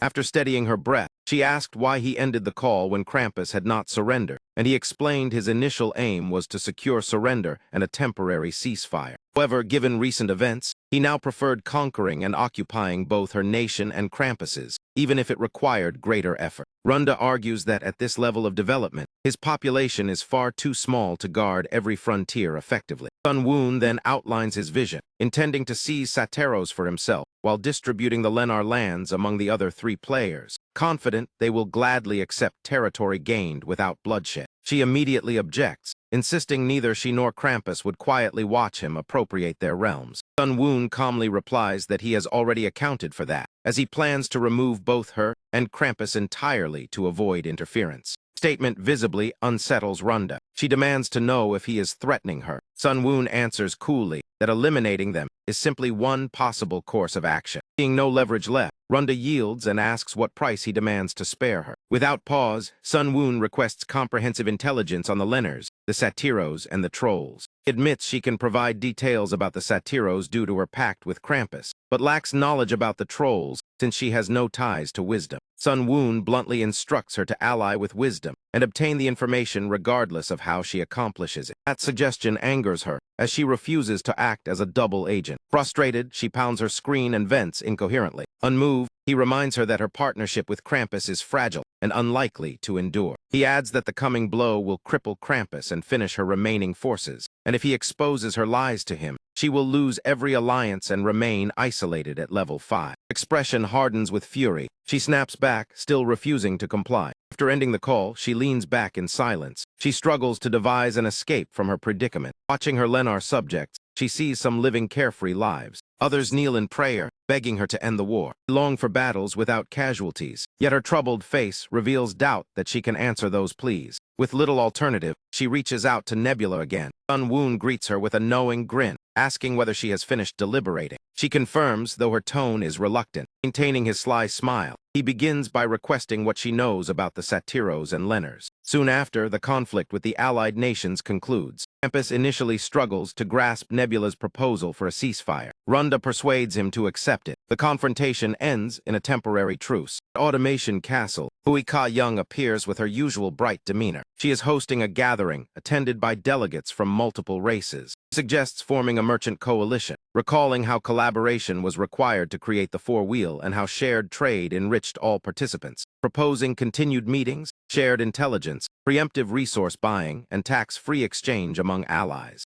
White-haired representative adds that they could discreetly trade prohibited goods, stockpile them early, and later manipulate prices or even monopolize certain commodities. The troll envoy questions how such diverse species can maintain trust over time. Hui Ka-young replies that unity can rest upon shared devotion to a single deity. The troll refuses to abandon his own god and challenges her to convert instead. Hui Ka-young produces a die and proposes that whichever god wins the role will become their shared fate, and the outcome needs no explanation. A system notice confirms the creation of the Merchant Alliance, renamed the Fifth Wheel, under the Blue Insect God. This pact facilitates underground transactions for all members, simplifies monopolistic strategies and price manipulation, while avoiding taxation entirely. Sun Woon muses that such a clandestine network may have emerged sooner than expected. Still, he anticipated it, and admires Hui Ka-young's clever use of her probability ability. With tensions easing, attention shifts back to strengthening their nations and managing recent developments. Other changes will pause for now, allowing Sun Woon to better prepare for future wars. Reflecting on past milestones, Nebula's journey began with Rockrak reclaiming the blue leather lizardmen, followed by defeating the ancient Coleoptera to create Esratus, crushing the frogmen and their two-headed god to gain lightning power, securing Automation Castle through prophecy, and subjugating the elves. Later overcame Solongos and Lim Chunsik, relocated the elves north, seized Maganon from the dwarves, and founded Hukrin with Horizon as its capital. Among the notable players so far stands Nebula, alongside Hegemonia, Eldar, Lim Chunsik, and Solongos. Season 2 opens with a sweeping view over Horizon's lively marketplace. At one stall, Rockrak and a red-robed lizard named Zayal present a newly crafted invention, paper. Rockrak asks about it, and Zayal explains a captured Lennar artisan taught them its production, making it lighter and cheaper than silk. When Rockrak questions the difficulty, Zayal assures him it is simple thanks to Horizon's wheel mechanisms. Steady paper supply will allow frequent correspondence in proper archives, marking a cultural leap forward. Written records will preserve their history. Rockrak hints that he has something to show Zayal in return. He notes that paper, once ruined, cannot be restored, yet he boasts of loyal warriors and wise allies like Zayal. With their god's guidance, he believes victory is assured. Divided enemies can exploit weaknesses beyond divine reach. Thus Rockrak unveils a strategy. He draws a line on the map, proposing a massive barrier. Zayal agrees in theory, but warns construction would consume immense time. It must surpass Automation Castle's walls in height to be effective. Without castle technology, and relying on scarce stone, even full mobilization would require a century. Rockrak is surprised only because he had estimated 2 centuries. Zayal insists sustaining such labor is unrealistic, prompting Rockrak to seek a better approach. He suggests using the steep river and surrounding swamps as natural defenses. Excluding those areas might reduce construction to 70 or 80 years, though that still spans a lifetime. Therefore, Rockrak proposes an alternative entirely. Rather than delay enemies physically, they should accelerate communication with allies. He recommends fire and smoke signaling, a network of 5 chimneys. 1 flame means peace, 2 signals enemy sighting, 3 indicates advancing forces, 4 warns the beacon itself is under threat, 5 proclaims battle has begun, protecting the wilderness without continuous walls. Mountains serve as inherent barriers. Fortresses in valleys with ridge beacons would mirror frontier signals. After detailing the scheme, Rockrak asks Zayal for a timeline. Zayal estimates completion within 5 years, a dramatic improvement from 200. 3 years later, the scene shifts to a mansion in Horizon. Rockrak sits alone, deep in contemplation. He reflects that governing proves harder than founding, requiring internal unity as much as defense. Most races besides humans still fear the lizardmen. Fear enforces obedience but breeds resentment, and he cannot compel universal faith in the blue insect god without genuine harmony. Though a skilled warrior, he admits lacking royal intellect, yet understands coexistence alone does not create unity. Familiar voice echoes agreement. To his astonishment, Stargazer enters the mansion. Stargazer remarks that sharing land does not mean sharing the same era. Overjoyed, Rockrak leaps up and asks how he returned. He believed Stargazer had died. Stargazer hushes him, and Rockrak recalls his final words about divine guidance beyond death. Even in death, the blue insect god leads them. Though eager to question him about the afterlife, Rockrak restrains himself, knowing such mysteries are not easily revealed. Rather than press further, he asks Stargazer to clarify what he meant about them not existing in the same time. Stargazer lifts his gaze toward the night sky. He asks Rockrak whether he remembers his old tales and gestures upward, questioning if the stars above Orazin are identical to those over Maganet. Rockrak hesitates, but admits they appear slightly different. Stargazer then mentions the lands of the Lenars and Satiros, and Rockrak agrees their skies differ even more, leading Stargazer to explain that just as constellations vary, so too does each person live within their own sense of time, something a king must comprehend. They inhabit the same territory. Each heart beats to its own rhythm, creating division through differing perceptions of time. Rockrak recalls Stargazer's teachings that every race measures time uniquely, realizing their earlier dispute with the dwarves stemmed from conflicting calendars. The weight of this understanding overwhelms Rockrak, and when asked why it troubles him, he confesses that guiding others is hard, especially those who resent the lizard men. Stargazer says this is precisely why he has returned. Pointing to a radiant blue star, he explains it symbolizes Rockrak and forms a constellation of him riding a cockatrice. This wandering star, bright in spring and faint in winter, is called Owen. Stargazer predicts that when Owen passes close, Rockrak will hear the stories it has gathered. Rockrak treasures these moments together. Stargazer shows him the constellations of Shunin, Alla, Lord Huikayam, Siren, the ogre chief Kijin, and Tamari do. Rockrak feels comfort in their shared connection. For a fleeting instant, all seem united in harmony. Eventually, Stargazer senses his god recalling him and prepares to depart. Rockrak pleads for him to remain longer, but Stargazer gently replies that such partings are part of life. Curious about death, Rockrak asks about the afterlife, and Stargazer solemnly answers that it belongs to the realm of the dead. Rockrak feels sorrow, as the unknown fate after death has always frightened him. Stargazer acknowledges that the living are right to fear death. He explains that the dead cannot alter events, even if permitted to observe. Only the living can enact change, and Rockrak must remember that. Gazing at his god's constellation, Rockrak drops to his knees in devotion. Suddenly, he hears someone calling his name. He awakens from the vision. Zeal stands before him. The moment is urgent. His vassals have gathered to address pressing matters. Rockrak orders Zael to fetch ample paper and charcoal so he can sketch the heavens. A system alert announces the creation of the Hunting Star Calendar, the first formal calendar of Green City Act, structured around constellations and stellar positions. This calendar boasts 99.8% orbital accuracy and is adopted by 3 nations as a nearly flawless timekeeping method. Nebula views the notice proudly, recalling how Stargazer was sent to enable this achievement. Cost was high, as revealing celestial knowledge drained faith. Knowledge from beyond carries a price, yet it was worthwhile. Call with Runda, Nebula notes the Lenners will benefit from the solar calendar, though her expression shows little appreciation. She forces a smile that lacks sincerity. She admits she managed to deceive Krampus and Wisdom, yet maintaining that facade required borrowing too many resources, leaving her overwhelmed. Nebula asks her reason for calling, and she warns of a new power rising in the continent's center. The news surprises him. He suggests it could be another player, and just then, 2 system messages appear, reporting a clash of civilizations. They indicate 2 tribes have met, gaining immense experience boosts, and that the opposing side possesses faith. This confirms the tribe is not merely NPC, yet its sudden emergence after 22 years, without activity, seems suspicious. Nebula wonders if it could be an abominable god, but Runda says whispers identify them as players and her messages are blocked. Questions whether she might be deceiving him. She responds by sending all available intelligence. She elaborates on the details. The vampire information was transmitted by that player named AR-1026 who rules Juman.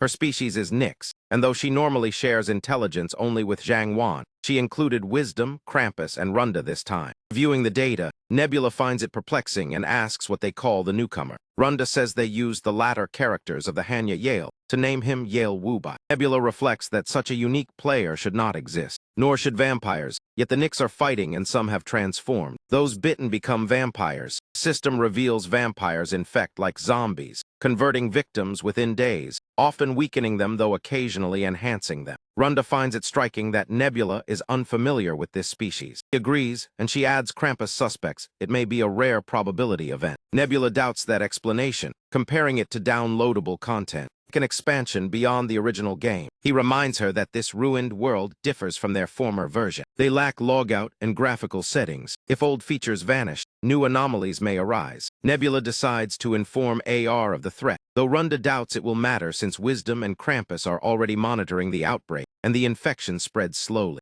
Nebula counters that intelligent vampires are far more dangerous than mindless zombies. Runda hesitates, noting AR allies with Zhang Wan while Wisdom stands alone, and her pact with Krampus forms 3 rival factions. If AR weakens under vampire pressure, she benefits. Nebula acknowledges her reasoning and suggests further discussion later. He ends the call and studies the vampire reports, yet the origin of this anomaly remains unclear. Scene shifts to a mountainous setting. 5 major players join a conference call. Zhang Wan appears first, concealed behind a mask. He is the invisible flow god, ruling the kobold nation of Amga. Another participant is AR-1026. Known as the invisible root god, she governs the Nyx nation of Gumet. They debate whether to assist Hegemonia or Nebula, though Krampus considers both troublesome. Runda agrees, but finds Nebula easier to negotiate with. One participant remains silent. Wisdom the Tangled and Entwined God leads the troll nation of Suckmian. He supports Runda's suggestion, and soon Nebula joins the call. He feels smug, aware they were discussing him. The others greet him coldly.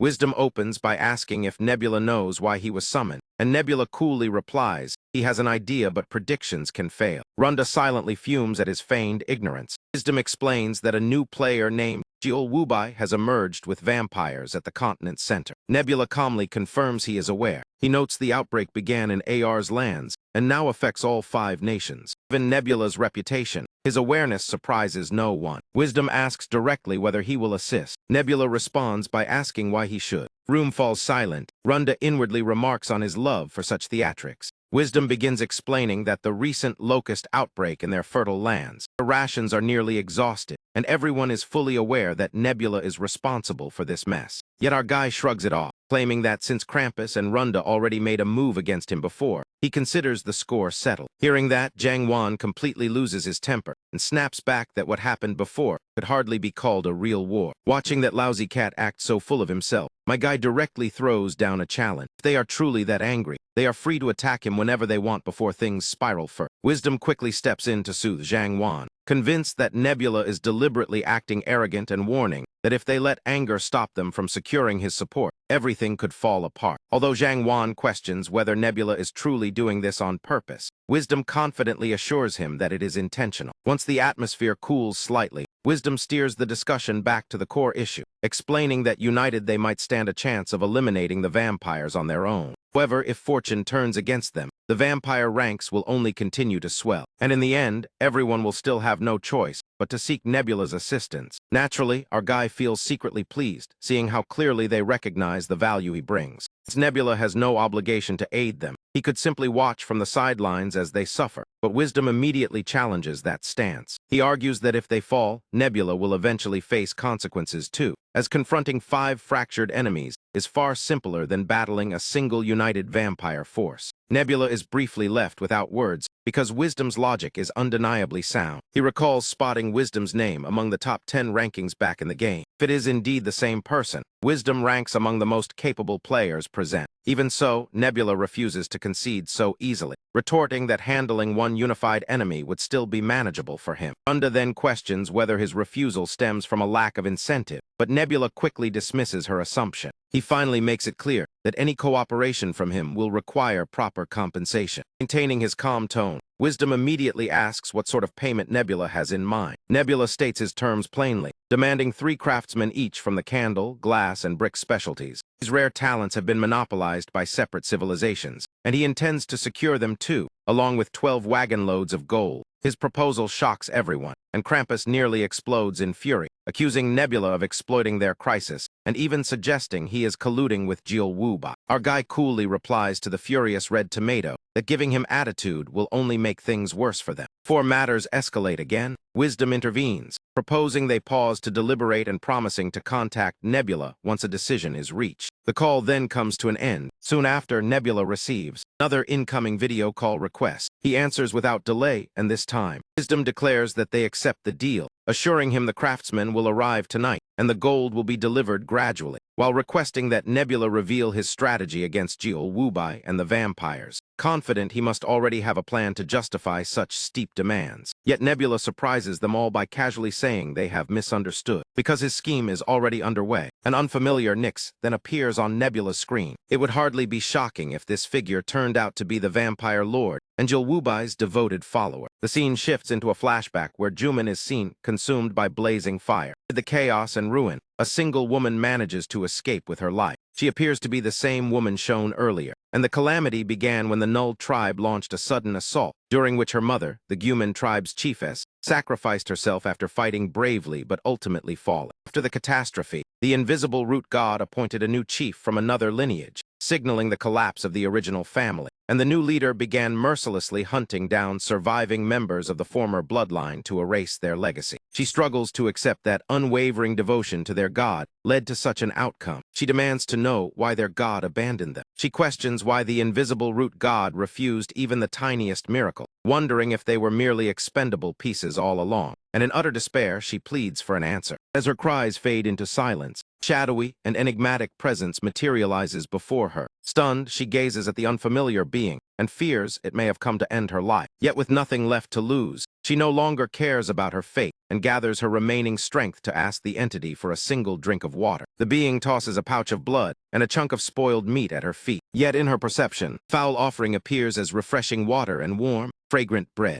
She begins expressing gratitude toward the entity. Tears roll down her cheeks as she bites into the imagined bread. After consuming the rotten flesh and blood, she fully submits to the entity, vowing absolute obedience, and in response it presents her with a sword. The instant her hand closes around it, her arm moves uncontrollably, and before she can react, the blade turns toward her own body. In panic, she begs the entity to spare her. Eventually, her hand regains control. Overwhelmed by what she perceives as mercy, she accepts the entity as her new deity, pledging unwavering service and naming it the god of blood and rotten meat. System alert announces that the god of blood and rotten meat has selected Chief Shaven. Thus, the first vampire comes into existence. The narrative returns to Nebula, who watches the vampires expand at an alarming pace. Within 6 months, their numbers surge to 6,000, and before a year passes, their army already counts 4,000 fighters. With this force, they storm and seize Guman's Kappa. AR, one of the players, dies while activating Descent, losing both her life and her creation. Her level likely drops to 4, and had someone aided her when the vampire horde was still small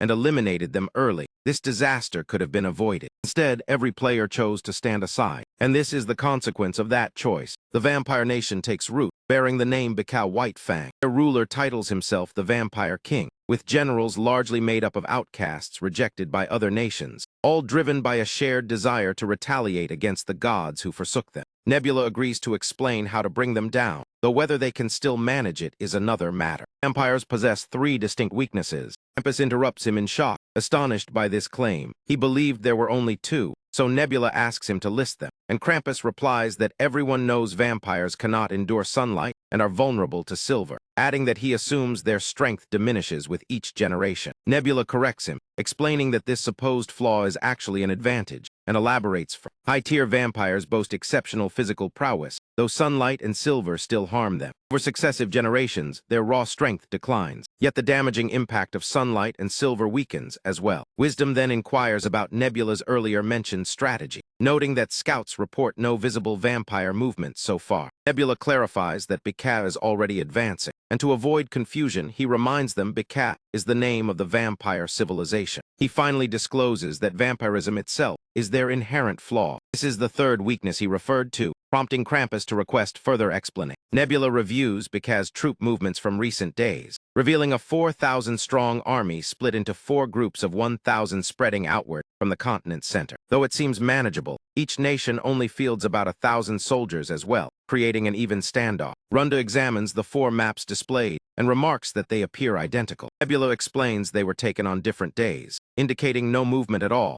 and when Runda suggests reorganization, he counters that halting all 4 armies for that reason is unlikely. He suspects another cause for their disappearance and links it to the vampire's 3rd weakness. Wisdom presses him to reveal exactly what that weakness entails. Nebula recalls how people once confused vampires with zombies, but stresses a crucial difference. Vampires retain intelligence. Zombies are merely infected corpses lacking individuality, whereas vampires operate differently. Vampires possess a hierarchy, with some forcibly turned, lower ranks obeying mid-ranks and mid-ranks answering to higher ones. Yet this obedience weakens the further down the chain you go. Linda struggles to grasp his point until Wisdom clarifies. He explains that lower-level vampires lack the same conviction and loyalty that bind the upper ranks. Nebula adds that their unity relies on this built-in hierarchy, as early vampires had to kill to survive or enforce obedience, facing persecution themselves, and thus clinging together with weaker ones submitting to stronger leaders. Once Bika was established, they gained a stable environment where killing was no longer necessary for survival, leaving them without a clear motive to fight beyond a fading sense of obedience.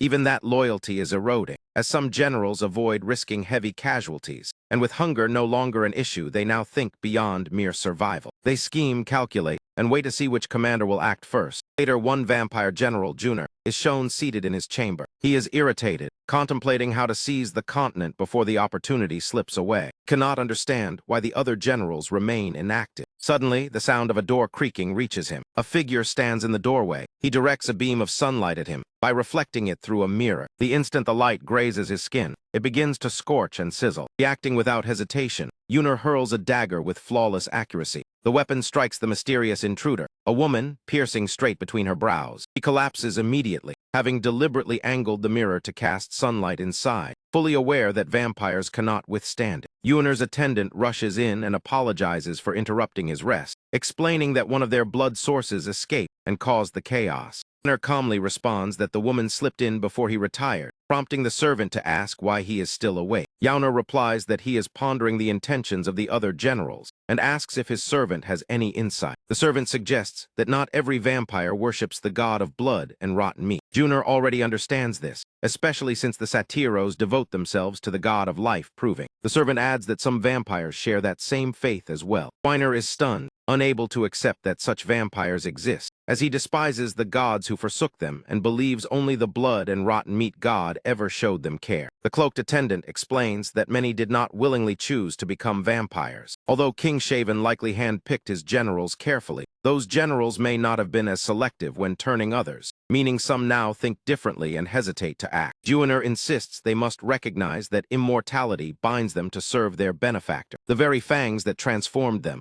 Yet the servant argues that gratitude toward their maker does not equal blind obedience. After Bika's founding, the generals fought among themselves for fertile lands, and the servant notes that none wish to act first and suffer heavy losses, so preserving strength has become their priority. Junior silently accepts his servant's reasoning, orders that once night falls, all troops prepare to march, determined to prove to King Shaven that he stands apart from the rest. At the same time, Nebula predicts that one vampire division will soon advance, because one general appears especially loyal and devoted. Krampus warns that if they resume movement, exploiting that weakness may become harder. Wisdom replies that understanding their behavioral pattern is enough, and if their actions can be anticipated, miracles can be used to manipulate them and stall for time. Explains that merely disrupting their supply routes could scatter their formations, granting greater tactical flexibility. And Krampus, sarcastically, thanks the star-headed figure for the detailed lecture. Wisdom irritably corrects him, stating that it is not a star at all. Nebula then asks what it is supposed to be. Wisdom proudly announces that it is a grand dodecahedron from the Kepler point polyhedra. An awkward pause follows the lengthy and peculiar name,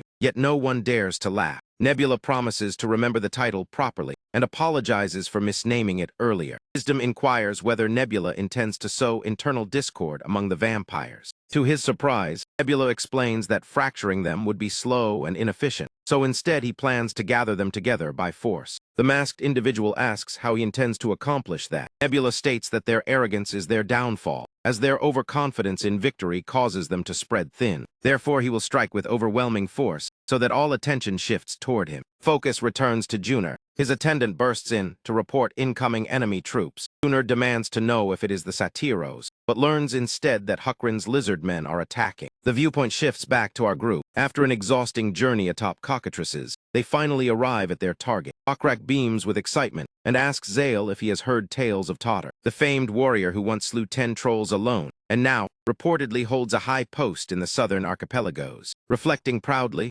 Rockrak admits that no matter his training, there are always stronger fighters, and he rarely gets to truly show his prowess. Spotting trolls ahead, he grins and declares it is time to outshine Totter's legend. Zale smiles warmly, and praises Rockrak as already a distinguished general and warrior. Insists that fame like Totter's should be trivial for someone of Rockrak's ability. Rockrak counters that ambition and greed are essential traits of an elite warrior. With that declaration, my lizard warrior charges into battle, cutting down enemies mercilessly on all sides. Junior then storms forward like a furious beast, invoking the god of blood and rotten meat. But that reckless charge ultimately ends with his head rolling from his shoulders. Including this one, Rockrak has now slain 9 trolls, and Zale teasingly remarks he is still one short of the record. Rockrak complains that others joined in after his boast, reducing his count, and argues the general he defeated should count double. But Zale reminds him a single head cannot equal 2. Rockrak then points out they are vampires, not actual trolls. After wiping out the settlement, the group reorganizes their camp and inspects their gear before pushing further inward. The scene shifts to the Vampire King's residence. Haven frowns upon hearing that General Junior fell along with 400 troops. Approximately 300 attackers from Huckran's cockatrice cavalry were responsible. Woman is astonished that 300 could eliminate 400 vampires. A sly-looking man explains they struck swiftly while others were positioned elsewhere, only to be sharply silenced by her. She admits the enemy cavalry is formidable, but such speed implies they cut down their own supply burden,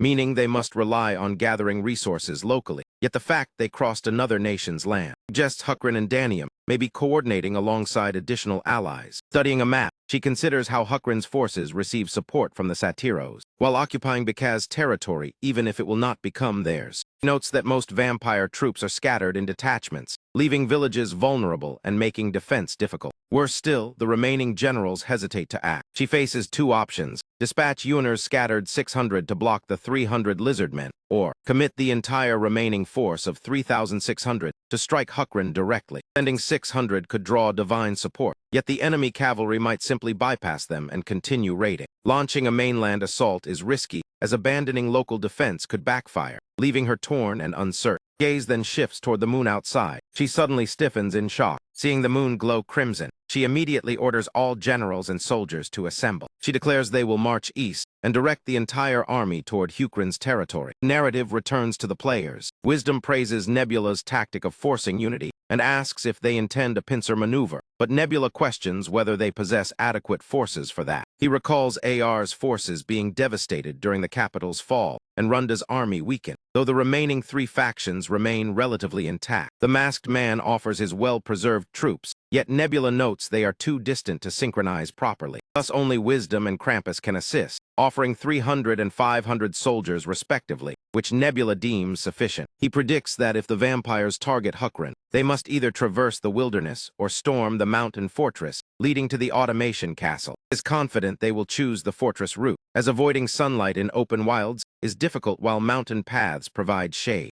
enabling them to raid villages along the way to replenish blood reserves. Nebula intends to trail them with his 3,000 cavalry alongside allied forces, maintaining distance to avoid close combat. Wisdom voices agreement, yet worries that if they lag too far behind, Huckran's mountain fortress might not withstand more than 3,000 attackers alone. Nebula smirks playfully and questions why Huckran would fail. Witnessing his assurance, Wisdom feels reassured. Concludes others must suppress vampire forces within their territories, while Zhang Wan recovers AR's lands. He believes reducing their faith value and thinning frontline numbers will weaken them significantly. However, he remains troubled that Jiul Wubai has scarcely spent faith resources since descending at the capital's capture, and Bikan now controls the largest territory on the 3rd continent. They also maintain a vast number of standard vampire troops, often underestimated because of the belief that vampires are inherently overpowered. In reality, they are highly capable players. Considering this, Nebula suspects Jiul Wubi's divinity level may be high,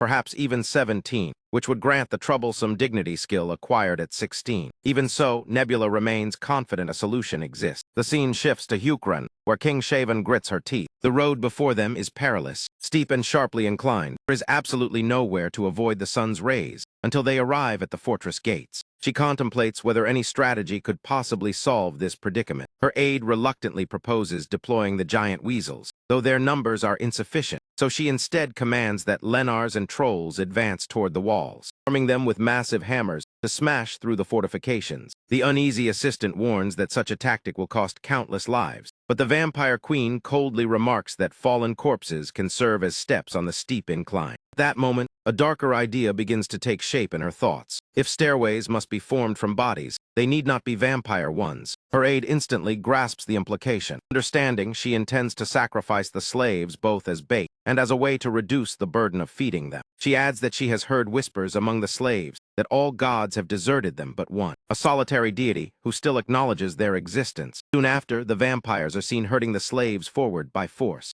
ordering them to march ahead of the army. Within the tents, the remaining captives tremble in fear, aware that their turn is approaching. The young boy bitterly realizes they have always been nothing more than livestock and labor to the vampires. The gods he once trusted have clearly abandoned them otherwise. They would not have allowed such suffering without reason. God of blood and rotten meat refuses to heed the prayers of enslaved captives. Yet rumors spread that Huckran's lizard men are fiercely striking back within vampire lands. That whisper of resistance ignites faint hope among the slaves. The mysterious blue insect god they now cling to and believe has become their final thread of salvation. Order comes for the remaining captives to step outside. Various races shrink back in terror, but the human boy rises to his feet. He knows hope may be futile. The blue insect god is all they have left. As he moves forward, he sees heaps of corpses arranged along the slope like a grotesque staircase. He understands he may soon become another piece in that dreadful structure. Vampire soldiers shout instructions, outlining their cruel objective. The slaves must sprint toward the lizard men's gates, hoping they might open them in mercy. Terrified, the captives are shoved forward and forced into motion. The path climbs in 3 sharp turns up the hill, and none have ever survived past the second bend. The vampire officer begins counting down. Upon reaching 5, he gives the signal, ordering everyone to rush toward the stronghold. The boy runs because staying means death as well, and as the numbers fall, he breaks into a desperate sprint. Another captive is beheaded behind him, prompting the rest to flee frantically to avoid the same fate. The boy pushes himself to his limit. Suddenly arrows streak toward him, not a single shaft. A storm of projectiles threatening to impale them all. The vampire queen's intention is clear: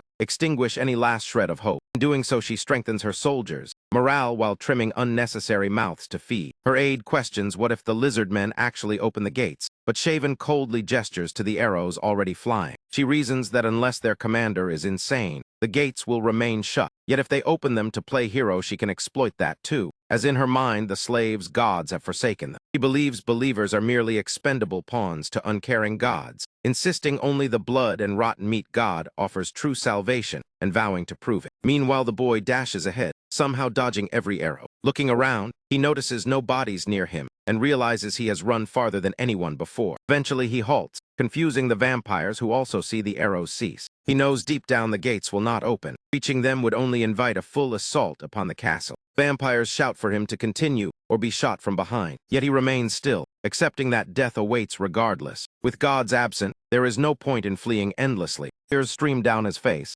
as he questions why they were born only to be forsaken. Yearning desperately for some sign, he suddenly sees blue butterflies drifting gracefully into view. Their otherworldly beauty startles him. His silent prayer has been answered. Massive gates swing open. From the lizard men's side, a guard atop the wall is stunned to see more unarmed figures approaching. The lizard men cannot decipher the enemy's intent. The commander suspects the vampires' aim to use slaves to level the hill. A familiar voice questions whether sacrificing slaves is truly advantageous, and Commander Quezel suggests the vampires are discarding surplus food to hasten the siege. Akrak arrives and proposes there might be another motive. Commander Quezel adds that General Yu's battles against vampires have spread word of their strength. Believes the vampires may be using the slaves to sway public opinion and tarnish the lizard men's image. Since the gates would not open, hope would die among the slaves, making them easier to control. He grudgingly admits the vampire commander is more cunning than expected. Akrak counters that he has his own idea and orders the gates opened on his signal. The commander is left astonished, questioning whether Rockrak truly means to rescue them. He warns the slaves might conceal hidden threats. Rockrak assures him precautions will be taken, even striking twice if needed. Though the commander doubts saving only a handful justifies the risk. Rockrak smirks and asks if he doubts his leader, reminding him how often he loses to him in strategy games. He urges Quezel to look beyond the obvious. Though clever with calculations, Quezel lacks broader vision. As the butterflies swirl around him, Rockrak confidently declares their god permits opening the gates. The heavy doors groan open and that boy steps into safety within the castle. Overcome with exhaustion, he collapses to his knees. Rockrak stands at the entrance shouting orders to wield silver weapons, protect the wounded slaves, and drive back the attackers. Scouts on the walls report vampire cavalry advancing rapidly once the gates open. Slaves rush inside. Lizard men inspect each one carefully at the threshold. Rockrack seizes the final slave and shoves her safely through the gate. A vampire lunges at Rockrack, retaliates by unleashing electricity. A blazing bolt of lightning crashes down, bright enough to be seen from afar, drawing even the vampire queen's attention. Her attendant apologizes, admitting they did not foresee the gates opening. Haven states she had not predicted it either, but orders the attack to proceed regardless. Aide relays her command and rallies the troops. Meanwhile, Shaven considers the single advantage of her army: its diverse composition, with swift Lenars adept in combat and nimble kobolds skilled at evading arrows. Trolls can endure several heavy blows, while the Nixon and Sateros serve as dependable and versatile fighters. They make up the backbone of her army, and her strategy revolves around maximizing the unique advantages of each race. Furthermore, their vampiric nature grants them third-generation bonuses, and the Nixon captain alone rivals certain trolls in sheer power. A fortress perched on a hill like this should house roughly 20 defenders. She has triumphed in battles with equal numbers before, but now she commands 300-400 troops, leaving her utterly convinced that defeat is impossible. At the same time, my guy observes her every move through the live feed. He is fully prepared to shatter her confidence. He already suspected Shaven lacked the knowledge to besiege a hill fortress, and events are confirming his judgment. He expected no better, since none of the commanders in this era possess real experience in taking such terrain. Most likely assume it is no different from storming an ordinary stronghold. Only Rockrack and Zeal,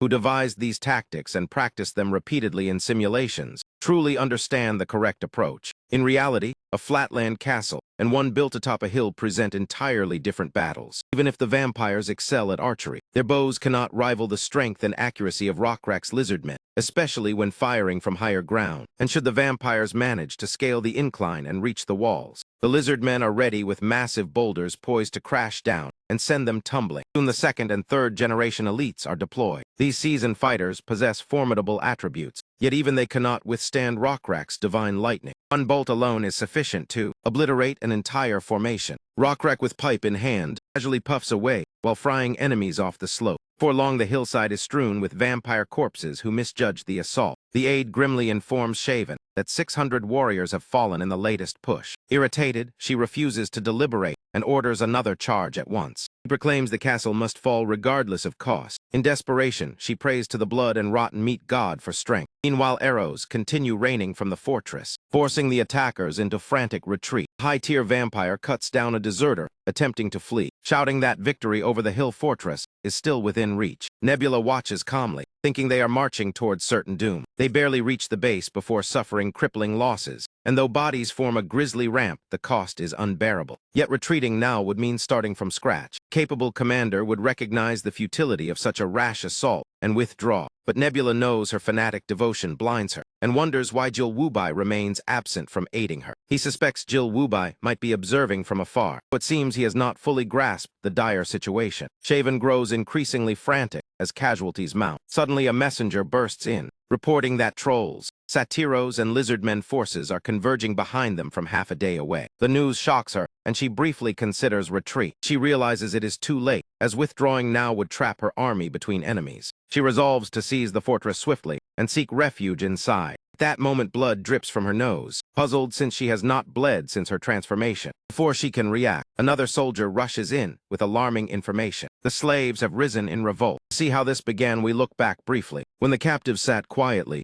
listening to distant battle cries and asking about those taken earlier, someone explains the vampires forced them to sprint toward the hill fortress, where death seemed inevitable. Another slave insists the fourth human child survived, because blue butterflies appeared, hovering over the castle as the gates opened, allowing the boy to enter. The others are incredulous that a single child gained entry. And one slave rises, declaring the rumors of lizardmen resistance and divine protection are true. She refuses to die helplessly like livestock, and if the tales are lies, she will not perish passively. Her defiance sparks courage in others, and they join her uprising. Vampires enter to investigate. The slaves pounce on them. Savage struggle erupts between captors and captives. Back in the present, Shaven demands numbers. The aide reports that all 200 slaves are in open rebellion, and the guards are dead. Her Revolt spreads rapidly with too few soldiers to contain it. He assures they are attempting control. Manpower is insufficient. Furious Shaven cannot fathom losing to unarmed slaves. The aide explains their overwhelming numbers and suicidal ferocity as they seize weapons. All surge toward the open castle gates, and she realizes Rockrak anticipated this and outplayed her. Her attendant asks for troops to quell the chaos. As her nosebleed worsens, he interprets it as divine displeasure, yet refuses to believe her chosen god condemns her. She steels herself and vows to capture the fortress by dawn, focusing all forces on the assault. The aide hesitates, noting slaves are still needed for labor and sustenance, especially if encircled. She silences him with a frigid glare, seizing him by the throat before he can speak further. She sinks her fangs in and drains him dry. Fresh blood sharpens her thoughts and steadies her mind. She demands to know if any general can suppress the revolt without reinforcements. The troops pledge to try with those stationed nearby and receive her approval. She appoints a goat soldier as her new aide and orders her armor brought, announcing she will personally break the castle gates. Corpses carpet the approach. She presses onward relentlessly. Elsewhere her camp burns as the slave uprising spreads.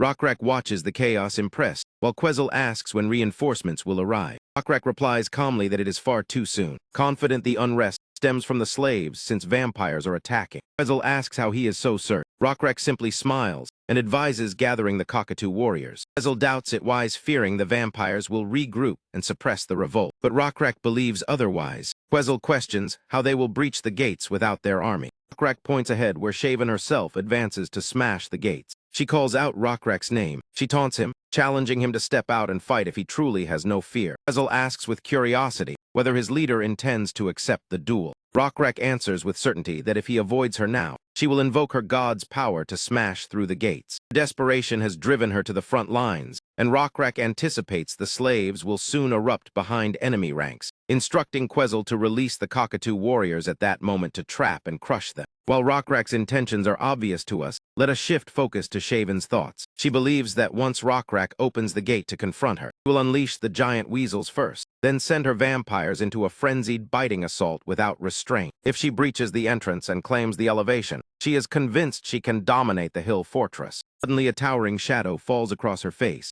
She looks up to see Rockrak mounted proudly on his cockatoo. She stands stunned by the sight, as Rockrak descends upon her with crushing force. Their weapons collide in a violent clash. She narrowly avoids fatal injury. The sheer strength behind his blow leaves her shaken, never expecting him to be so formidable. They separate briefly to regain footing. Rockrak lunges again, and she barely manages to evade another devastating strike. Her legs tremble, as just 2 exchanges have nearly brought her to collapse. She refuses to yield and continues the fight. Meanwhile, Nebula observes the duel unfold, mused that she dismissed Rockrak as ordinary cavalry when he is in fact a level 21 hero riding Anaxi, a cockatrice most hunters could not capture even in groups, making the odds heavily tilted in his favor. In addition, the slaves have already slain a vampire general, so victory seems tantalizingly close. However, something unexpected catches Nebula's attention. It is a whisper request from Jill Wooby. Nebula finds it strange that this individual chose him specifically. Such timing, his presence feels suspicious, from nickname to appearance to species, which had never existed before. Normally, Nebula would decline such contact, yet he decides to accept regardless. The moment he presses accept, a battered figure resembling a broken piñata appears, seemingly hidden behind a human mask. The bizarre sight confuses Nebula, but he asks for a proper introduction, confirming whether G.L. Wubai is the correct name. The unsettling figure offers no reply. Nebula questions his silence, since he initiated the whisper,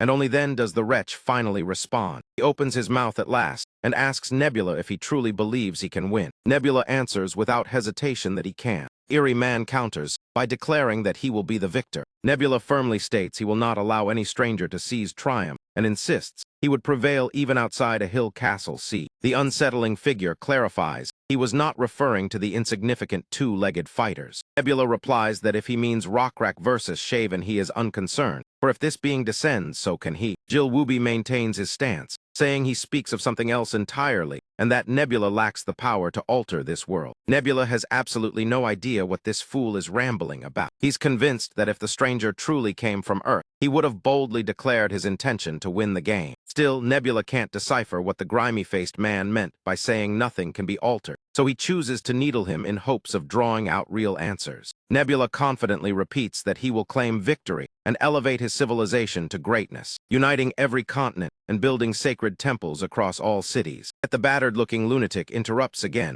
coldly telling him to stop, insisting that such authority was never his to wield, because it once belonged to their side. Mention of them sparks Nebula's curiosity, making him question whether others like the masked figure exist. He presses for his identity, but the masked man ignores the question and instead calmly declares he has come to reclaim an old debt. With that statement, the whisper call abruptly cuts off. Nebula is left drowning in unanswered doubts, though he quickly sets them aside since the battlefield demands his attention. At that exact instant, something unforeseen grabs his focus. Strange crimson energy. At the same time, on the battlefield, Rockwreck has just sliced off Shiven's hand. Fury still burns fiercely across her expression. Meanwhile, Rockwreck positions himself firmly, ready to finish the fight once and for all. His familiar lunges forward at divine speed as Rockwreck levels his spear straight at her. Just as he's about to obliterate her head, his familiar abruptly halts, as if striking an invisible wall. The scarlet glow Nebula noticed earlier drops directly before them, leaving Rockwreck utterly stunned. That crimson glow is no mere trick. It is a colossal blade plunging down like a blazing meteor. The wielder of this monstrous weapon eerily resembles the masked man, Jill Wooby, only vastly larger. He is so towering that Rockwreck must tilt his head back just to glimpse the creature's face. This enormous being possesses 4 arms and a frame so immense that Rockwreck briefly wonders if he stands before a true deity. Beyond the massive sword, the figure also grips a bow, a hammer, and a spear in his other hands. Nebula appears to understand everything unfolding. He had hoped Jill Wooby lacked mastery of that ability, but clearly he was mistaken.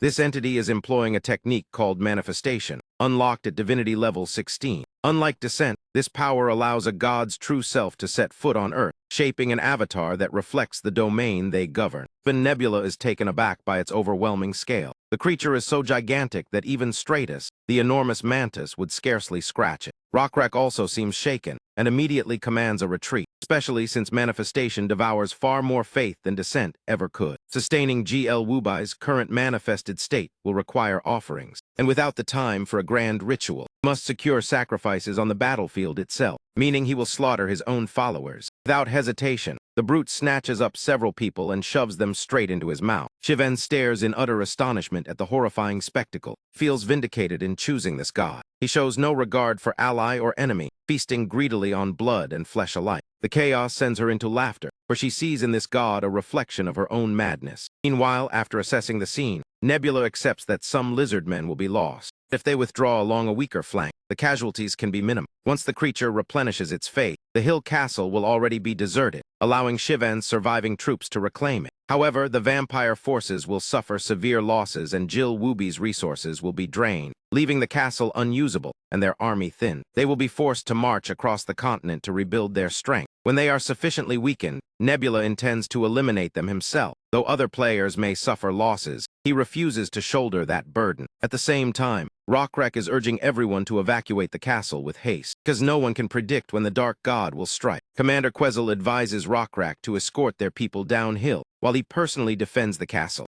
Rockwreck refuses to desert his soldiers for his own safety. Quezzle reminds him that he is not only a commander, but also their king. Rockwreck firmly responds that wearing a crown does not entitle him to cowardice. Quezzle argues that as the most respected figure and symbol of the nation, he must survive to lead them. A heated debate is interrupted by a sudden explosion. Quezzle warns that Rockwreck's death would plunge the kingdom into chaos, especially with heirs still too young, so he must prioritize survival. Rockwreck counters that if kingship demands abandoning his people, then he is unworthy of the throne. Staring at the monstrous figure, he realizes it has not even eaten half its fill, and less than half the castle has been cleared. Rockwreck understands divine power is temporary. If left unchecked, the vampire king will survive, seize the hill castle, and then flee to the continent. The war may stretch on for years, but eventual victory seems likely. Still, Rockwreck refuses a triumph built upon endless sacrifice. Determined, he dismisses all of Quezzle's counsel. He shoves his comrade aside and rushes headlong toward the giant. Even Nebula is utterly stunned by Rockwreck's actions. Watching him commit such a foolish and reckless,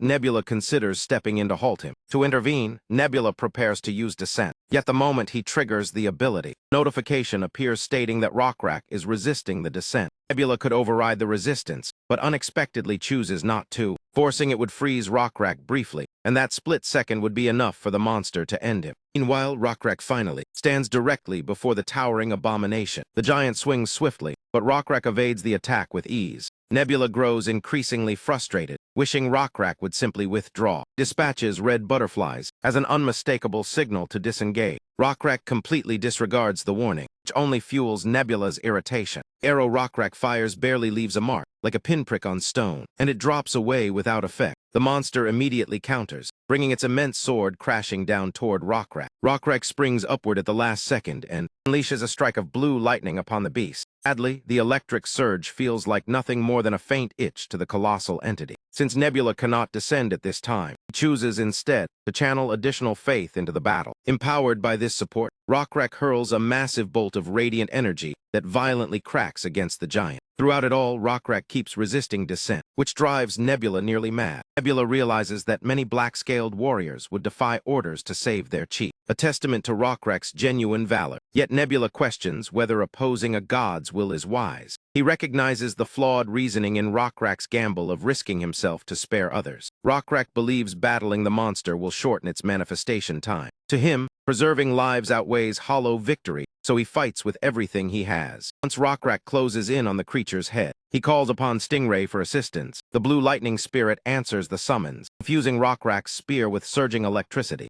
With full force, Rockrak hurls the electrified spear at the monster's head. When the impact settles, only thick smoke can be seen. Within that haze, the monster's crimson eyes ignite, signaling imminent disaster. Giant lifts its massive hammer and swings, and with a single earth-shattering strike, Rockrak is completely taken out of the fight. For Nebula, the sight is utterly devastating. System pays tribute to Rockrak, the warrior, the hand hunter, the thunder lizardman, the first chosen, the leader of the black-scaled tribe, the founding monarch of Hukrin, the mighty thunder dragon king, the example all lizardmen looked up to, pioneer who carved out a new path, and a ruler unmatched by any other. Rockrak the High Priest has fallen. Nebula loses experience points from this death, yet the emotional impact weighs far heavier. Not so much for him, but for everyone who admired Rockrak. Rockrak's lifeless form crashes violently onto the earth. That towering bastard swings his axe again, crushing whatever remains of Rockrak to ensure nothing survives. Nebula can only stare in stunned silence. In his eyes, this is the worst tactical setback imaginable.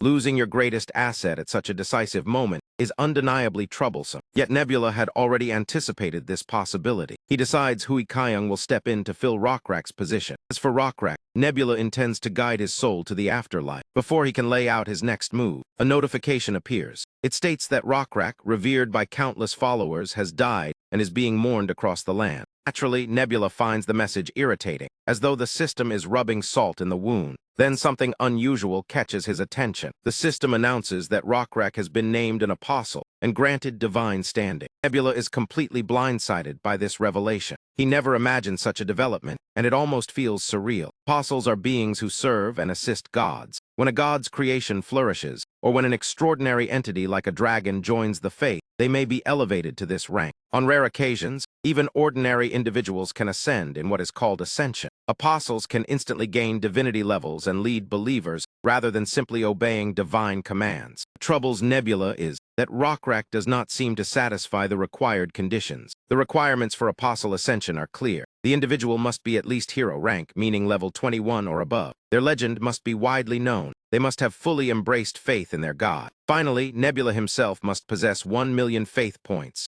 Rockrak meets the first criterion, the others remain uncertain. Nebula cannot clearly define what it means to be known by the majority or to internalize faith. Most importantly, the final condition is nowhere near fulfilled. With a divinity level of 11 and only 100,000 faith points, Nebula falls far short. Reaching 1 million faith would require at least divinity level 21, which is far beyond his current state. Suddenly, another alert appears, informing him that his faith capacity has exceeded normal limits, and the total is rapidly surging upward. Nebula is left speechless. Even as faith drains away, it refills at an astonishing rate. Cannot comprehend the source of this overwhelming faith. The focus shifts back to the massive monster, rampaging and destroying everything before it. Witnessing the carnage, the slaves begin praying for Rockrat. It is not only the slaves and lizard men. Even the vampires join in prayer for him. Nebula believes there are still too few worshippers to account for such an enormous surge in faith. This defies the established rules of the system, suggesting Nebula's understanding may be flawed. He is shaken as he begins to question whether this world is truly just a game. The previous world had clear game mechanics, but this one operates differently. Perhaps the system only creates the illusion of a game. If his theory is correct, that would mean human emotions, beliefs, and resolve cannot be fully measured by numerical values. What he witnesses surpasses system limitations.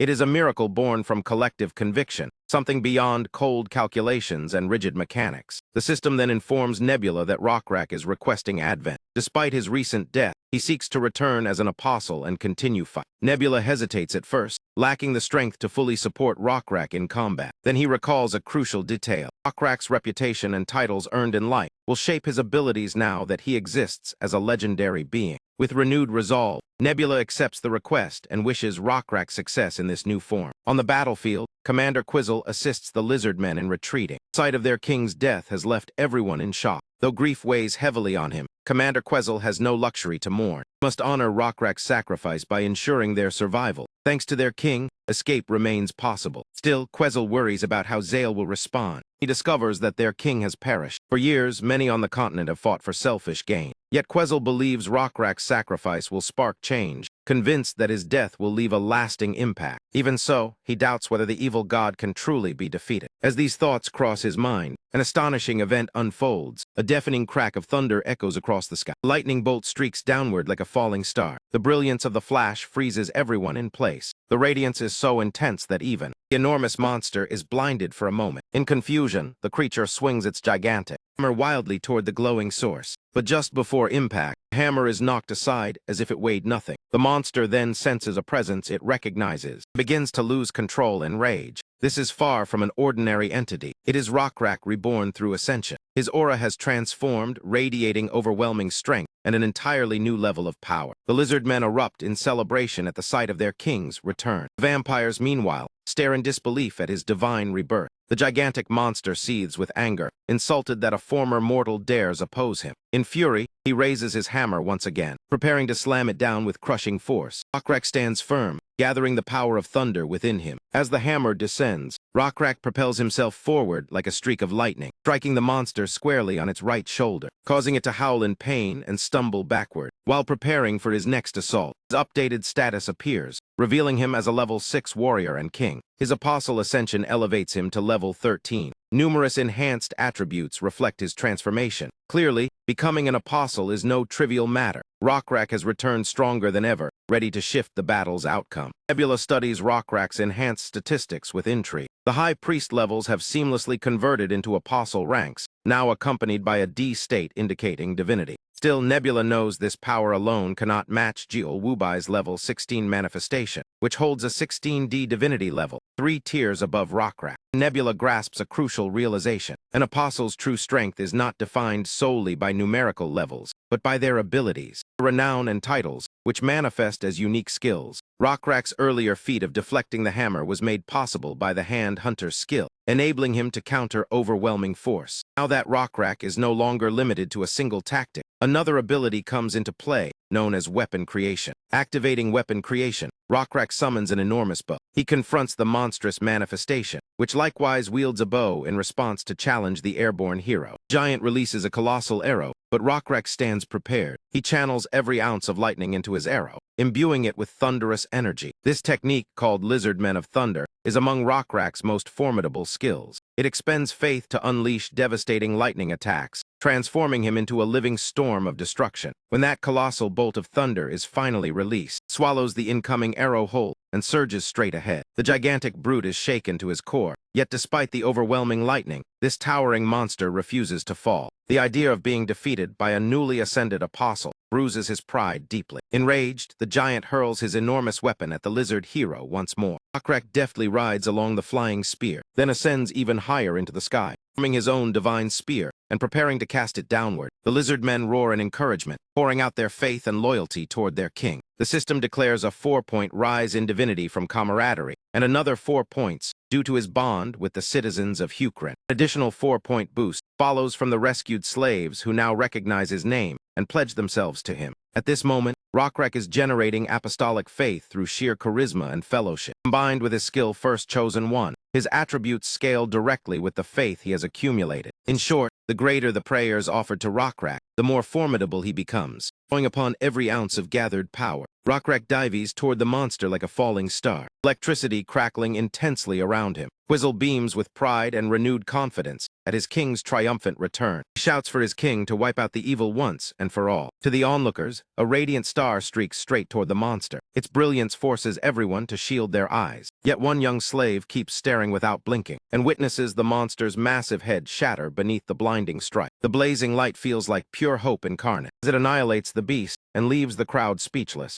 Lizardmen and freed slaves erupt into wild celebration, overjoyed to see the monster finally destroyed. Quizzle rushes toward his sovereign, dropping to his knees at once, bowing his head in reverence, awaiting his king's words. Rockreck calmly announces that his time here is ending. Confused, Quizzle questions him, but Rockreck reminds him he truly died, and this is the will of the heavens. Quizzle pleads for him to at least return to the palace, to bid farewell to his loved ones. Rockreck gently insists that defying heaven's order is not their place. Overcome with grief, Quizzle weeps at the thought of losing his beloved ruler again. Rockreck then extends the spear he carries, telling him to safeguard the weapon that struck down the evil god of Hukrin, warning that it is a sacred relic. Quizzle receives it with both hands in utmost respect. Rockreck smiles warmly and assures him there is no need for sorrow, for he will continue protecting Hukrin as an apostle. Quizzle vows that his king's legacy will endure forever in their homeland. Yet Rockreck gently says that is not the true priority. Puzzled, Quizzle trusts he will eventually understand his king's meaning.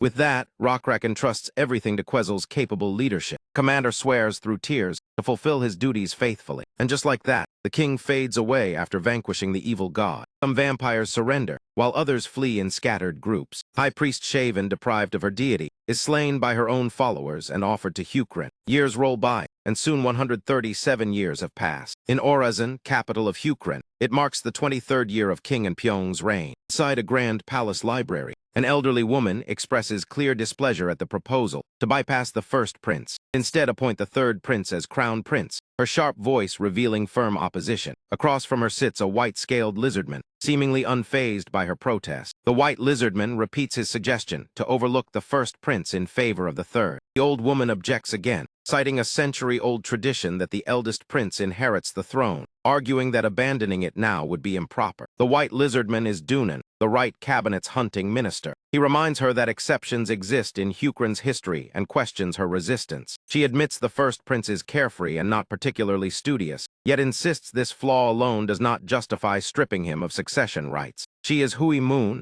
leader of the left cabinet. While she dismisses the prince's behavior as harmless, Dunan counters with rumors of him mingling with street ruffians after learning to hunt, arguing that no minister would wish to serve under such irresponsibility. Hui Moon defends the first prince, claiming he has long been ill and should not be burdened further, urging Dunan to speak with more tact. Dunan admits his bluntness, but maintains he cannot support the first prince's coronation, suggesting Hui Moon discreetly share his concerns with the king. He'd rather not shock the monarch by abruptly declaring his intent to remove the. His cold pragmatism frustrates Hui Moon, who finds his demeanor almost heartless. Undeterred, Dunan urges her to nominate the third prince and silence dissenters. Satisfied, Hui Moon follows him, demanding he reconsider this drastic move. Yet he ignores her entirely, leaving her muttering in annoyance behind him. Cursing his stubborn and inflexible nature, grasp the gravity of this succession dispute. Recall that a century has passed since Rockreck's death. His bloodline has ruled ever since, though none have equaled his legendary stature. While some rulers fell short, King Pyong is credited with maintaining peace despite modest achievements, and now the question of succession stirs tension. Scene shifts to Ravine Quez, an elderly tutor to the princes. Before her sits 12-year-old third Prince Kyle Lark Orazan, who has finished nearly every book in the palace library and must now choose a field of focus. Kyle struggles to select only one subject, fascinated by many, and wonders if he may pursue multiple disciplines. Ravine asks him to describe the books that captivated him most and explain why. He begins with Owen's travel diary, enchanted by its vivid depictions of distant lands and unfamiliar species. Owen, a traveler from Rockreck's era, journeyed widely and left behind 9 journals before venturing west. The mysterious 10th volume is known as the Book of Illusions. Ravine smiles, thinking this preference typical of adventurous youth, but her surprise grows as he lists more serious works. He mentions Zale's algebraic theory and Orison's architectural design, praising their logical elegance and the warmth in Zale's writing. Zale was both mathematician and architect, compiling the knowledge of her age and overseeing major constructions like the 4 water wheels and the capital city's layout. It astonishes Ravine that such a young boy can sense emotion within texts dense with formulas and blueprints. Many seasoned scholars struggle to grasp Zale's complex works. Kyle also references Quetzal's ethics,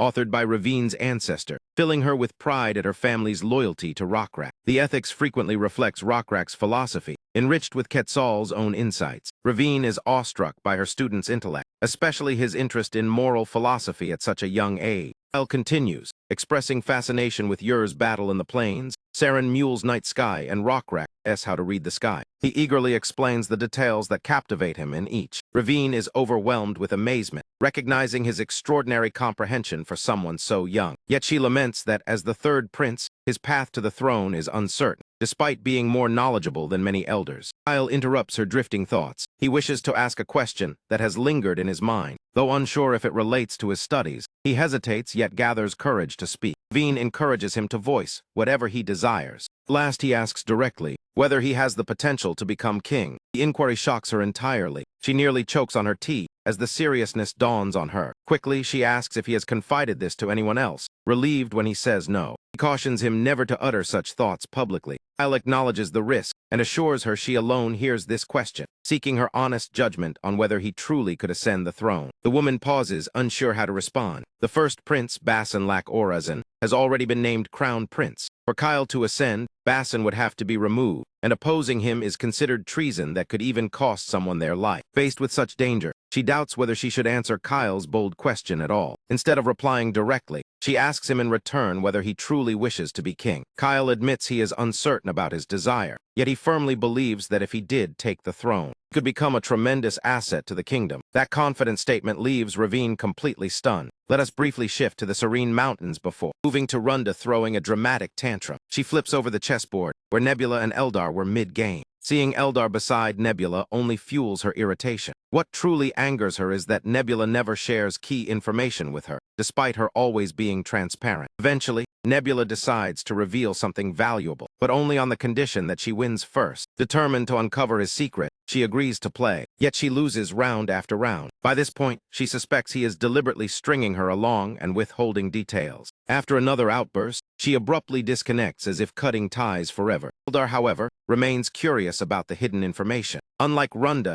he assures Nebula he has no ulterior motives and will not leak anything. Trusting him, Nebula decides to share an intriguing insight. He highlights the image of Hukran's third prince on the display. What sets this boy apart are his extraordinary attributes. Though lacking flashy abilities, his intelligence stat stands at an astonishing 107. Eldar is shocked to see a level 0 child possessing the highest intelligence score imaginable. In this era, an intelligence of 60 earns the title of genius. Surpassing 100 is almost unheard of. Nebula believes it will take decades before someone with similar intellect appears again on the continent. Reflecting on the past century, since Hukran's clash with Bika concluded, the world entered a stagnant period. Aside from relic discoveries and minor territorial gains, borders remained largely unchanged. As territories expanded, governance became crucial. Nebula considers such stagnation necessary for long-term stability. During this era, appeasement policies were essential to integrate various species within the realm, which led to both minor and major tensions. Though unrecorded officially, 6 uprisings occurred. The most challenging issue involved coexistence with vampires, after the evil god was defeated by Nebula's side. The former slaves of Bacchus and surviving vampires sought citizenship in Hukran. Living alongside vampires proved difficult, given their dependence on blood. Higher generation vampires could not sustain themselves solely on animal blood. Faced with this dilemma, they made a radical decision, retreating into mountain caves to pray to Nebula. Pledged allegiance to the blue insect god, and inspired by Apostle Rockrak's sacrifice, renounced harming others. Nearly 1,000 chose starvation, though some fled or succumbed to temptation. 600 endured the agony and perished steadfastly. Repentance moved many, as they willingly accepted punishment for their sins. Even the lizardmen believed that the blue insect god would grant forgiveness. Ultimately, they were pardoned, and the site of their penance became known as Digging Buddha Valley, a sanctuary of the Night Sky Order, symbolizing redemption and proving faith transcended race. Thereafter, the blue insect god earned the title Night Sky, and the order expanded to embrace many species, not solely the lizard men. Moreover, the third prince will further influence these societal shifts. Progress to flourish, Innovation and interconnected techniques are essential. Kyle's exceptional intellect, he is suited to drive such breakthroughs. As king, he could spread transformative inventions across Hukrin. However, Hukrin's current political system is flawed. The left cabinet includes various species and manages palace affairs. Meanwhile, true authority lies within the right cabinet, dominated by lizard men, and unchecked power inevitably breeds corruption. Reform is necessary. Kyle must address species harmony if he ascends. The next monarch must possess wisdom to resolve these conflicts. Eldar reminds Nebula that Kyle remains merely the third prince. The eldest son, Bassan, is the designated heir. Though carefree, that alone cannot justify his removal, and once confirmed, succession is nearly irreversible. Nebula could intervene through an oracle. Yet during this delicate era of sovereignty, direct interference would be imprudent, so he opts for subtlety. Eldar asks what strategy Nebula intends to employ. Nebula leans close and whispers his plan to Eldar, keeping it hidden from everyone else. The scheme sounds so unconventional that Eldar doubts its feasibility. Perhaps Nebula is placing excessive faith in Kyle's remarkable mind. Nonetheless, Nebula is confident enough to wager on his strategy. In the palace gardens, two women move nervously near a colossal sleeping creature.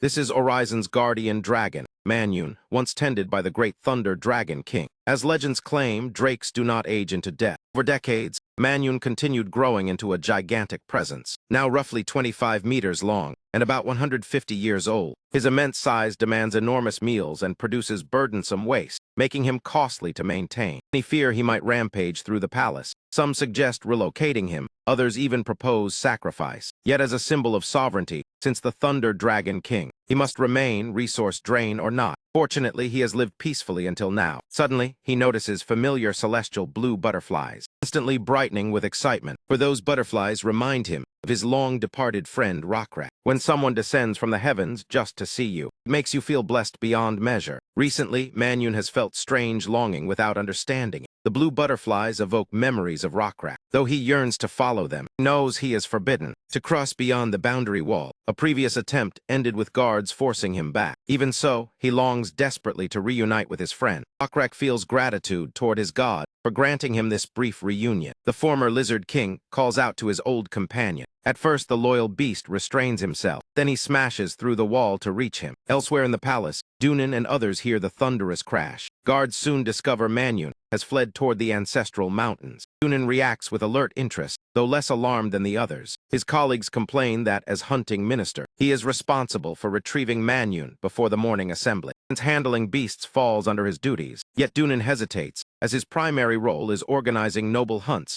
not chasing runaway dragons. Still, responsibility cannot be ignored. After a brief court session, Dunan storms out in frustration. The court denies him a proper hunting team, offering only palace guards. However, Manhwa could easily crush ordinary guards with a single rope. Thus, Dunan plans to lure the dragon with food and set a trap. Even so, casualties seem inevitable. Civilian hunters roam those mountains as well, and any harm to them would damage public opinion. After all, it is rare for someone like him to secure a cabinet position. If this situation leads to any deaths, all responsibility will land squarely on him. Even among these cold-blooded reptiles, prejudice exists, and unfortunately, he is the one who must bear the pressure. As one of the white-scaled lizard men, he knows he will be the first to be blamed. His position as hunting minister could easily vanish overnight. Returning to the issue at hand, he decides to investigate what caused Manhwa's sudden rampage despite his usual calm behavior, briefly suspecting sabotage and even questioning whether the weak boundary wall was part of a scheme. All of a sudden, several cockatrices fly swiftly past him, one of them carrying Crown Prince Bassan Latch Horizon of Hukrin, finally giving us a proper look at the infamous heir known for mischief and a carefree attitude.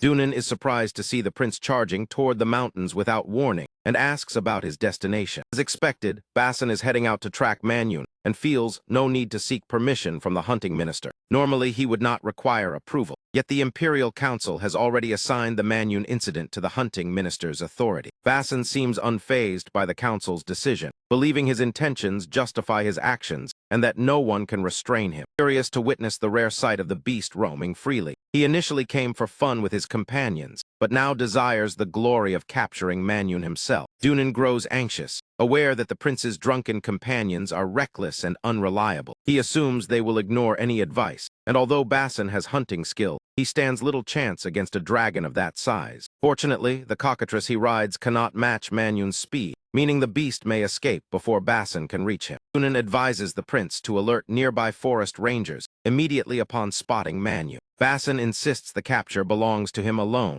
yet reluctantly agrees to report sightings out of courtesy to the minister's duty. With that, he heads off with his rowdy companions. The seasoned white-scaled minister can only sigh in frustration. His irritation fades quickly when he notices Prince Kyle examining the damaged enclosure, and their eyes meet before. Kyle explains he is investigating the cause of Manhwa's escape and has observed Basin already pursuing the dragon. He admits Basin excels at hunting, but capturing such a colossal creature demands more than skill with prey. Dunan focuses instead on what conclusions Kyle has drawn. Kyle points out the odd condition of the wooden bar, noting it should have splintered if broken by force. This suggests insects hollowed it out, though the pattern remains suspicious. Since the boards are fixed to stone pillars, insects must have entered through the stone, yet they strangely consumed only the center portion. If all boards had been equally weakened, the structure would have collapsed entirely, but only the middle gave way conveniently for Manhwa's escape, as if orchestrated, and even honey coating would require days for insects to eat through. Kyle then recalls the ancient name of the night sky god from a century ago. It was once known as the blue insect god. Earlier records even referred to it as the nameless beetle god. During times of famine, insects guided the Huron tribe and sustained them. Kyle implies that the night sky god may have orchestrated this event, though Dunan remains skeptical. Kyle concedes it is only a theory and plans to inspect other wooden bars for similar insect damage. Even if divine influence is involved, Dunan is more concerned about the immediate consequences.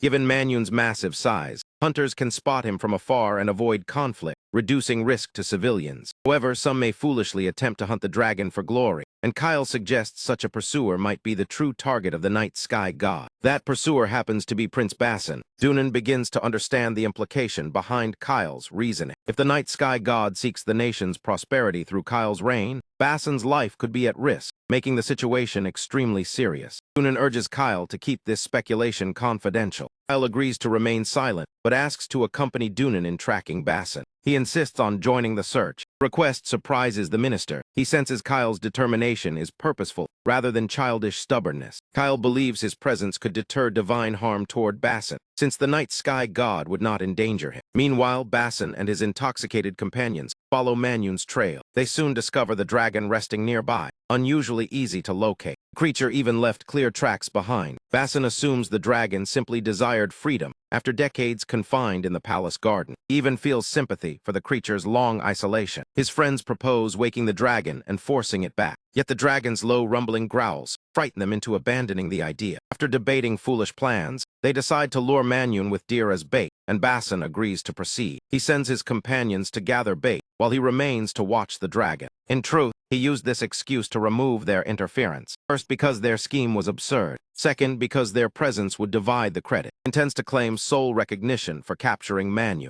Reflecting on his past, Basin recalls his upbringing. He was often praised for achievements, yet he realized praise alone was insufficient. Once he asked Ravine why suffering exists if the night sky god is all-knowing and all-powerful, seeking genuine answers. Ravine could not provide a satisfying explanation. He struggled before ending the lesson. Basin then understood that shallow praise was not true recognition. True recognition, he believed, requires extraordinary feats that silence doubt, much like the night sky god's actions. He has never experienced such overwhelming acknowledgement. Many doubt his worthiness, yet he cannot change his nature. Unlike Kyle, he lacks natural brilliance. Therefore, he hopes to prove himself through tangible accomplishments. Capturing Manhwa could demonstrate his capability as future king. Suddenly, Kyle arrives. Leaping down from his mount, he pretends to stumble and injure his ankle. Basin shows immediate concern. Dunan also looks alarmed. Basin tends to Kyle and reprimands Dunan for exposing him to danger. He orders Dunan to fetch medicine from a nearby hut. The minister departs reluctantly. Soon it becomes clear no medicine is necessary.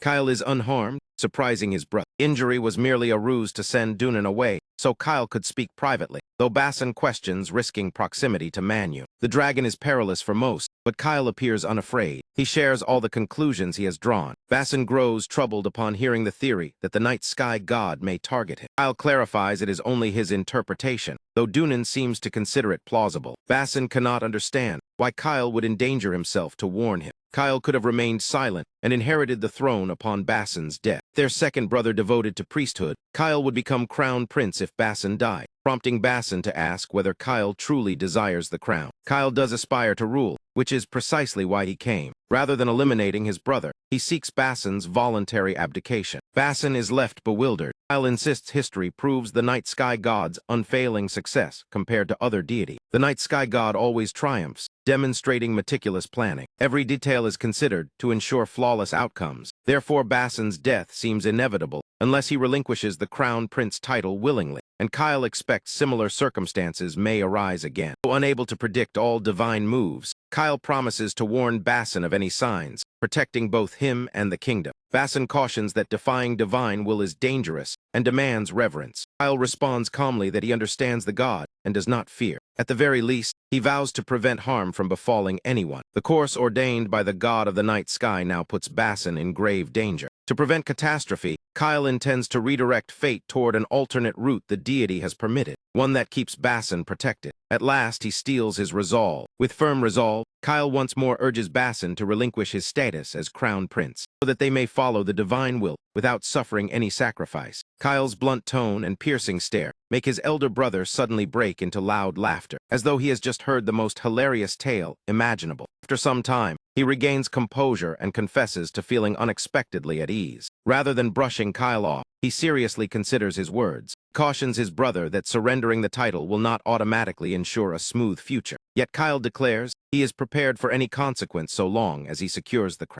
Bassan then shifts the topic to Manan and asks how they plan to handle the formidable creature. They struggle with how to justify Manan's escape to the council ministers. Kyle, however, confidently assures them he has already arranged everything, so there is no cause for concern. Later, the scene returns to the royal palace. There, Kyle is spotted negotiating terms with the Minister of Hunting. After sealing the agreement with a handshake, he expresses anticipation for closer cooperation ahead. He then walks over to join his older brother. Conan remains where he is, contemplative, especially after Kyle hints that he will take a more active role from now on. This development strongly suggests he has finally secured the throne. Far away, Nebula and Eldar observe the unfolding events. Eldar feels uneasy about the direction things are taking, acknowledging the third prince's intelligence, but fearing chaos if he keeps acting solely on personal interpretations of divine signs. Although his reading happened to be accurate this time, there is no certainty it will always be so. Moreover, a monarch who acts so independently is rather uncommon. Nebula, on the other hand, shows no trace of worry. Back when this world was just a game to him, he frequently encountered situations where NPCs seemed unresponsive. Still, he excelled as a player and consistently discovered clever solutions. Now, however, those around him are no longer simple NPCs, but individuals with ambitions and motives, possibly differing from his own. Yet as long as they aid his objectives, he can work with it. Eldar disagrees, arguing that such awareness makes predicting their behavior far more difficult, and unexpected moves could dismantle everything. Nebula counters that unpredictability can also benefit him, citing Rakrak's self-sacrifice, which defied his wishes yet ultimately produced an ideal result. In the same way, Kyle's situation resolved smoothly because he chose independent judgment over blindly following divine hints. If circumstances ever turn unfavorable, Nebula plans to proceed with heightened caution. At least Bassan was saved, and he will remain a valuable ally while the third prince ascends as king. Focus then transitions to the royal court chamber. Key officials gather to deliberate over Manyun's escape, with Minister Saluzan expressing irritation that the beast remains uncaptured and fearing public unrest if delays continue. Conan reassures him that Manyun's whereabouts are known and that the creature is presently asleep, easing the senior minister's anxiety. Nevertheless, he remarks that His Majesty has been so troubled by the matter that he could not attend the session. He urges Dunnan to expedite the capture now that the location is confirmed. Dunnan admits he wished to act swiftly as well, but several complications intervene. He pursued Manyun in the garden earlier. He discovered the wooden enclosure had long been weakened by insects. Though some might dismiss it as coincidence since Manan could break wood himself, the third prince offered a more intriguing perspective. He suggested the night sky god orchestrated the insects, worked to free the beast. The selective damage to only one section of wood further reinforces suspicions of divine intervention. That afternoon, Dunnan revisited Manon's dwelling with several high priests, and their inspection led them to the same conclusion. The individual responsible soon appears in person. He is Sean Lak Orazan, the second prince and priest of the Night Sky Order, arriving to verify the miracle himself. He confirms the divine act, leaving Dunnan powerless to defy the decree and recapture Manan. Restless murmur spreads throughout the court. In the end, they concede, as the priest's confirmation leaves no room for dispute. Even so, Dunin argues they cannot abandon Minna nor wait for disaster, proposing instead to enlarge the hunting expedition force. The unusual proposal leaves the court stunned. Senior minister, visibly irritated, demands to know how extensive these additions would be. Dinan requests a wagon with cattle to transport sufficient provisions for Manan and additional funds to repair damage caused by treacherous mountain roads. He also seeks authority to command civilians and mobilize palace guards in emergencies should Minnan grow violent, a demand that clearly strains the senior's patience. Yet without these provisions, they would be forced to defy what has been declared a miracle of the night sky and retrieve Manan. Dunan even offers to relinquish the responsibility to anyone confident enough to manage it, while clarifying he will not answer for any harm Minnan causes. That night, Dinan stands alone along the palace corridor, deep in reflection. His thoughts revolve around Kyle's emergence as the chosen successor. Kyle has even presented Dunan with a comprehensive strategy to elevate the hunting teams standing within the court. Dunan is eager to implement it to strengthen his own influence. He intends to secure enough authority to champion Kyle's ascent, prepared to clash with rival ministers if necessary. Over time, Dunan steadily amasses influence for the hunting division, gradually shifting the court's balance of power. 6 months pass swiftly, and King Pyong removes Basenlak Orazin from the crown prince role, appointing Kyle instead. 3 years later, King Pyong succumbs to illness. Kyle Lak Orazin ascends as the 11th ruler of Hukrin, an unexpected turn. He is merely 15 years old, likely making him the youngest monarch the kingdom has ever seen. Soon after, Basen greets the new sovereign with utmost formality. The gesture embarrasses Kyle, who dislikes hearing such stiff titles from his own brother and asks him to be casual in private. Basen insists that the ruler of the continent's greatest nation merits proper respect. Regardless, the first royal assembly under Kyle's rule will convene tomorrow.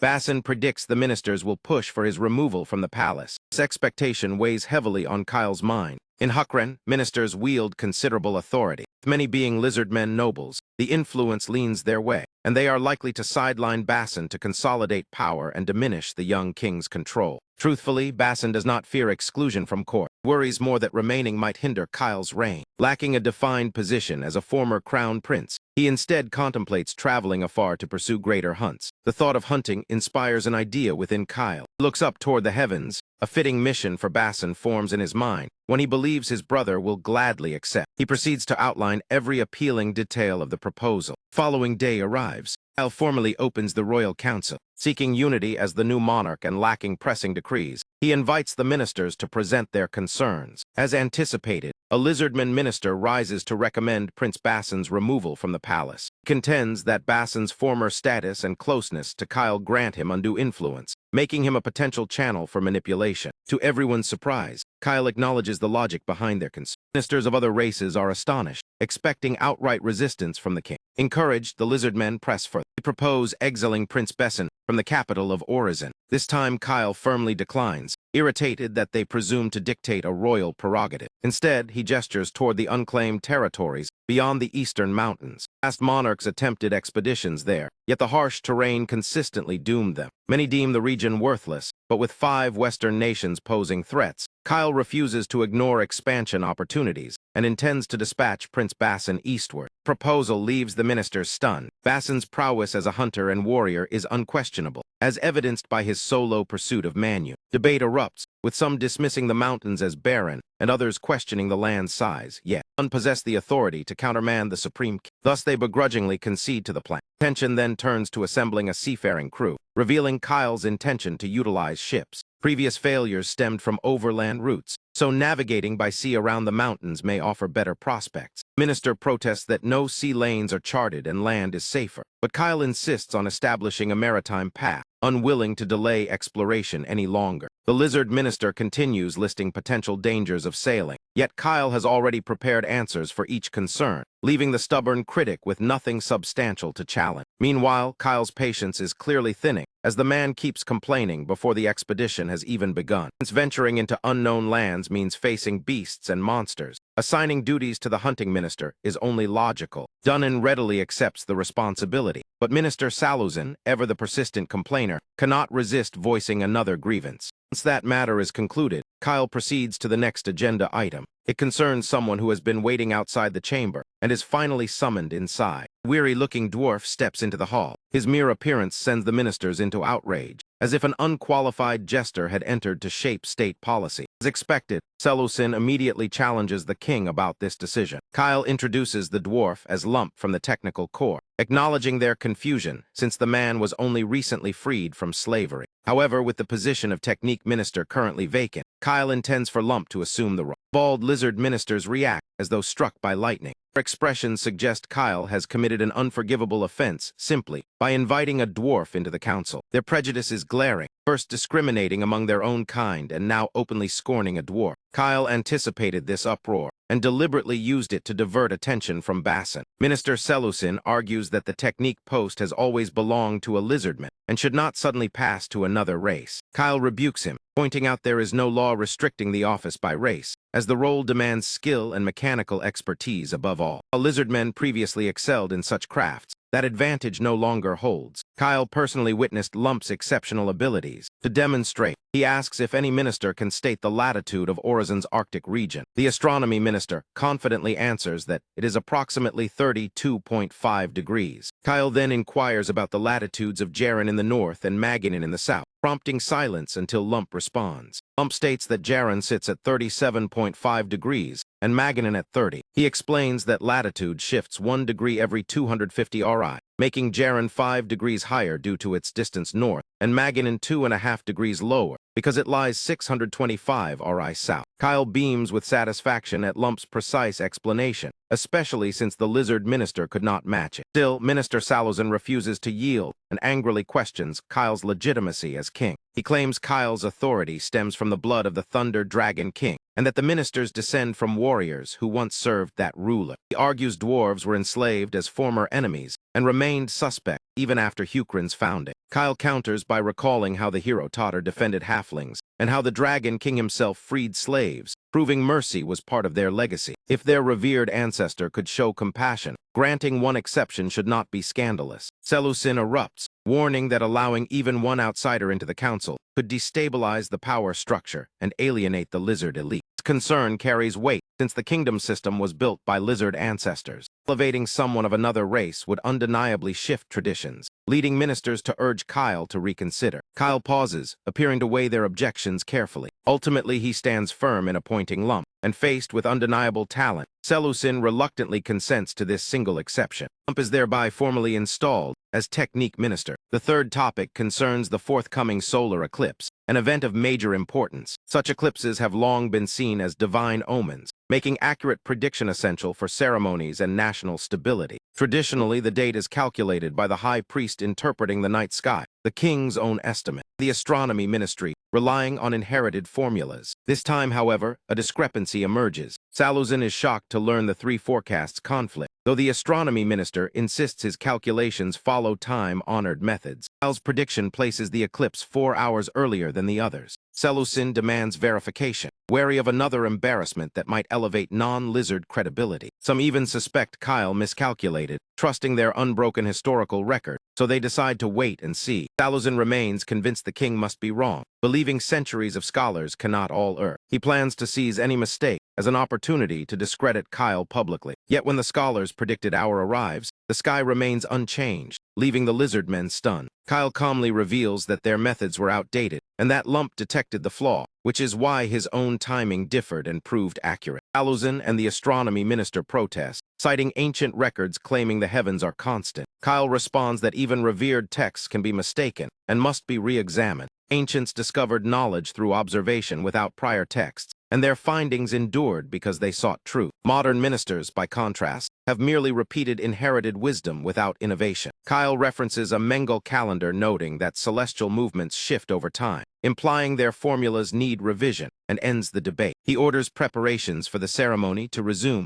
the corrected hour 4 hours later. Precisely as Kyle predicted, the eclipse unfolds at that time. Months later, Bassan sets sail on his first grand voyage. The mission aims to chart and develop the unknown eastern territories. The land beyond the eastern mountains awaits cultivation, and Bassan's departure supports Kyle's expanding rule. Far from resentful, Bassan feels liberated and eager for the adventure ahead. The vessel he boards bears the name Pirate's Humiliation. 3 ships transport 150 soldiers, with Bassan leading the expedition though restricted to a designated vessel. Kyle assigns trusted individuals to monitor him, including a merchant family woman long connected to the royal household. She approaches briskly, and Basin introduces her as Tiona Itumo. He greets him with bright enthusiasm. Basin responds warmly and offers a hand. From her features, he recognizes her as an elf, and she notes how rare it is for lizard men to distinguish elves from humans or Nixon. To them, the differences blur, and Basin resolves to maintain good relations during their shared journey. Before proceeding, she clarifies an important condition of their arrangement. Regardless of his noble rank, aboard her ship, he must obey her commands or seek passage elsewhere. Basin accepts without issue, provided her orders remain reasonable. Surprised by his easy agreement, Tian promises fairness as both host and ally. Noticing his luggage missing, Basin is assured that the first mate will deliver it shortly. Unfamiliar with the man, Basin finds the title endearing. For further explanation, the imposing figure arrives. His towering frame dwarfs Basin completely. Irritated, he demands to know who summoned him. Tian clarifies that mate is a title for the first mate, and since he says matey constantly, the nickname stuck. Though initially taken aback by the giant's presence, Basin remains calm, having encountered ogres at court before, and greets him confidently. Ogre introduces himself as First Matey, explaining he discarded his old name because he disliked it. Basin notes it is unusual to see an ogre on a ship, given their large appetites. Matey admits he consumes much, but insists he works equally hard, adding that his northern origin grants him sharper intellect. Ogres of the North Shore descend from a defeated god, yet their intelligence has waned over generations. Today few remain clever, making disciplined ogres in Hukrin highly valued laborers. Thus Basin finds it remarkable to encounter such an ogre at sea. Matey bellows proudly, declaring he left land behind because its people were weak and now seeks to conquer the ocean. Basin wishes him success in achieving that bold ambition. Matey returns to work to earn his provisions, and Basin doubts he is meant to supervise him. Tian then addresses him formally as Prince. Disliking the title, Basin asks her to drop it and simply use his name, though she hesitates at such familiarity. He suggests she call him Captain instead, fitting for the expedition leader. They discuss their route, sailing past Maganin southward before turning east along the coast. Tioni confirms this outline, but adds their initial stop will be Bavrin. As Danium's second largest port after Horizon, the choice surprises Basin, who questions visiting foreign soil. Jan reminds him the vessel trades goods to sustain itself financially. She promises a fuller explanation later and guides him to his quarters. Ship continues across the vast sea. Basin spends the voyage lost in thought. Tioni soon remarks with surprise that he shows no signs of seasickness. Basin finally voices a lingering question, asking why a merchant like her would volunteer for something as troublesome as escorting an expedition team. True to her trade instincts, she says the arrangement is highly profitable, since commissions from the Hukrin royal family always come with generous rewards. She even received a finely crafted glass artifact as advance payment, and judging by Basin's reaction, he has no idea how valuable such pieces are, which makes sense given his privileged upbringing. He explains that in Hukrin delicate glasswork fetches high prices overseas, and they intend to sell these pieces in Bavrin. In exchange, she plans to purchase rare goods there, including certain items specifically requested by the palace, prompting Basin to ask what exactly is on that list. He grows flustered, realizing she has revealed too much, as the requested items were meant to remain confidential. Yet considering she is speaking to Prince Basin, she concludes secrecy is pointless. Leaning closer, she whispers that she has been tasked with buying NIDR, rumored to be abundant in mangle and supposedly beneficial for agriculture. Basin recalls a ritual where chosen individuals summon thunder to judge soil fertility, and Tioni admits she once witnessed such a ceremony as a child without truly understanding it. Ponders why Kyle would secretly request Niter, trying to piece together the motive. Back in Hukrin, following the solar eclipse affair, Kyle formally takes control of domestic governance. Potential rivals step down from office, and he personally reassures officials who once supported Back. In the royal chamber, a lizard minister bows gratefully, relieved to have retained his position. He had feared dismissal due to his modest background and lack of a distinguished surname. Kyle, however, shows no concern over such matters. Instead, he questions why a family name should determine worth. The minister admits that without a surname tied to Hukrin's founding, he feels unworthy of high office. Kyle reframes it, arguing that rising without noble lineage proves the man's talent and determination, urging him to continue serving the kingdom proudly. Deeply moved, the minister's eyes fill with tears at the king's confidence in him.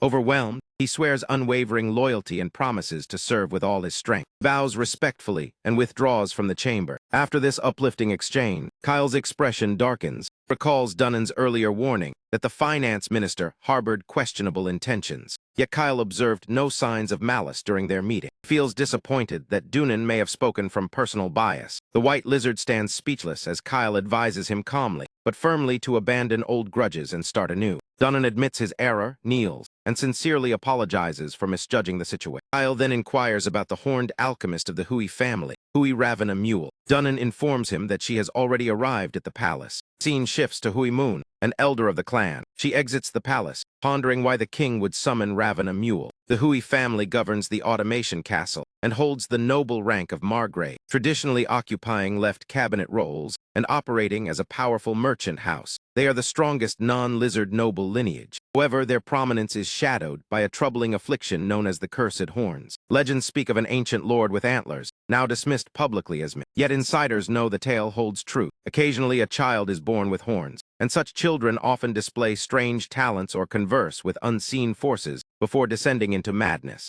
Spare them. Families remove the horns early in hopes of granting a normal life. One story recounts Hui Kaiyung's rise as a merchant aided by her horns, though her life ended tragically. Her romance with a lizardman named Saran Mule sparked rumors that horned offspring were of mixed heritage. Consequently, horned children carried the name Mule, and despite doubts about cross-species lineage, the rumor endured. Now the legacy continues with Hui Ravana Mule. Ravina grew up within the walls of Automation Castle. Branded cursed, she fled at 9 years old by hiding in a baggage cart bound for the continent. By the time family mercenaries tracked her down, she had entered the alchemy tower of Siakmyeon, a sanctuary for forbidden scholarship. Many cursed individuals find refuge there, so her choice was not entirely surprising. In the present, Moon catches herself staring at Ravana's horns until the girl calls her out, unfazed by such attention. It becomes clear Ravana was summoned because the king requires an alchemist's expertise. Alchemists reject divine authority and instead trust solely in empirical knowledge. Moon worries that seeking their aid signals a weakening of Kyle's devotion, especially since his reign was blessed by the night sky god. He questions Ravana about leaving the tower after distancing herself from her family. Ravana answers simply that the king's summons cannot be ignored. Moon is astonished that Ravana, living in distant Sakmian, understands Kyle's character so well. Ravana calmly states that if she had refused, Kyle likely would have come personally, so she spared them both the trouble. Despite Moon's hostility, Ravana reminds her that she was called for rare expertise in forbidden studies. Moon argues ignorance of such knowledge is safer, but Ravana counters that the king evidently disagrees. She produces a bundle of letters received the previous year. Each letter contained advanced inquiries into ancient lore. Initially believed to be from rogue scholars due to shifting addresses, they were traced back to Orazan, and only one person there could manipulate correspondence so cleverly. Moon is stunned at the implication that Kyle authored them. Ravana, however, stands by the claim without hesitation. She asserts that King Kyle possesses remarkable alchemical talent. Whether welcome or not, that truth remains. None in Hukran rival his aptitude. Moon feels as though Ravana's words portray Kyle as irreverent. A heated exchange ends abruptly as Kyle enters. His presence immediately silences Moon. He asks him directly to confirm Ravana's statement. Kyle replies that studying alchemy does not equate to abandoning faith, then instructs them to sit. Moon reflects that atheism is technically unlawful. In some lands, such beliefs are punishable by death. Though none could punish the king, such rumors could damage his authority. Turning to the discussion, Kyle apologizes for withholding this from Moon, fearing she would worry excessively. She remains uneasy, believing alchemy contradicts ancestral tradition. Its pursuits of gold creation and immortality elixirs are considered dangerous and taboo. Kyle argues that broadening one's knowledge is valuable, and that forbidden learning depends on how it is applied. Moon reminds him that the law forbids alchemical study and questions whether such risks are justified. Kyle insists the knowledge is worthwhile and invites Ravana to elaborate. He recounts an alchemist who once lived in isolation in the northern mountains. The tower corresponded with him until communication abruptly ceased. Concerned, they dispatched someone to investigate. The messenger forced open the locked residence. Inside, they found the alchemist dead, apparently from mishandled experimentation. Moon is unsurprised, as forbidden studies often carry grave consequences. Ravana clarifies that his death was accidental rather than mystical. Detailed notes he left behind allowed them to trace the cause. He had attempted to transmute gold, but overheating triggered a violent blast. That failed attempt led to a far greater discovery. The resulting powder produced tremendous explosions when ignited. He stored it cautiously in a lead container, yet the box shattered and fragments fatally wounded him. Essentially, he had created a powerful weapon. Unfortunately, this breakthrough is no longer secret, and others have recognized its potential. Many tower alchemists are exiles from various lands. Some, like Ravana, remain tied to their homelands. Those nations seek to reclaim the tower's discoveries. Meanwhile, other realms aim to suppress the spread of alchemical knowledge. In truth, Ravana reveals she has survived over 10 assassination attempts just traveling here. He is convinced that in Siakmian, where the alchemy tower stands, the local forces have already seized full control. Though the era appears calm on the surface, a closer look reveals deep unrest. Prices of rare materials have skyrocketed, and nations secretly operate labs racing to create a weapon known as gunpowder. Kyle stresses how critical such an invention would be. With it, armies could obliterate fleets and shatter fortress walls effortlessly, and even an ordinary soldier could change the outcome of a battle. Once mastered, defeat would become almost impossible. After reflecting briefly, the woman gives her reply. Although she still harbors doubts, she chooses to trust Kyle's vision and pledges her support if he requires assistance. Kyle admits he does need backing, as funding from the hunting expedition alone falls short. He intends to supplement it with his personal royal treasury, which she oversees, and she agrees to authorize its use at his request. Still, she asks what exact purpose the funds will serve. A system alert flashes before Nebula's eyes, detailing the formula for black gunpowder and its required components. Everything appears to be unfolding according to Nebula's design. Advancing alchemy and elixir crafting is complex, especially in societies where strong faith suppresses scientific progress. Since the alchemy tower in Sakmian lies far from Hukran, acquiring its knowledge is far from guaranteed. Hui Ravana Mule may possess a demonic trait tied to probability, yet even that offers no certainty of mastering such techniques. Fortunately, luck seems to favor Nebula this time. Eldar quietly approaches to add an intriguing observation. While discussions revolve around alchemy and explosives, they overlook another formidable force, namely magic. Alchemy and potion-making stem from scientific principles, with alchemists acting as researchers. However, they conceal a deeper truth linked to demonic properties. The game's lore, such properties originate from ancient relics tied to bloodlines. Attributes like lightning, fire, probability, or gravity represent demonic traits that grant extraordinary abilities. When these traits combine with relic knowledge,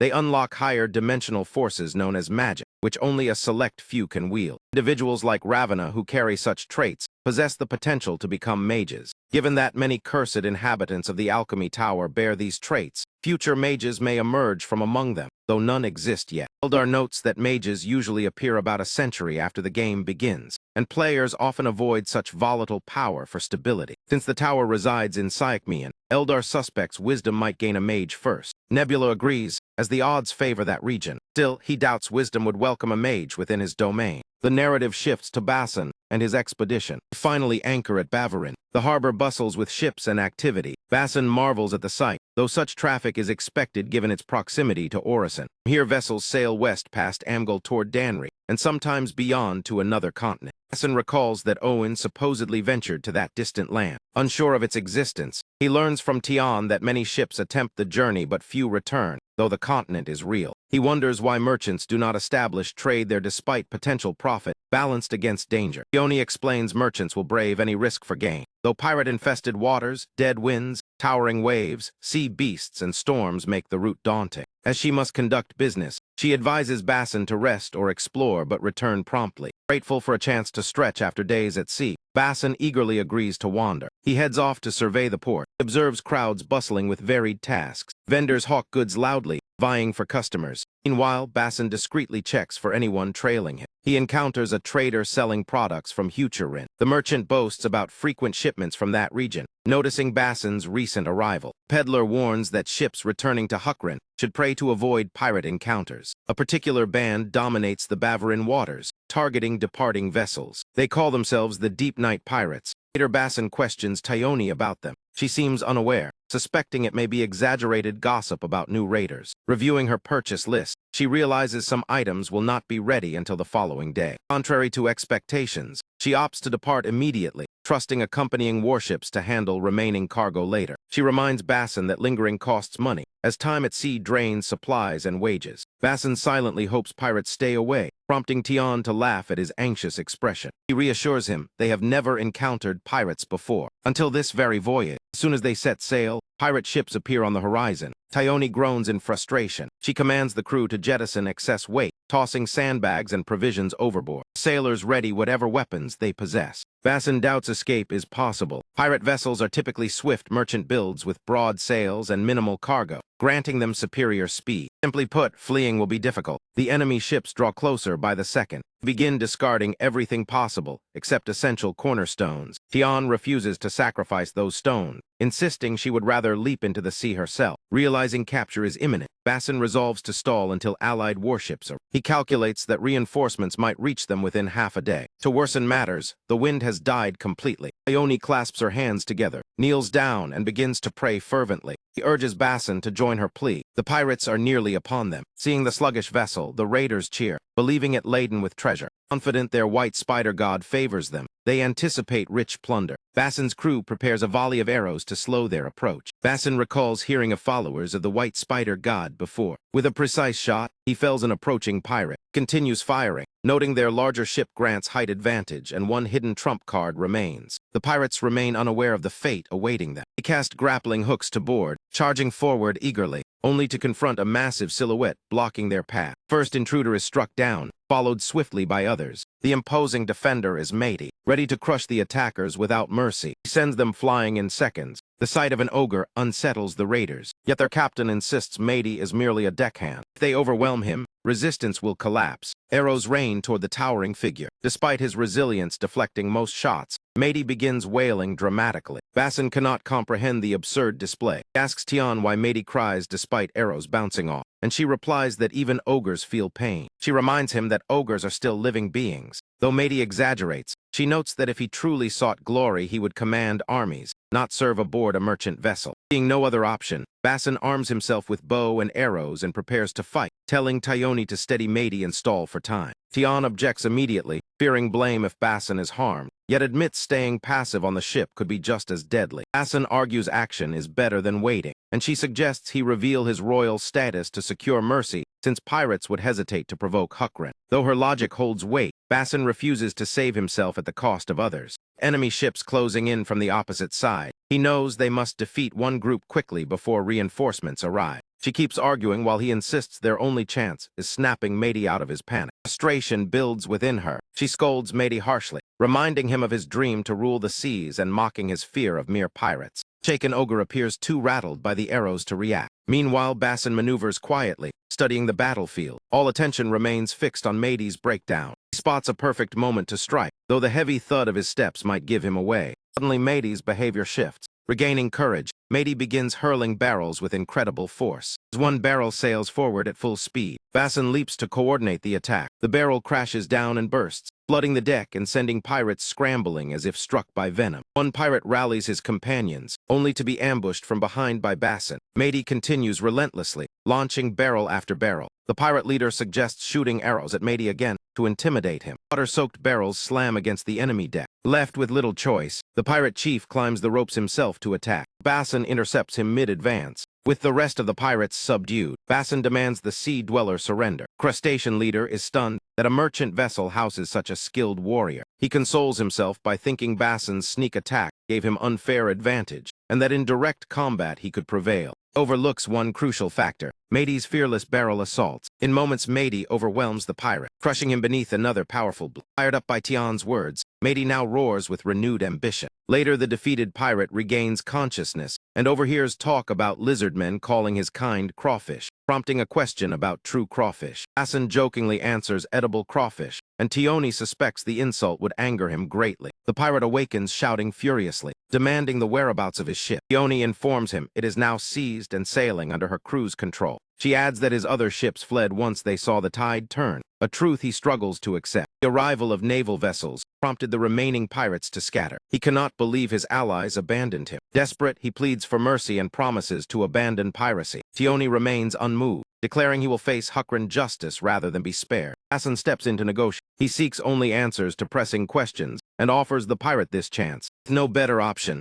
the captive agrees to cooperate. Basson begins his inquiry, asking why Asticidians use ships if they can swim freely. The unexpected question bewilders everyone, and even Tian glares at him until he admits long-held curiosity. The pirate explains swimming is exhausting and impractical for cargo transport. Satisfied, Basson continues. He asks about the origin and nature of the white spider god. Pirate says the faith thrives on southern islands, inhabited by his people. Though each island bears a different name, Huckrin collectively labels them the Southern Archipelago. Assen presses for more about the deity. The pirate recounts that a massive white spider appeared a century ago, saving a tribal chief from a three-tailed serpent and miraculously creating shrimp to end famine. These wonders spread across the islands under varying titles. On the northernmost isle, it is known as the Blue Insect God. Basson smiles broadly at this revelation, recognizing the blue insect as an ancient name for the night sky god, meaning shared belief between their peoples. Distance kept Huckrin from interacting religiously with them. Thus, the shrimp remained unaware of Huckrin's interpretation. Still, Basson resents pirates invoking his god under another name. He demands to know if the entire tribe engages in piracy. The frightened captive quickly denies it. He explains most Asticidians live peacefully, and that he was captured young by rogue pirates later tied to Deep Night. He clarifies Deep Night pirates are not from the archipelago but from elsewhere.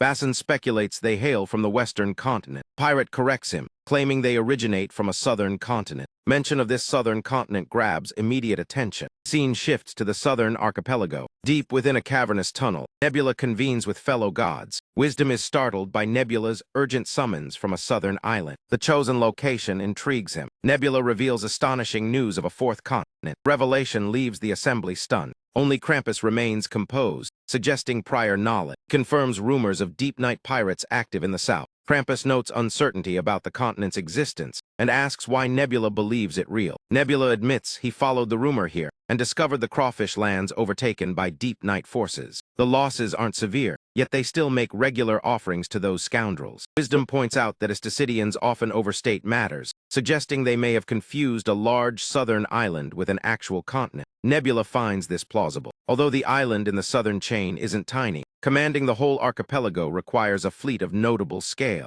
And if those pirates came from a single island, assembling such a force would be no easy task. Considering the natural constraints on technology and population growth, Nebula doubts that scenario is realistic. Wisdom concedes that Nebula's report is significant, though he questions whether it truly justifies triggering an emergency summons. Previous time they convened, they agreed emergency meetings would only be called if unknown individuals with glitch-like names were involved. Nebula is fully aware of that rule, which is precisely why he initiated the alert, because behind the Deep Night pirates stands a continent and a glitch-named player, and he is completely certain of it. That would imply the rise of another malevolent deity, much like the vampire god before. Clarify their shared background. After defeating the vampires, the gods of the third continent established new agreements among themselves. Chief among them concerned glitch-named players, since the defeated vampire known as Wubai demonstrated how devastating such players could be. At present, Hegemonia is roaming the western continent in search of relevant intelligence. He reports that on the first, or western, continent there existed werewolves along with another glitch-named player, and like vampires, the curse spread through infection. Distinction, however, was that only humans, elves, dwarves, and similar humanoid races could become werewolves. They were vulnerable to silver, gained strength through transformation, and were unaffected by sunlight, making them superior to vampires in some respects. But since humanoids were not the dominant race in the West, they were subdued without great difficulty. Based on the game's lore,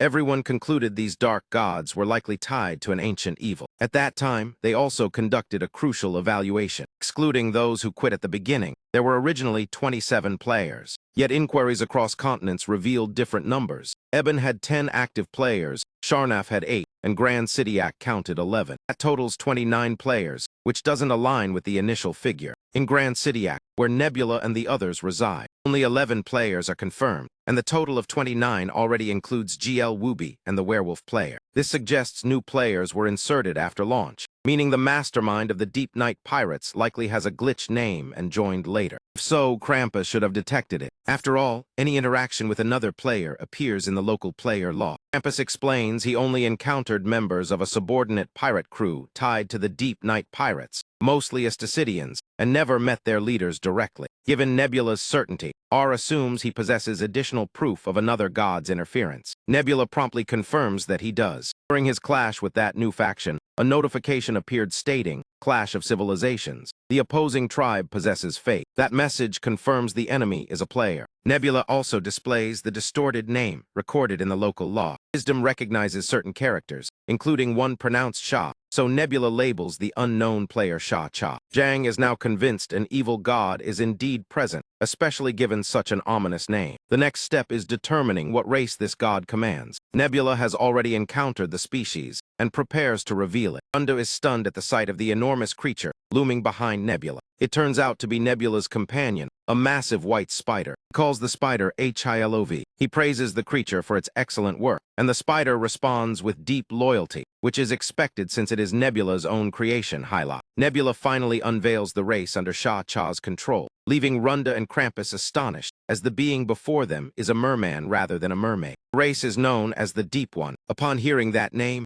Eldar recalls another term, specifically dragon or Cthulhu, references drawn from Lovecraft's writings. Though Nebula considers fictional parallels unnecessary, Eldar insists such references may be meaningful. The vampire traits they faced were widely recognized, much like the Western werewolves resembling Earth's legends. Eldar argues that species names carry deliberate meaning. These names hint at inherent traits, likely because this world draws heavy inspiration from Earth's culture. Or perhaps Earth's myths were shaped by this very world, though that remains speculation. Since Eldar appears well-versed in the Deep Ones, Nebula urges him to disclose everything he knows. Eldar explains that Deep Ones first appeared in Lovecraft's short story, The Dragon. Their capabilities were detailed in the shadow over Innsmouth, emphasizing their underwater habitat and the shocking fact that contact or a curse can transform someone into one of them. When Krampus asks if it spreads like vampirism or lycanthropy, Eldar clarifies that blood mixing through reproduction causes the change, and they worship an ancient entity such as a dragon or Cthulhu while hiding from the world. In the story, a seemingly ordinary village is revealed to be Deep Ones disguised as humans, appearing human yet bearing fish-like traits. Eldar warns that Deep Ones could infiltrate settlements unnoticed, and without a player recognizing them, no clash of civilizations event would trigger. They typically dwell near oceans and cannot venture far inland. After hearing this, Nebula instructs everyone to inspect their coastal territories before ending the session. Before they disperse, Wisdom requests to raise another issue. He brings up the fixed limit on player participation. It is known the perished world caps at 32 players, with 27 from Earth, 2 newcomers already eliminated, and a third now present, leaving 2 more yet to emerge besides Sha Cha. Perhaps those players have already arrived unnoticed. They might even reside on the newly discovered 4th continent, which if truly a continent must be vast, possibly already building strength or alliances. In that case, forming a temporary coalition among those present would be wise. Nebula clearly opposes the suggestion, noting that although the southern continent's location is uncertain, it is likely closest to Hukrin. Alliances could breed chaos and hidden agendas, potentially leading to mutual ruin. Krampus accuses Nebula of wanting to confront Sha Cha alone and dominate the new continent. And while not entirely accurate, Nebula admits his stance is somewhat biased. Since Nebula refuses to reconsider, Zhang resolves to let him handle the frontline himself. R shares this view, but promises assistance if necessary. Being nearest to Hukrin and vulnerable to pirate fallout, Krampus also anticipates needing support. With that, the gathering comes to an end. Nebula will face the unknown race alone, while Zhang is tasked with informing Hegemonia, who is occupied elsewhere. Soon after everyone departs, Nebula contemplates their attitudes, realizing they were willing to let him stand alone, even if none said it outright. This implies each intends to seize the new continent for themselves. Nebula shares this suspicion with Runda. She struggles to believe it, thinking no one seems that invested. Nebula, however, disagrees. He points out that none promised to stay out of it. Krampus even mentioned seeking help, implying coordinated intervention. They are subtly warning him, and Nebula is convinced they are calculating benefits and likely already negotiating. Eldar questions how Nebula plans to confront such an unpredictable foe. The vampire war was harsh, yet Nebula says this situation differs from the time of Jil Wubai. The players are more prepared now, and the enemy remains at pirate strength, manageable despite unknown numbers. Nebula hasn't wasted the past century and reminds them of 2 powerful assets now available. Those assets are mages and gunpowder, soon to emerge fully in the game. Securing gunpowder first could secure victory, which is why he prefers handling matters personally. Other players view Hukrin's southern isles as gateways to the 4th continent, just as Sha Cha does, so they will resist any monopoly. Runda finds it unreasonable that others would attack without justification. Nebula counters that excuses can be fabricated, such as reclaiming the southern archipelago, effectively mirroring an alliance. Ultimately, conflict among all parties seems inevitable, and Nebula understands this clearly. The battlefield has shifted to the sea, with Sha Cha as a new factor, and gunpowder ensures clashes will erupt. The struggle will pit Nebula, Runda, and Eldar against Krampus and Sha-Cha. It will become a three-sided war, almost certainly fought across the seas. The scene shifts to Hukren, where a minister hurries to see Kyle. The visitor is priest Su Heng, bearing a revelation from the revelation priest. Because the message required immediate delivery, he rushed over at once. Since it came from the revelation priest, it signifies a direct word from their god. After reading the message, Kyle immediately requests an audience with the Minister of Administration.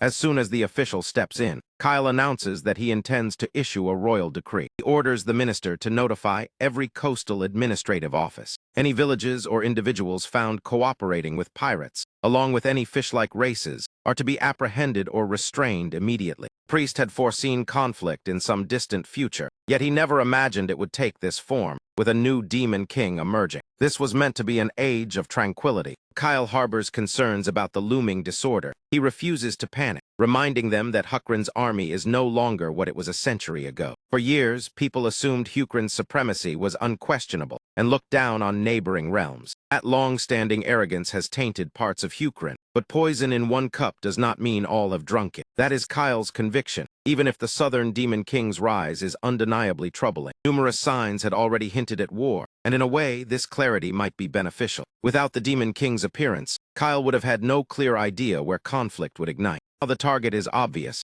yet their defenses were focused northward, leaving them unready for warfare in the southern seas. While Hukren's navy still surpasses Danium and Amgal, it cannot rival Danry's, though with Danry heading west, Kyle doubts their involvement. However, if the remaining 5 nations unite against Hukren, they will be outnumbered. Kyle has already devised a countermeasure, trusting that Ravina has reached Sajan by now. The priest questions whether that alchemist's dangerous expertise can truly safeguard the world. Still, he clarifies he holds no hatred toward alchemists, since all unfolds under the night sky's design. Even if an alchemist plays a role, he does not object. Kyle then reveals a secret known only to him, that Ravina is the closest thing this continent has to a true mage. Her survival after leaving the alchemy tower stands as undeniable evidence. Though gunpowder will eventually spread to every nation in regulated order, the decisive factor will be which side commands mages. Deep within the snowy mountain forests, we encounter a humanoid figure resembling an eagle. Trailing him is an eerie creature claiming to be a spirit. Tension between the eagle being and the spirit suggests they are far from allies. From his research, the eagle knows this so-called spirit is merely a servant of an ancient evil. The spirit boasts endlessly about its strength, implying the eagle is powerless without it. It even ridicules his wings as useless, revealing that this eagle-like race is the rare Garuda. Spirit argues this is why Syakmian's deity chose trolls to rule, while relegating Garudas to expendable roles. Used as frontline shields in war, the Garudas dwindled in number and were then discarded by their god.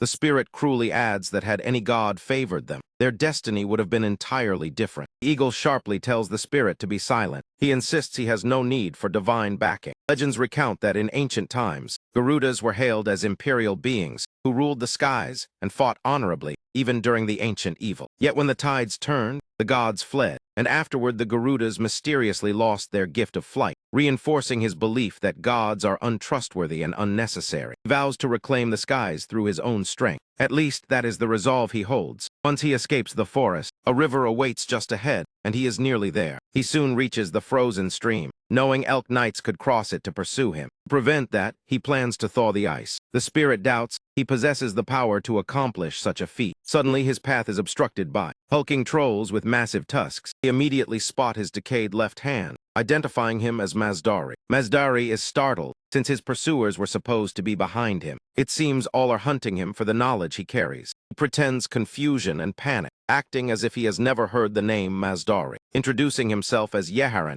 he claims to hail from a Garuda settlement. He explains his damaged arm as a childhood burn, rather than rot. The trolls plainly see no sign of burn scars. He argues burns differ from decay, just as trolls differ from Garudas, then shifts the topic by asking if they seek a Garuda named Mazdari. Confirm and insist even a runt like him must know of the alchemy tower. He admits familiarity with the tower beyond the Sky Mountains, denouncing its alchemists as frauds, while the troll boasts that their knights have surrounded it. Yet some alchemists escape, and under royal command, he now hunts them to prevent their knowledge from spreading. The eagle assures them the Garuda alchemist will be easy to locate given their rarity, even offers to report any sightings. The trolls demand he approach, refusing to release him without verifying he is not an alchemist. With little choice, he raises his hands and submits to inspection. They then demand he surrender his bag. That moment pushes Mazdari over the edge, knowing his cover is doomed. Sensing his aggression, the trolls strike back. Mazdari swiftly grabs a potion and hurls it into one troll's eyes. His face instantly begins melting like wax under flame. News spreads rapidly that the rotting-handed man has been found. Soon the trackers trailing him arrive,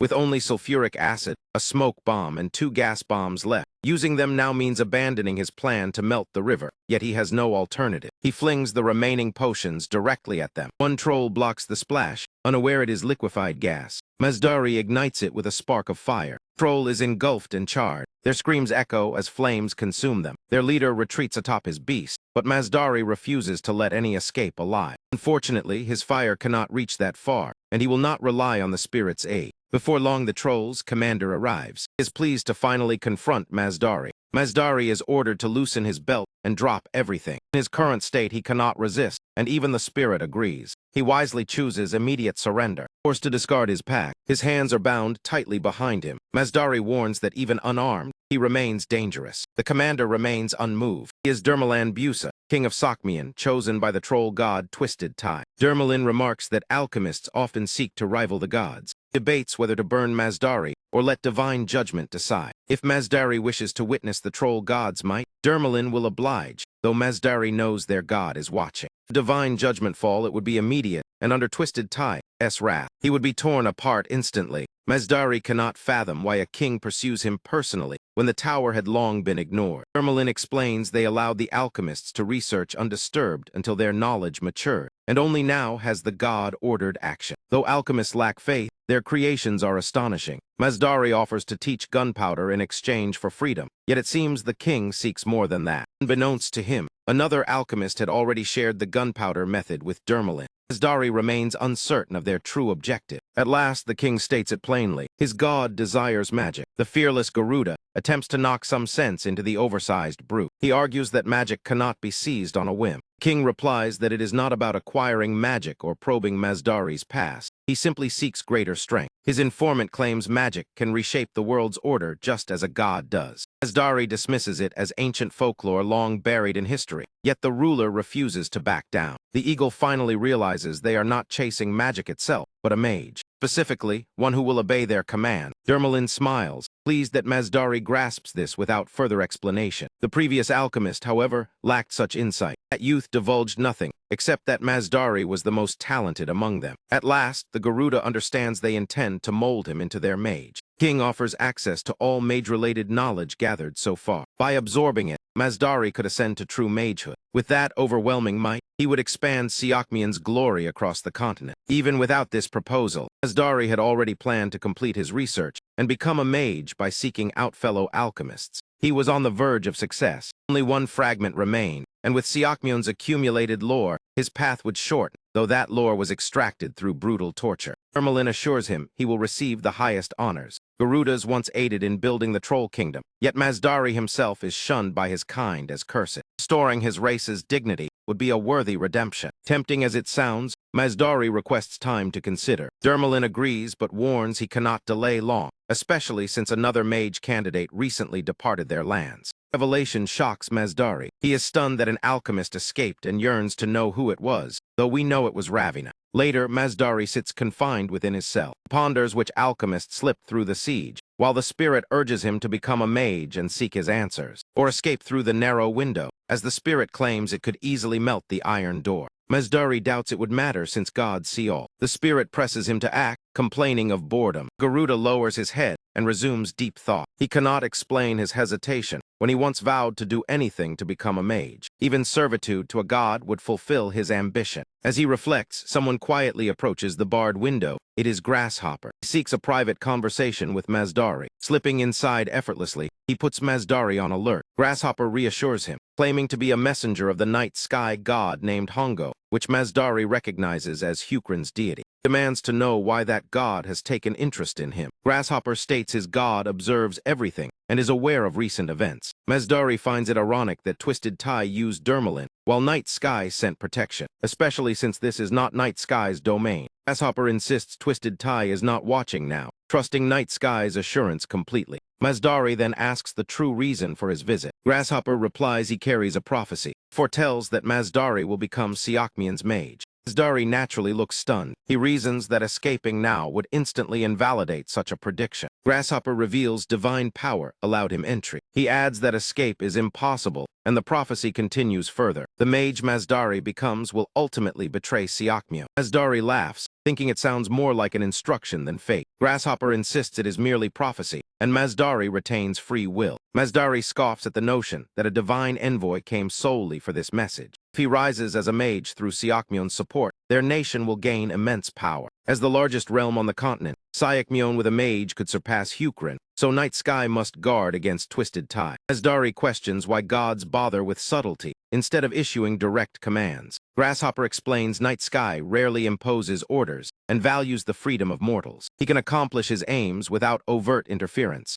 Mazdari struggles to grasp this, wondering what happens if he defies the prophecy. Grasshopper believes Night Sky would neither rejoice nor despair regardless of the outcome. His task complete, Grasshopper prepares to depart, advising Mazdari to conceal rebellious thoughts lest Twisted Tie overhear. If that god senses betrayal, it will never succeed. With that warning, Grasshopper disappears. Mazdari remains alone, contemplating his fate. Spirit urges escape, yet Mazdari has reconsidered. Though he once despised deities, he now intends to follow the prophecy's path. He seeks revenge against those who imprisoned and tortured him. He also vows to avenge slain alchemists. Deciding betrayal after becoming a mage is ideal. Notably, Night Sky may have foreseen this choice. Even so, Mazdari shows no fear. He abruptly rises, declaring his decision made. Mazdari will serve Siakmian. The story shifts to a solitary vessel crossing the open sea. It reaches Sachin with Lump and Ravina aboard. They prepare to dock. A modest port between Orezin and Maganin thrives on fertile plains and farming, appearing unremarkable until one learns its secret. Hidden here lies Hukrin's covert ordnance facility, built by the shoreline for easy transport of materials. Lump clarifies it is more than a weapons factory. It serves as a hub for knowledge shunned by believers. The cargo they carry is also born from such forbidden learning. Lump cautions Ravina against speaking openly about it. She counters that Night Sky commanded it, so it cannot be wrong. Still uneasy, Lump prays for protection before testing the newly crafted weapons they brought here. Ravina marvels at Lump's faith,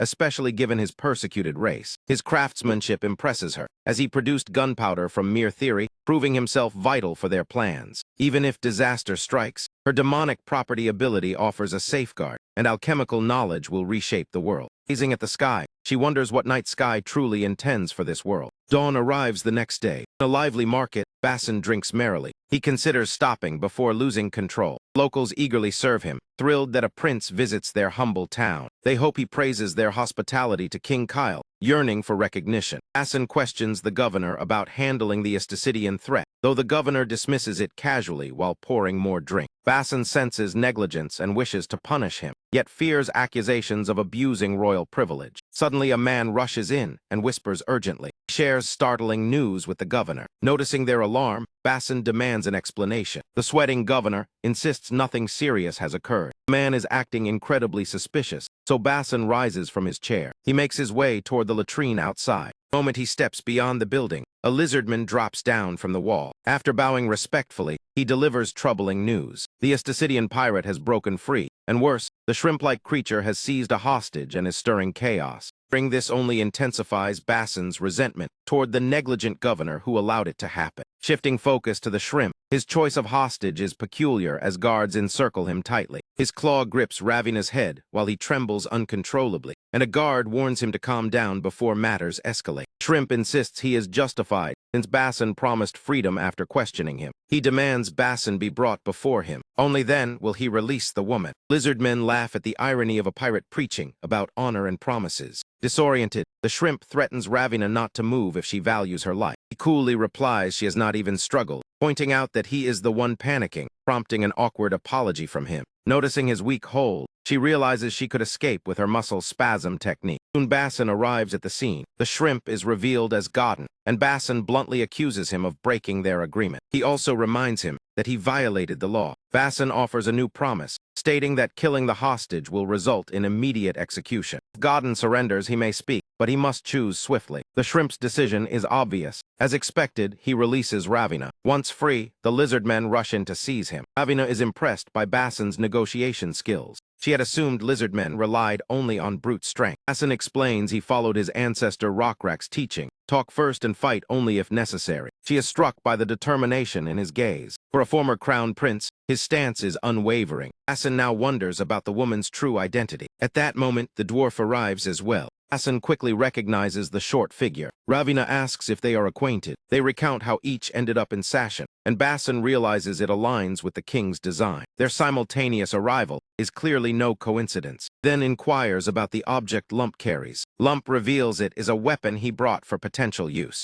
It is indeed a true weapon. The setting shifts to Huckrin's hidden ordnance factory. It is a secret installation unknown to outsiders. Many similar heavy barrels are stored there, and Basson is unsure how they function. He guesses the hole might reduce weight. He lifts and slams it down experimentally, only for Lump to scold him that this is not its purpose. Lump retrieves it to demonstrate properly. He points to a wooden board marked with a red circle as the target. He produces a pouch of gunpowder. He explains the purpose of the black substance. He pours it into the barrel and tamps it down firmly. Next, a projectile is inserted. With everything set, the fuse is lit. The cannon stands ready with the flame hissing. It fires, sending the projectile crashing through the target. Impact obliterates everything in its path. Basson is stunned, ears ringing, as the blast rivals divine thunder, leaving him questioning its purpose. Ravina calmly answers that it is meant for warfare. She notes Basson's earlier conflict with pirates led him here unexpectedly. He also stopped to load this cannon, which was part of their mission. Basson remains amazed at the weapon's devastating force. Yet he observes the lengthy loading process and preparation required. Delay and difficulty in adjusting aim limit its speed in battle. He believes it could kill scattered soldiers, but might struggle against spread formation. However, multiple cannons would change everything, especially against cavalry. In sieges against fixed targets, it would prove formidable. Even its immobility aboard ships could be offset by its firepower. If such weapons had been used against pirates before, victory would have been swift, and naval warfare would highlight their strength. Elsewhere, Nebula senses Basson's thoughts. He agrees partially, but believes much development remains. Field cannons are impressive for now, yet future weapons will surpass them, as these are slow and require cleaning after each shot. Their weight demands several operators in training, and damp weather renders black powder unreliable. Still, with Kyle's brilliance and Lump's talent, advancements may come quickly. For now, they rely on current designs, but Nebula expects rapid improvement. Widespread gunpowder use will spark an arms race and likely war, surprising Eldar. Wisdom's rapid resource gathering troubles Nebula most. Such accumulation hints at preparation for conflict. Yet Nebula is not idle himself. As power grows, the scale of future wars will dwarf previous ones. He is eager to see whose preparations prove superior. Focus shifts to Tian's uneasy expression. She views Ravina warily, sensing danger. Basson dismisses her concern, seeing Ravina as merely human. To him, she is no more threatening than Tian. Offended, Tian jokes that lizardmen and frogmen appear identical to her. He stresses that humans and elves are entirely different species, incapable of interbreeding. Nevertheless, Basson insists Ravina's curse does not make her monstrous. Tian reluctantly accepts that. She reminds him Ravina rejects the gods, though Basson respects her right to doubt. Tian argues alchemists do not doubt. They outright deny divine existence. Their debate is interrupted by a report of unknown ships approaching. The vessels are advancing at alarming speed. Basson orders immediate identification. The answer becomes clear quickly. Gaedon shouts that they are the Deep Night pirates. Though the ships differ from his former crews, they are main fleet vessels from the southern continent. Gaedon trembles desperately in the background. Tian confirms the threat, leaving battle as the only option. Basson eagerly embraces the opportunity. He intends to test the cannons in real combat. Reluctant, Tian orders the crew to prepare them. Basson remains fearless despite limited knowledge of the enemy. The lizardmen adjust the tiger cannons toward the approaching ships. The fleet consists of only 4 vessels, currently aligned side by side in a horizontal formation. The opposing force aboard the ships appears to be deep ones. They burst into laughter at the sight of merely 4 ships facing them. Their pirate leader is so certain of victory that he expects praise from the Deep Night god. Once our ships finish lining up and halt, the enemy grows confused, briefly assuming fear has forced a surrender. That assumption is wrong because the moment they enter range, Basson commands the attack. Lizardmen immediately unleash their assault. Cannons roar as they bombard the enemy relentlessly. One cannonball strikes a fish-like pirate head-on, obliterating his face instantly. Barrage does not let up. Shots continue landing on deck, forcing the creatures to scatter in panic. It proves devastating, as they are torn apart as easily as chopped vegetables. The enemy fleet pauses its advance, though only for a moment. The pirate captain bellows for his men to push forward, confident the cannons cannot fire continuously. Basson notices their resolve and orders preparation for another volley. Recognizing these foes are far from mindless beasts, Fish Commander feels vindicated when the gunfire ceases, believing his guess correct. He instructs his forces to close the distance further. What he fails to realize is that Basson has already arranged a second assault. The instant the signal flag drops, fresh cannon barrage erupts, as a second team was ready to counter the long reload interval. Basson anticipated the delay between shots and organized his forces accordingly. He then orders Tian to widen the gap to allow reloading time. His priority remains protecting the cannons and gunpowder, not needless slaughter. Still, he will not hesitate to eliminate them if pursuit continues. On the pirate ship, chaos reigns as survivors struggle to recover. Captain urges his crew to control the sails and steer closer, convinced proximity will neutralize the cannons' advantage. Basson expected such a tactic, knowing it was difficult to sink ships with lighter artillery, so he prepares the heavy cannon. At his command, the lizard men roll out the massive gun. Its barrel looms ominously toward the pirate vessel. Basson gives the order and the cannonball is launched. It rips a colossal hole through the hull, crippling the ship beyond repair. The pirates abandon the sinking wreck, leaping into the sea. High above, Nebula observes the entire clash. He is pleased, as luring the pirates here allowed a proper test. Cannon's effectiveness has been proven. The pirates are routed with minimal losses on Basson's side. And with Ravina present, failure would not have been catastrophic. Nebula admits Basson exceeded expectations, even acquiring a commander's skill that enhances leadership. In Rockrek's era, strategy mattered, yet individual prowess often decided battles. With firearms, however, combat becomes standardized, elevating the importance of command structure. Nebula eagerly anticipates the day Basson matures into an unstoppable force. Soon after, Basson receives covert instruction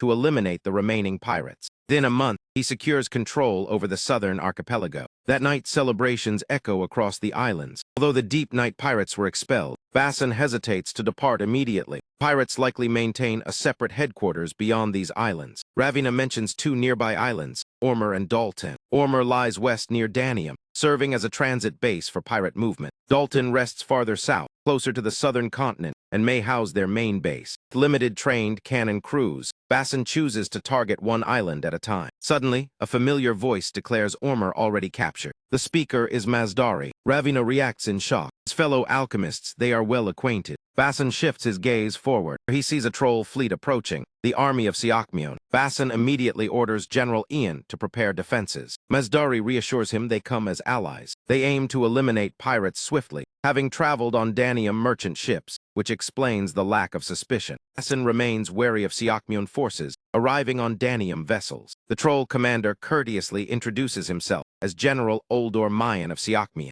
explains their lack of southern ships' forced reliance on Danium, and claims no hostile intent toward Hukrin, only mutual interest in crushing pirates. Basson acknowledges the logic, noting the pirates had already invaded Hukrin territory. Yet Oldor presents conflicting information. He asserts Hukrin never formally controlled the archipelago, though Basson counters he respected local autonomy while receiving tribute under the shared night sky fate. Oldor questions the white spider god worshipped there, and Basson clarifies it is another name for night sky, with a priest en route to confirm. Internally, Basson suspects Oldor intended to claim the islands had he arrived first, especially given Siakmion's use of Danium ships. This hints at cooperation between nations, and Basson foresees involvement from others as well, turning the southern continent into a contested prize. Ultimately, competition for access to the southern continent appears unavoidable. Basson asks if Oldor plans to advance toward Dalton, and the general confirms his intent. Basson smiles, having expected that answer. He decides to enjoy the night's celebration before moving again. The expedition resumes at dawn. Siakmion forces accompany them.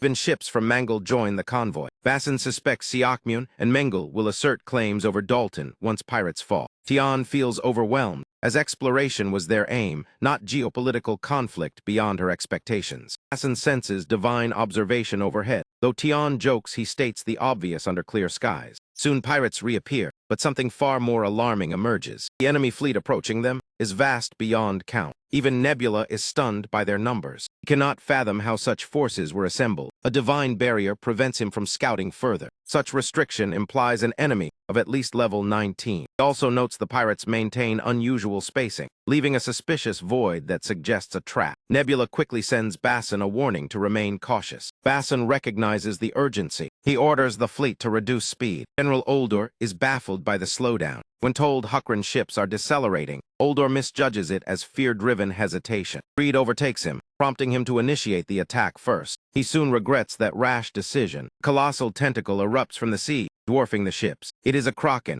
and a single lash crushes numerous troll soldiers. Moments later, one ship is ensnared by its limbs. The vessel is crushed and shattered under relentless strikes. Nebula had foreseen this outcome, which is precisely why he delivered the revelation without any delay. As we peer into the depths of the sea, we catch sight of a colossal tentacled monster so enormous that Nebula gauges its length at no less than 500 meters. The thing stretches for half a damn kilometer. Fortunately, Nebula's swift judgment prevented his crew from being needlessly obliterated. Krampus, unsurprisingly, is furious since his troll vessels are taking the heaviest losses. He accuses Nebula of failing to alert him sooner. Yet our man smooths things over with an apology, explaining he himself learned of it at the last minute and had no chance to give advance notice. Krampus refuses to accept that explanation and insists this was orchestrated by Nebula from the start. Our guy sticks to the same calm rebuttal as before. Apparently the Kraken is a lone entity beyond the authority of any faction, meaning it wouldn't hesitate to attack the Deep Ones either if circumstances demanded it. Might be under the Deep One's control. Nebula proposes a different possibility, considering the Kraken belongs to that ancient malevolent force. Perhaps it shares a mutually beneficial bond with the Deep Ones. Though Nebula failed to alert Krampus about the Deep One's first ambush, he redeems himself by warning them ahead of the second strike. The Deep Ones will surface and assault from between the Kraken's writhing limbs. In return for that courtesy, Krampus chooses to repay the favor by informing Nebula about an impending third offensive. It turns out a third pirate armada is already advancing and appears intent on boxing them in, so none can flee the Kraken's fury. Krampus turns to Nebula for guidance on how to repel this maneuver. Our hero only responds with a playful jab, questioning whether Krampus truly requires any counsel. After all, Krampus could simply unleash the secret weapon he's been concealing. But before its reveal, we are shown another vessel being dragged under by the Kraken. As the Kraken proceeds to tear apart the unfortunate ship into fragments, Mazdari is busy working on his craft, carefully tracing a circle when a massive rock suddenly crashes down onto him. Once he shoves the heavy stone aside, he finalizes the strange mystical circle he has been sketching. He worries the spell may not greatly assist his efforts. No sooner does he complete the circle than General Oldor arrives, almost as if destiny summoned him. He is about to witness the extraordinary result of Mazdari's recent preparations. Clueless about Mazdari's intentions, the general asks what the radiant circle signifies. Mazdari explains that this act is exactly why King Dermalin of Sokmion recruited him, sent him southward, and why General Oldor had been searching for him. The answer is simple: magic. Before performing his feat,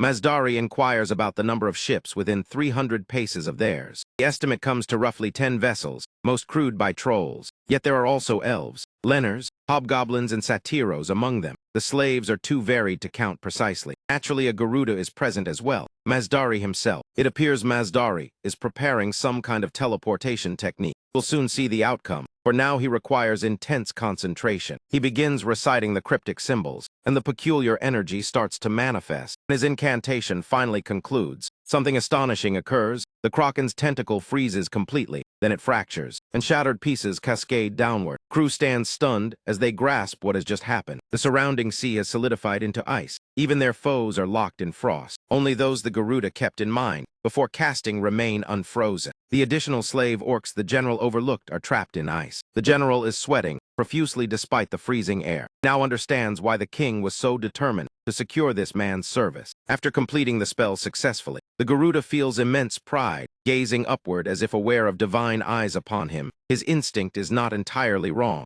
Our protagonist is equally captivated observing the frozen time spell unfold. This appears to be the ace Krampus had kept in reserve. Nebula wonders why the Garuda selected this specific spell over countless others. Perhaps the reasoning will soon be revealed. Sometime afterward, the group resumes their voyage. Jason remains awestruck by the sorcery he just witnessed. The pirates, aside from the Kraken, were formidable opponents. Without the Garuda's intervention, victory would have been hard-earned. Thanks to the spell, the Kraken was neutralized swiftly, and Danium, along with Mangle, could drive the enemy back. Otherwise, their fleets might have been shattered and suffered severe losses. Now that Siakmian has exposed their hidden mage's strength, they intend to leverage that power to assert dominance upon reaching the new continent. Bassin is convinced the Deep Night pirates will not surrender after a single setback. If their leader commands forces comparable to a nation, then they undoubtedly retain vast numbers. Soon the lookout reports Dalton Island within sight. However, something is also racing toward them beneath the waves. Bassin demands a precise account of the approaching danger. What the lookout observes next renders him mute. His reaction suggests he has witnessed something absurdly unexpected, like airborne fish. And indeed, he is seeing fish soaring through the air, with fishmen mounted atop them. The moment the creatures burst from the sea, the fishmen launch an assault on General Oldor's troops. In their initial charge, each rider claims a victim with sharp spears. Meanwhile, the general panics at the sight of fish gliding overhead. It feels utterly insane. What could possibly come next? Flying dicks. The unfortunate trolls are being drowned even as they are impaled. Bassin and his men can do little, but watch the brutal slaughter unfold. Aquatic knights knock foes from the deck into the sea where lurking deep ones finish them off. Bassin orders the deck cleared and suggests retreating below. Yet a companion warns that the creatures are scaling the hulls. Vacating the deck would give them free access aboard. If vigilance slips, the vessel will fall as well.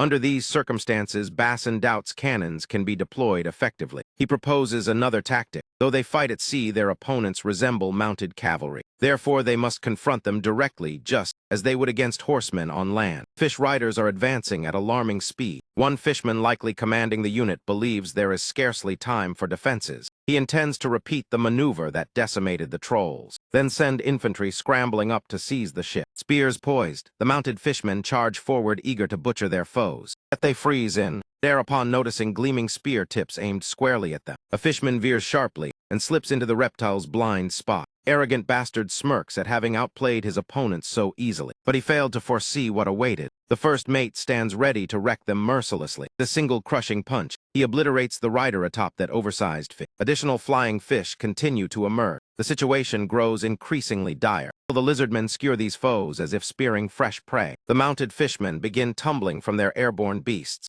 are executed without mercy. Bassin shouts instruction. Keep distance from their jaws. Their true threat lies in the spears, so avoid reckless pursuit. He urges the troops to brace their spears and hold formation. They comply, and the tactic proves effective. Though it appears innovative, it is merely a variation of an established method. Fortunately, Bassin trained against cavalry. Facing them at sea may be simpler than on land. Cockatoo riders can weave through spear lines, but these fish mounts struggle with sharp turns once airborne. General Oldor's forces adopt the same approach and gain some success as well, yet it still falls short of completely stopping the creatures. From the crow's nest comes word of additional pirate ships numbering perhaps over 120, since the earlier vessels are still engaged in combat. Should the pirates press in, the ships could become entangled, making cannon fire nearly impossible. Consequently, Bassin boldly opts to advance rather than withdraw. Tian questions whether this choice might doom them. After all, they are the sole fleet pushing ahead. Bassin reassures her that the others will soon follow behind, though the promise offers little comfort. Bassin insists on pushing forward so he can fire the cannons freely without risking damage to allied vessels. At that moment, Mazdari swoops down from above, touching down directly before Prince Bassin. He has arrived to challenge Bassin's strategy. If Bassin fires while their allies and the 100 pirate ships are clustered together, both sides will be blown apart at once. Bassin cannot fathom why he would deliberately strike his own allies. From Mazdari's perspective, Hukran has tense ties with other realms, and this could be the perfect excuse to wipe them out under the claim that cannon fire was unavoidable. Hearing such a reckless suggestion from Mazdari catches Bassin completely off guard. Even so, Bassin assures him he has no intention of harming allied forces in their present situation. Conflict with the Deep Ones is far from settled, and there is no certainty these 120 ships represent the final threat. Abandoning the larger objective for short-term benefit is the hallmark of a fool. Mazdari observes that in this regard, Bassin resembles his god and fellow believers. Bassin catches part of that remark, prompting Mazdari to quickly change the subject and claim he only came to offer magical support. Having their artillery ready is wise, since something dangerous is charging straight at them. A single pirate vessel hurtles forward at insane speed, dragged by an enormous fish. It appears to be the captain's flagship, resembling a swollen pufferfish packed with muscle rather than air. Its sole command is to annihilate every opposing ship in sight. The one leading it is Yehun, the Black Order High Priest and head of the Deep Night Pirates. Colossal creature propelling the ship is ancient, sparkling, till a sea serpent of immense size. Yehun bellows wildly from atop his vessel. Certain of his strength, He imagines crushing all resistance, seizing the continent, and rising to supreme authority within his order. This monstrous serpent is actually an abominable god, likely subdued and driven by the Deep Ones. Nebula cannot comprehend how they manage to tame such terrifying sea beasts. Abominable gods and abominations are foes players must defeat to earn domain trophies, and they serve as monsters under the evil god Sha-Cha, whose unique domain likely grants control over them. After defeating Jiuel Wubai, Nebula also acquired a rare domain, specifically the domain of corpses, which was entirely unique, suggesting Sha-Cha may wield something similar. Pirate fleet draws perilously close, and at this pace collision is inevitable. Eldar anxiously wonders if no one intends to intervene. Nebula, however, avoids interfering, unless absolutely necessary. There is still a chance, and that chance rests with Mazdari. At last the cannons thunder into action. Unfortunately, the cannonball rebounds off the abominable god, as though it struck rubber. Since ordinary artillery proves useless against this titan, Hassan commands preparation of the king cannon, lowering its angle to fire straight ahead. The odds remain slim, as there is no assurance the creature will stay put long enough to be hit. Even if it connects, there is doubt the blast will inflict meaningful harm. Bassin rebukes such defeatist talk, reminding them that under Hukrin law, undermining morale in wartime is punishable by death. Mazdari offers assistance, though he stresses magic cannot be cast at will. Certain prerequisites must be met first. He must physically touch the creature, then restrain it so it cannot escape. In addition, he requires enough time to calmly drink a cup of tea. The conditions seem manageable to Bassin, and Mazdari plans to circle the beast and inscribe a magic seal atop the ship. Someone must guard the circle from disruption and protect him while he concentrates during the casting. Though the terms sound straightforward, achieving them amid battle will be extremely difficult. Still, if everything aligns perfectly, slaying the monster is entirely possible. With that, Bassin raises a crimson banner, signaling his allies to brace for the coming turmoil. Yoni immediately senses the gravity, since Bassin never waves that red flag lightly. The scarlet signal instructs his comrades to crash their ships together, forming a tight cluster with the flagship centered. The reckless scheme leaves Tioni nearly frantic. Even seasoned Mazdari admits Bassin's audacity borders on madness. Bassin then issues another command directed at Mady, tasking him with warning everyone to brace for collision. The giant inhales deeply, and his thunderous voice echoes across the battlefield. Receives orders to prepare for the next phase as well. The abominable god looms before them, ready to rip them apart. But their king cannon stands poised too. The first massive shot fires, striking the beast square in the chest. Despite the hit, the creature survives and prepares to devour those on deck. Bassin urgently commands the gunners to fall back. Irritated, the monster snaps up a lizardman in its jaws. Bassin orders archers to pin it down, preventing free movement. Meanwhile, Mazdari completes one magic circle, leaving 3 more to place elsewhere. Bassin resolves to serve as bait, holding the enemy's attention while the remaining circles are drawn. He offers Tian a brief apology before leaping onto the enemy vessel. In their dire circumstances, Tiona accepts the risk, understanding there is no room for complaints so long as the Garuda does not overdo his recklessness. As Bassin lands amid chaos, Ravana suddenly appears beside him. To his alarm, she has chosen this perilous moment to join him, unwilling to retreat after waiting so long. Suddenly, a massive axe crashes down where they stood moments earlier. The attacker is a bulky fishman eager to challenge the platoon captain. Bassin has been seeking this confrontation as well, so he welcomes the encounter. The duel begins with Bassin charging fearlessly at his foe. He'll collide, sending showers of sparks across the deck. The overweight fishman recognizes Bassin's intent to stall for time, allowing magic to be cast. Yet he boasts that nothing can overcome his strength. Strikes with blistering speed, forcing Bassin to evade at the last instant. A heart beats slower, and his head would have rolled, making it clear the opponent is formidable. More troubling is that the enemy understands magic well and knows how mages sacrifice allies to gain time.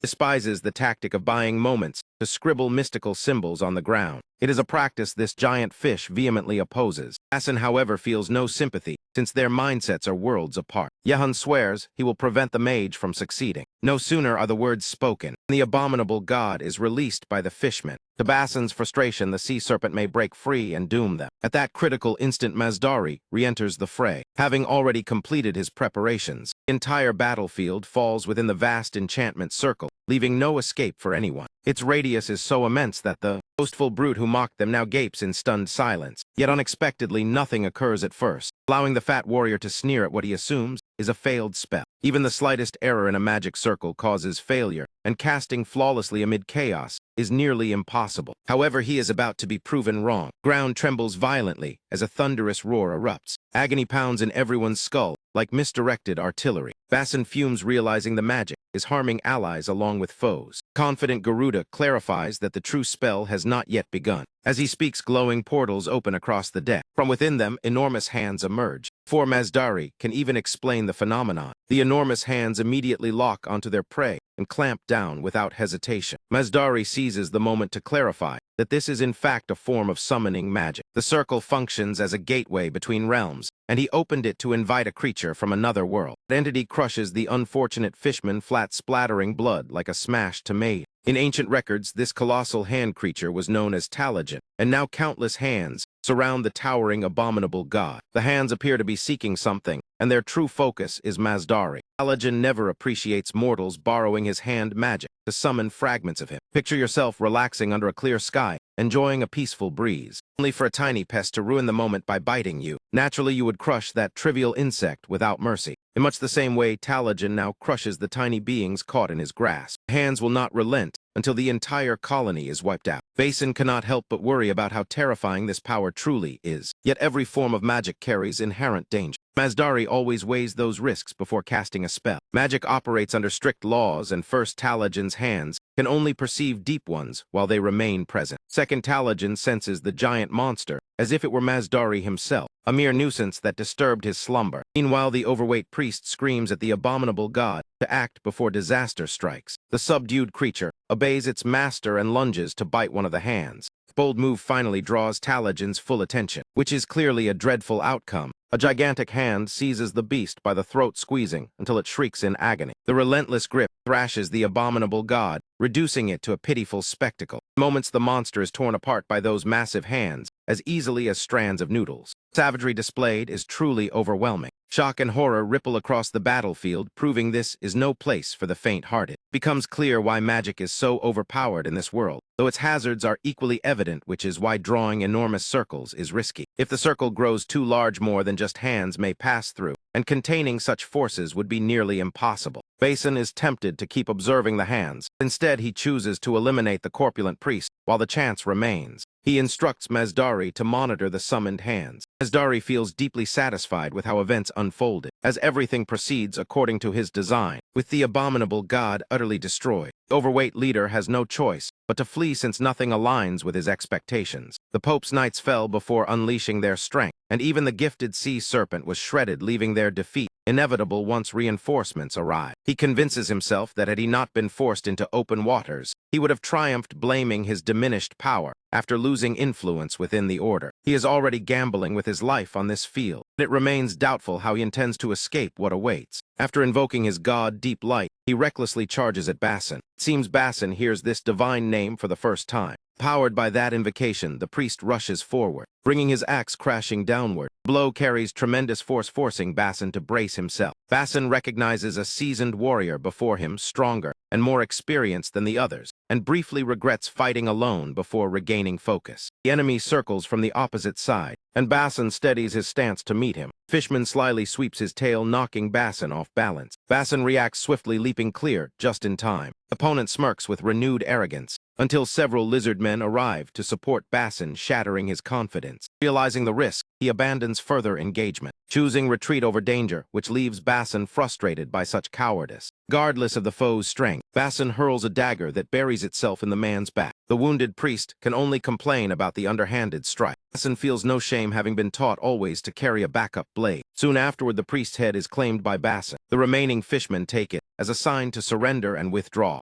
Later, Basin asks for an update on the battlefield. Reports indicate only minor clashes remain with a few fishmen. As for Talagen, the summoned hands begin tracing their own circle, eerily mirroring Masdari's design, and only he could explain it, yet he is absent. Once the circle is completed, the hands attempt to activate it. Basin rushes toward them, fearing catastrophe. Ravenous swiftly halts him. She reminds him the hands are merely casting magic, assures him no harm will follow. As predicted, Talajan fails to trigger the circle. She explains that magic obeys precise laws, demanding meticulous detail and flawless execution. Even the smallest flaw renders a spell useless. Using her natural aptitude, she subtly induced an error in the casting, then suggests moving to assist the other ships. Masdari restricted Talajan so it could only sense deep ones, and without targets it may lash out unpredictably. Such a conscious being from another realm possesses knowledge far beyond mortal understanding and could endanger allies. Bassan agrees this makes the creature more threatening than the pirates themselves and insists on vigilance. Ravana chooses to remain behind to monitor its movements. He allows Bassan to depart, but warns him never to trust Masdari, citing firm reasons. She recalls when Siakmian knights stormed the alchemist's tower. Many alchemists perished or scattered, while she narrowly escaped, and others were captured before leaving Siakmian. Siakmian extracted their knowledge, yet only Masdari claimed it entirely and rose as a maid. She suspects betrayal enabled his rise, and that suspicion drives her presence here. Her expertise can counter magic, and while summoning Talajan was manageable, the independent hands posed grave danger, as proven by their attempt to draw a circle. Bassan grasps her implication that Masdari may have intended collateral harm. The bold accusation soon receives a response. Masdari himself speaks hurt that she doubts him. He never expected her to question their bond so harshly. Ravana clarifies they were never truly friends. She always viewed their relationship as strangers from different worlds, like a cow observing a chick. Evidently, Masdari felt differently about her. Even admires the metaphor she used, proving her intellect was what drew him to her. Bassan, however, questions whether the metaphor was truly so profound. Seeking clarity, Masdari begins explaining his intentions. He cites his master's book, which recorded Talajan's hands, warning they would eventually cross into this realm if ignored. Trusting Ravana's ability to stop them, he gambled on summoning the hands, and the risk ultimately succeeded. Additionally, he suspects multiple spies have infiltrated Hukran's fleet, working covertly on behalf of rival nations. Bassan acknowledges that suspicion as true. Truth, he believes the number of infiltrators likely exceeds 10. Masdari continues explaining that those spies probably saw him slay the sea monster with magic and witnessed Talajan's hands, nearly crossing over, which was exactly his intention. Now the infiltrators will report that Masdari attempted to deceive Hukran and cause widespread destruction. The pieces align as Masdari orchestrated events to convince observers he remains loyal to Sakmian, making it appear he boarded Hukran's ship with hostile intent. He even refrained from disabling Talajan's hand magic to support that illusion. Talajan began casting independently. It was Ravana who interrupted the attempt. If that version spreads to other nations, it solidifies Masdari's supposed loyalty to Sakmian. Bassan finally realizes they must stage a convincing clash to make Masdari's betrayal look genuine. So they begin acting as sworn enemies, exchanging exaggerated dramatic lines to sell the performance. Once the theatrics conclude, they charge at one another in a staged life or death duel. Later, Sakmian and Hukran forces arrive at the agreed island. Onshore, fierce negotiations unfold between General Oldor and Bassan. Bassan pushes for better conditions. The stubborn tusked general refuses to budge. He insists the current agreement is equitable. Unable to secure more concessions, Bassan transfers Masdari to Sakmian under the finalized terms. Hukran gains a brief ceasefire and control of Dolton Island, though Bassan had hoped for months of peace. That ambition fails, and Oldor agrees, only because acquiring Masdari is worth the truce. With a mage at his disposal, he believes Dalton Island can be reclaimed whenever desired. Thus the campaign against the Deep Night Pirates ends, and Sakmian withdraws temporarily. That evening, focus returns to Oldor. They plan to reach Bavran the next day to gather supplies during the ceasefire. Later, Oldor encounters Masdari busy sketching more circles. Assuming magical practice, the uneasy general suspects potential danger aboard. Masdari calmly explains each circle has a purpose. The one before them conceals actions from divine sight, albeit briefly. Without it, during his staged fight with Bassan, the twisted Thai god might have interfered. Perhaps even the night sky god would have intervened. Yet Masdari's survival proves the spell succeeded in blocking them. Oldor cluelessly asks for more detail. Unfortunately for him, the circle beneath his feet is ignition magic. Masdari activates it, revealing its name with a chilling tone. Flames incinerate the general completely. Meanwhile, the anti-divine ward prevents any twisted god from intervening. Oldor vanishes into ash. Masdari assures him the blaze cannot spread beyond the circle, sparing the ship. Soon nothing remains but ashes, an astonishing sight. Next, he proceeds to the following objective, triggering yet another spell. Dead rat lies nearby, which mutates upon touching the crimson circle, transforming into a reanimated corpse. The spell is known as Magic Zombie Epidemic. The revived rat crawls toward sleeping troll soldiers, begins biting them in succession. The result is predictable. A zombie outbreak erupts across the vessel. In the morning, every soul aboard has become undead. Aimless walking corpses. The architect of this calamity boards a small boat and leaves the infected ship adrift. Nebula observes the entire sequence carefully. Exactly as he anticipated, prophecy of Mazdari betraying Sukmyon has come true. To Nebula, it is all part of a grand design, manipulated from behind the scenes. Currently, he and Wisdom play a board game to pass time. The ceasefire has stalled events, though it was never in Wisdom's broader scheme. Wisdom even invites Eldar to join the match. Nebula declines since he seeks worthy challengers. Having defeated nearly everyone, he finds Eldar uninteresting. He feels triumphant after crippling Wisdom's army. Wisdom seems unaware, yet Nebula acknowledges his competence above others. Wisdom feels honored by praise from a rival he respects. In a final move, Wisdom checkmates Nebula, claims victory in the game, though the greater war is already lost. With the match concluded, Wisdom departs, while Nebula quietly savors success. Later, Nebula displays a status screen, confirming the prophecy's fulfillment. Runda struggles to grasp prophecy logic, comparing it to desiring an apple, then eating it. Eldar explains such cases are self-fulfilling prophecies. When one triggers an, Runda admits Nebula manipulated Wisdom cleverly. Strategic brilliance is impressive. He invited Wisdom to play go precisely, to distract him from noticing Mazdari's betrayal. By now, Wisdom may realize the deception. Runda praises Nebula again, though warns events are not finished. Mazdari is not the only mage alive. Other nations like Guman and Daniam also captured alchemists, and even created mages through cursed means posing future risks. Yet Nebula never implied Mazdari would be the sole traitor. His companions stare in disbelief at his implication. Soon clarity arrives. 2 new notifications reveal Mage Tale and Mage Yan betraying Juman, effectively placing nearly all Third Continent mages under Nebula's influence. Far away in the mountains, Wisdom appears grim, having been outmaneuvered. He now recognizes the folly of trusting Nebula and feels humiliated for focusing on a trivial game while Nebula orchestrated real strategy.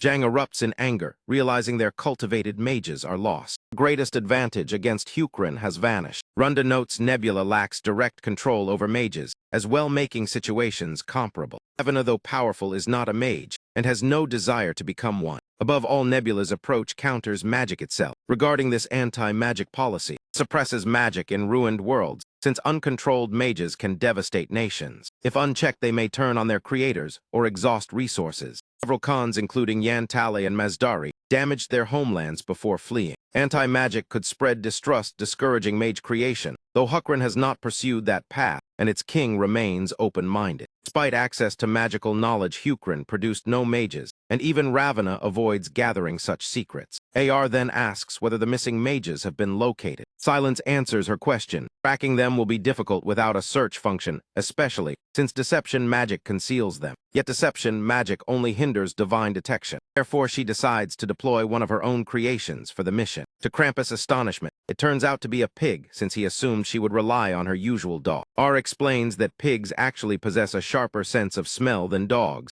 and she once used them to hunt truffles. The pig is named Dasamo, and his extraordinary nose makes him ideal for tracking. This revelation restores a sliver of hope to Wisdom, who believes locating the runaway mages will reduce uncertainties. Even if they fail to find them, the situation is not as dire as Runda suggested. From a broader perspective, Nebula uses similar tactics against everyone, yet they still command 5 times his power and can mobilize forces 8 times larger. Chang advises caution, noting that if raw national strength were enough, alliances would be unnecessary. Wisdom emphasizes that neither side currently wields magic. Firearm technology also matches Nebula's, so by uniting manpower, victory should be attainable. That said, he warns against complacency rather than fear. Unity is their strongest defense, since Nebula favors divide and conquer, so only solidarity can counter him. Wisdom is convinced Nebula still seeks to fracture them, so enemies turn on one another. As long as their coalition holds firm, he believes success is achievable. At least that is Wisdom's conviction. Leaders deliberate together, while an unseen mole quietly listens. The scene transitions to sitting Buddha Valley inside a tunnel. The 3 mages sit together, and with all present, Mazdari begins speaking,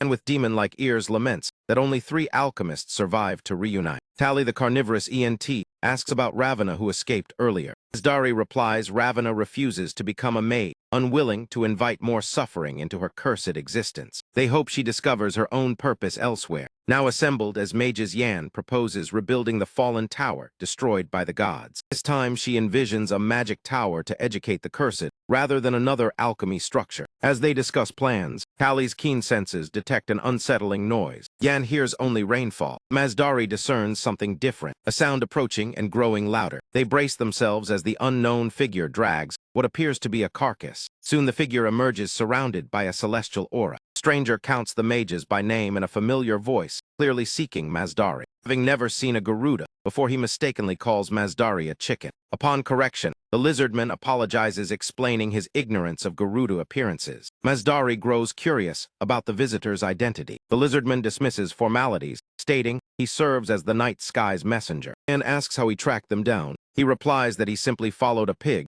rather than searching intentionally. That pig was AR's familiar created by a god to locate them, but the messenger severed its link and killed it, preventing exposure. Masdari finally realizes who stands before them. It is Rak, an apostle of the night sky, capable of slaying divine creations with ease. Masdari suspects Rak intends to kill the mages, yet Rak denies it, noting they would already be dead without his help. Ali expresses gratitude, but worries the pig's demise could reveal their location. Rak assures them the night sky is preventing such exposure. After cutting the pig's divine connection, he destroyed it, and the night sky replaced it with an identical creation. The overseeing god now watches the wrong pig. Masdari demands to know Rak's true purpose, if not hostility. Rak proposes explaining everything after they share a meal. Ironically, the slain creation becomes their midnight feast. The three mages eye the cooked meat uneasily, unsure whether to partake. Rak remains completely relaxed, even cheerful about the meal. The others fear provoking a god's apostle and doubt they could defeat him, especially within the cramped cave. Rak urges them to eat while it is still warm.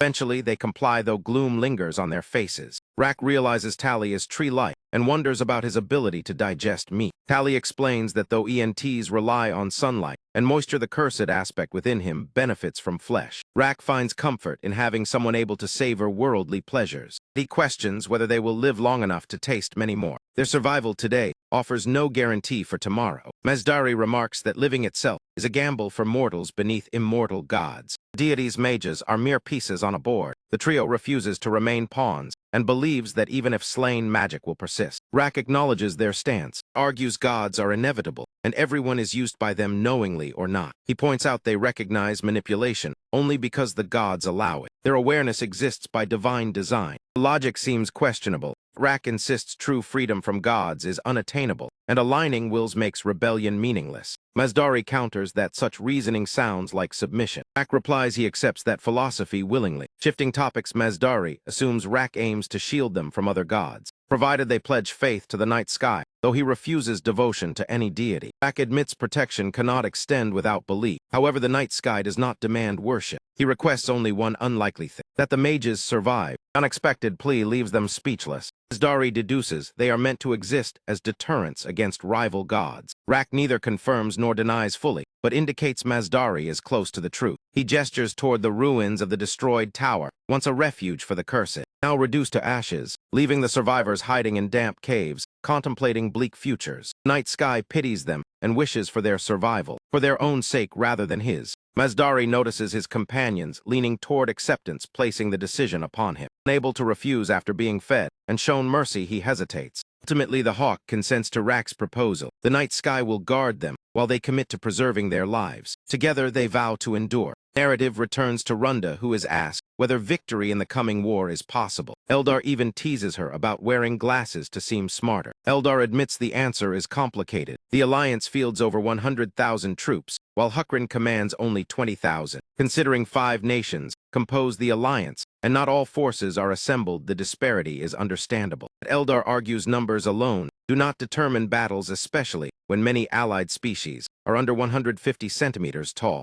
Kobold Amgul's average about 110 cm, Lenargiakawas around 150 cm, and only troll Siakmians reach 230 cm. Hukrin fields lizardmen whose combat prowess surpasses those races, and as chosen ones they excel defensively. However, their defensive superiority diminishes once firearms enter the conflict. Even so, Hukrin is still a force to be reckoned with because Nebula possesses an exceptional divinity rank. He has already reached level 20, whereas Wisdom, the Alliance's top figure, remains at level 19. A higher divinity tier allows control over more creations, which grants Nebula a decisive edge. despite everything seemingly favoring Nebula. Runda cautions her ally that their opponents consist of 5 deities. Hearing about 5 gods catches Eldar off guard, since he believed the alliance counted only 4. The unexpected revelation is that Runda herself makes up the 5th member of the alliance. Eldar has no issue with her choosing any faction she prefers. What confuses him is that she had been openly working alongside Nebula until just moments ago. In response,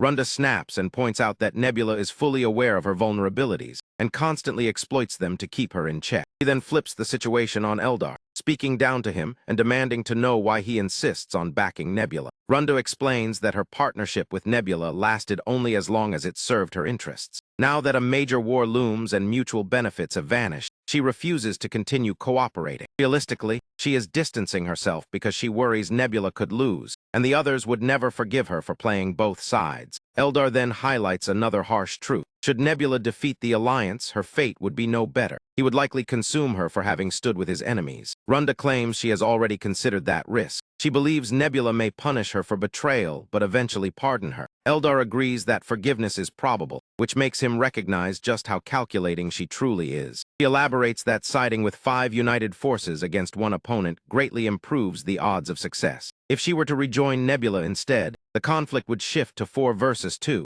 making the result far less certain. For her, aligning with the likely victor is essential. Ultimately, Eldar does not attempt to stop her choices. In fact, he is unsure why she felt the need to confide all of this in him. Runda then reminds him of something critical. If Eldar joins the other 4 nations, their chances against Nebula would increase dramatically, elevating her importance within the alliance. Eldar grasps the strategic impact of that idea. Even so, he feels no urge to turn against Nebula. After all, he has devoted his entire life to mastering this single game on his own, both here and in reality. Eldar senses that Nebula's motives extend beyond a simple desire for victory. At present, he cannot fully decipher Nebula's ultimate objective. In any case, Runda decides to wrap up their discussion since she needs time alone to reconsider her strategy. The moment she departs, Eldar reaches out to Nebula, starts outlining the dilemma Runda is facing, explaining that she remains torn and undecided. To summarize, Nebula gathers that he is also attempting to persuade Eldar to join the alliance, turning the situation into 6 against 1.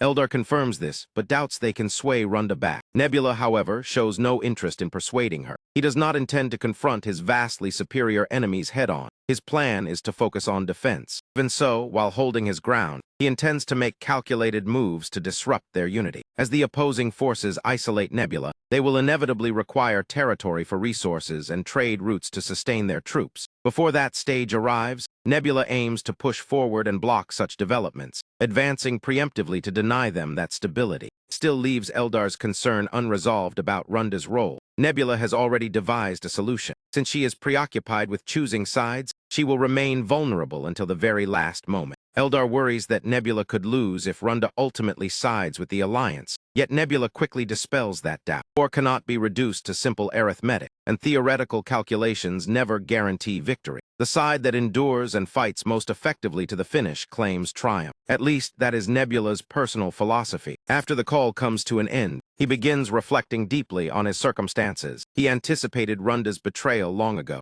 yet he still cannot understand why Eldar has chosen to remain loyal. 1 month later, the opening clash between the Alliance and Hukrin is already underway. A relatively small unit of 10 Hukrin troops marched into the wildlands to safeguard their borders. They came back after utterly crushing Daniam's force of 30 soldiers. Narrative then shifts to a month earlier within Hukrin's Orzan Great Meeting Hall, where Kyle Lack Orison steps into the imposing chamber. Wasting no time, the prince addresses the pressing issue and asks about the latest unforeseen development. It appears a Sakmian mage betrayed his homeland, even setting their vessel ablaze before fleeing. Strangely, Sakmian is now placing the blame for the incident on Hukrin. The council also mentions concerns over why Prince Bassin, who was expected to travel east, ended up in the southern archipelago. They dismiss the doubts by asserting that his presence there was ordered by His Majesty. Now Sakmian representatives are demanding formal apologies and substantial compensation for the arsenal incident. Should their demands go unmet, they threaten serious repercussions. According to the council's interpretation, these demands for restitution and remorse appear to be nothing more than a convenient excuse to spark a war. To begin with, the council intends to verify whether Siakmian's accusations hold any truth, and even if they do,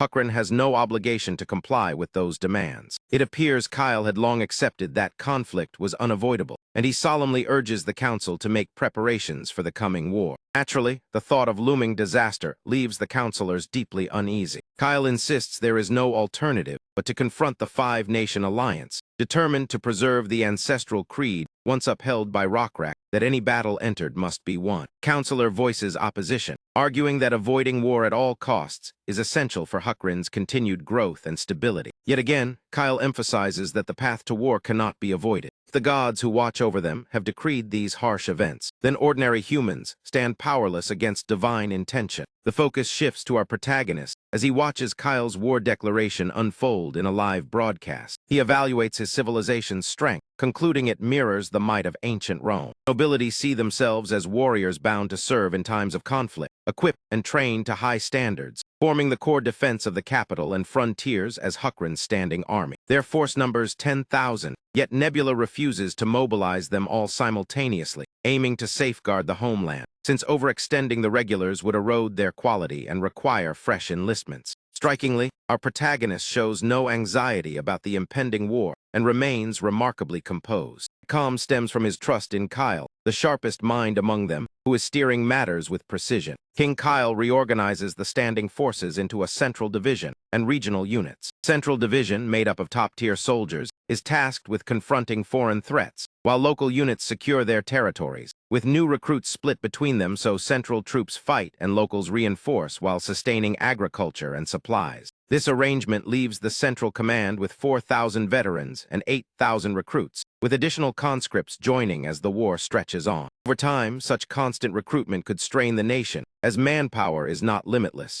Nebula senses that this campaign will not conclude quickly. Turning to Kyle, he selects 10,000 Central troops to form the Land Army, dispatching this unit north of Horizon to engage in battle. The narrative then shifts westward to an obscure and distant territory few are familiar with. Where Wisdom and Zhang convene privately. Zhang openly challenges Wisdom, accusing him of projecting false confidence during the Alliance Summit. He appeared certain of victory. The Crystal Head understands the odds are unclear, as numerical superiority does not erase vulnerabilities within the Alliance. Wisdom admits he dislikes sounding doubtful, as he yearns for triumph as much as anyone, yet if defeat comes despite full effort, lamenting it serves no purpose. Zhang largely agrees, though his intense resentment toward Nebula strengthens his resolve to prevent him from seizing the continent. Zhang adds another noteworthy revelation. Suspecting a traitor within the Alliance, he advises implementing safeguards should events take an unfavorable turn. There remains one crucial factor, distinguishing Nebula from the others. An apostle. Regardless of preparation, the outcome will hinge on how the apostle intervenes. Wisdom asserts that he already controls a being suitable for elevation into an apostle. He understands the criteria. The candidate must exceed level 21, be widely celebrated in legend, and possess unwavering devotion to their deity. With Wisdom aware of these requirements,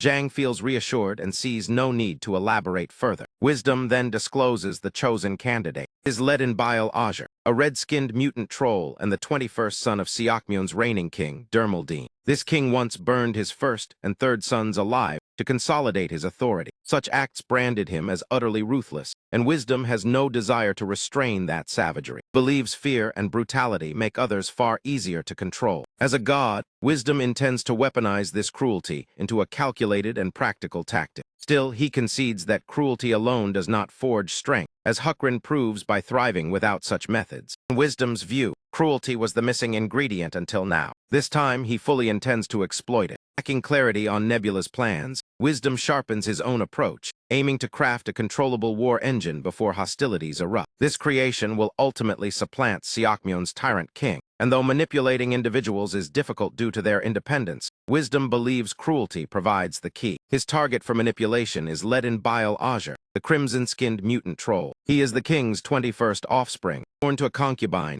and expelled from court for his red complexion. Ledin nonetheless excels in strength, intellect, and camaraderie. In fact, Ledin ranks within the top 1% of the populace in overall capability. Despite his exile, he lives contentedly in modest surroundings. Wisdom therefore seeks to push him toward more extreme ambitions. The first move is the murder of Ledin's mother. One day, Ledin returns to find her slain, the murder weapon left behind at the scene. Overcome with grief, he vows vengeance. Blade belongs to the sixth prince, whose death Wisdom orchestrates as well, and when Ledin investigates, he is caught at the scene and arrested as the chief suspect. To prove his innocence, Ledin demonstrates his talents before the king, earning royal favor. It is then that realization dawns upon him. The relentless rivalry among princes is no accident but deliberately fueled. He perceives that the greatest beneficiary of this turmoil is the king himself, Ermeldine Bail Azur, his own father. Thus wisdom's design advances smoothly toward having Ledin execute his father. Unable to uncover his mother's true killer, Ledin's hunger for strength intensifies, and his relentless pursuit of answers only amplifies his renown.